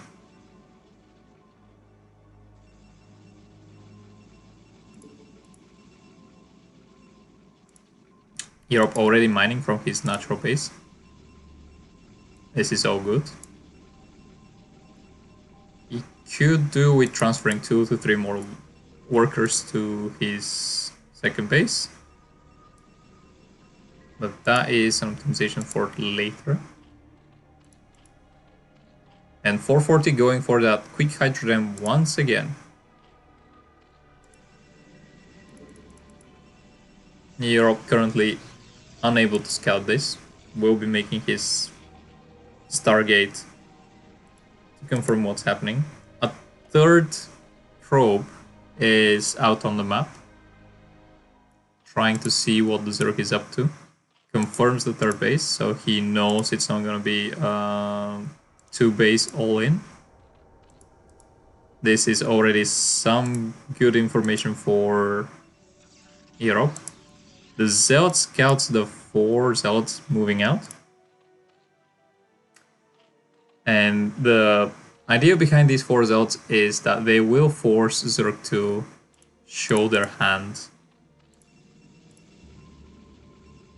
and tell you what they're going for.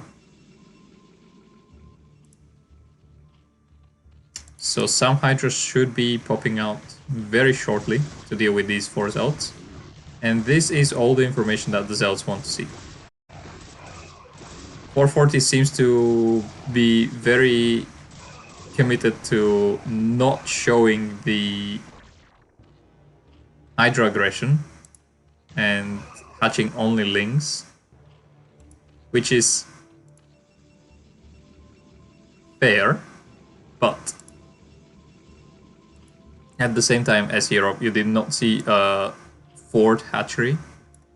You did not see any tech from your opponent. You did not see a second gas. So you can be pretty confident that he is most likely going for Hydras. Adding a single cannon right now, and we really need more. earob now sees the first Hydra.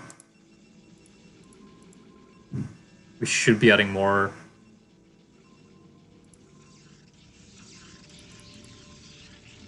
More cannons, and we are.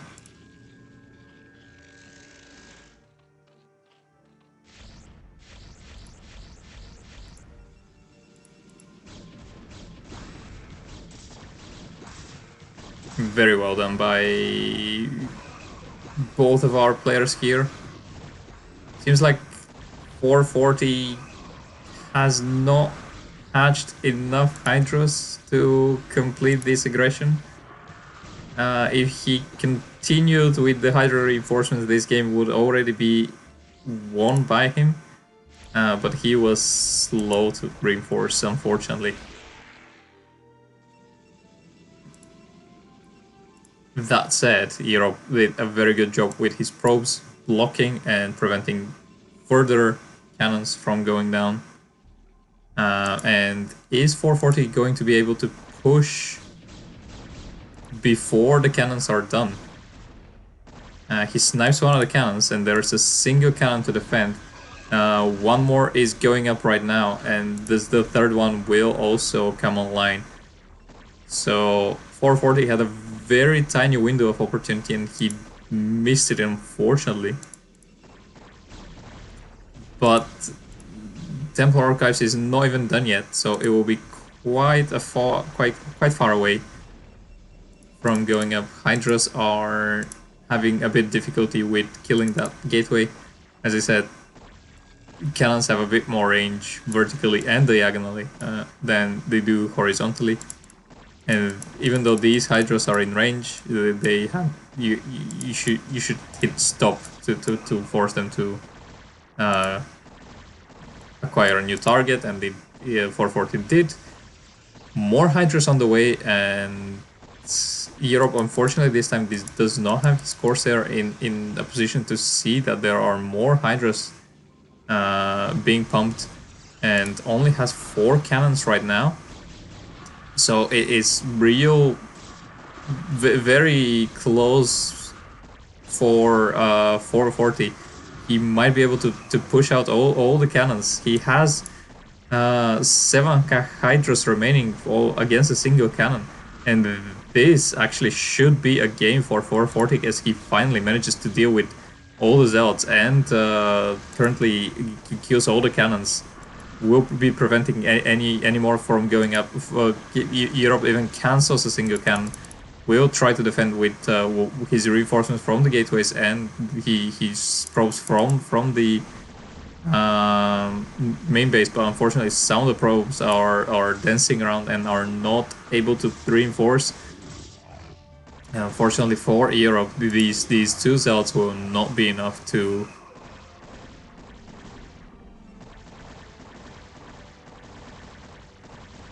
stop the Hydra aggression, and 440 should be quite close to closing out the game. A single storm was it was a very good storm, but let's see.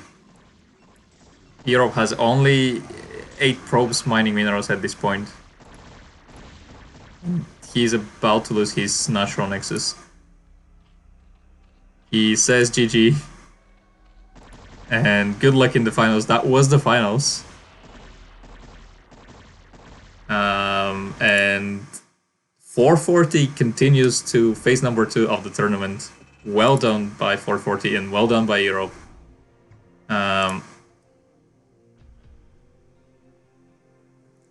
And as I promised, now for my next announcement, I see Azhi saying 1 less Protoss for him to deal with in the next round. earob, unfortunately, not in the channel, so I will not be able to tell him the news, but I will message him private after that. Unfortunately, Azhi, that is not quite true, so there we go. Escalate wants the announcement. I am about to tell you. As he said, there is 1 less Protoss to fear in round 2, but that is not quite true, because Simo, who had one of the wild cards and was able to nominate a single player, said right before this tournament started that he wants to give his seat to whoever is the runner-up of the CPL 3 CPL9 qualifier. So earob and 440 are making it in the final tournament, and I think after such a game, this is more than fair.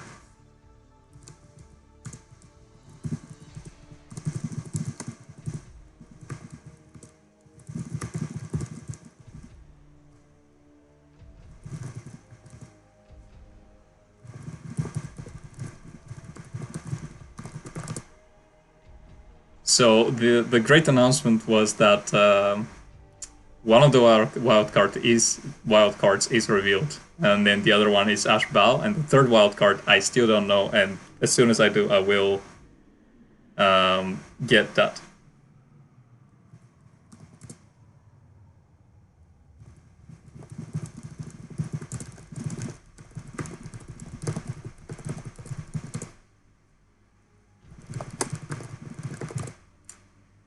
Thank you for the raid, 440. Again, congratulations on your spot in the Phase 2 tournament. I will share more details with you about this next tournament, and there we go. This is currently the end of CPL9, the last qualifier for CPL9 Royale. We will be entering Phase number 2 of the tournament. Stay tuned in the Discord while I make the announcement on all of the rules, but that should be starting later this month. And because 440 raided me, it is only fair that we keep the hype train going and we raid someone else who is doing Starcraft right now. I see that Zero is casting his 2v2 Pro League. And I know that Airn is helping him cast, so I'm saying both thanks to both Zero and Airn, and I will rate him right now.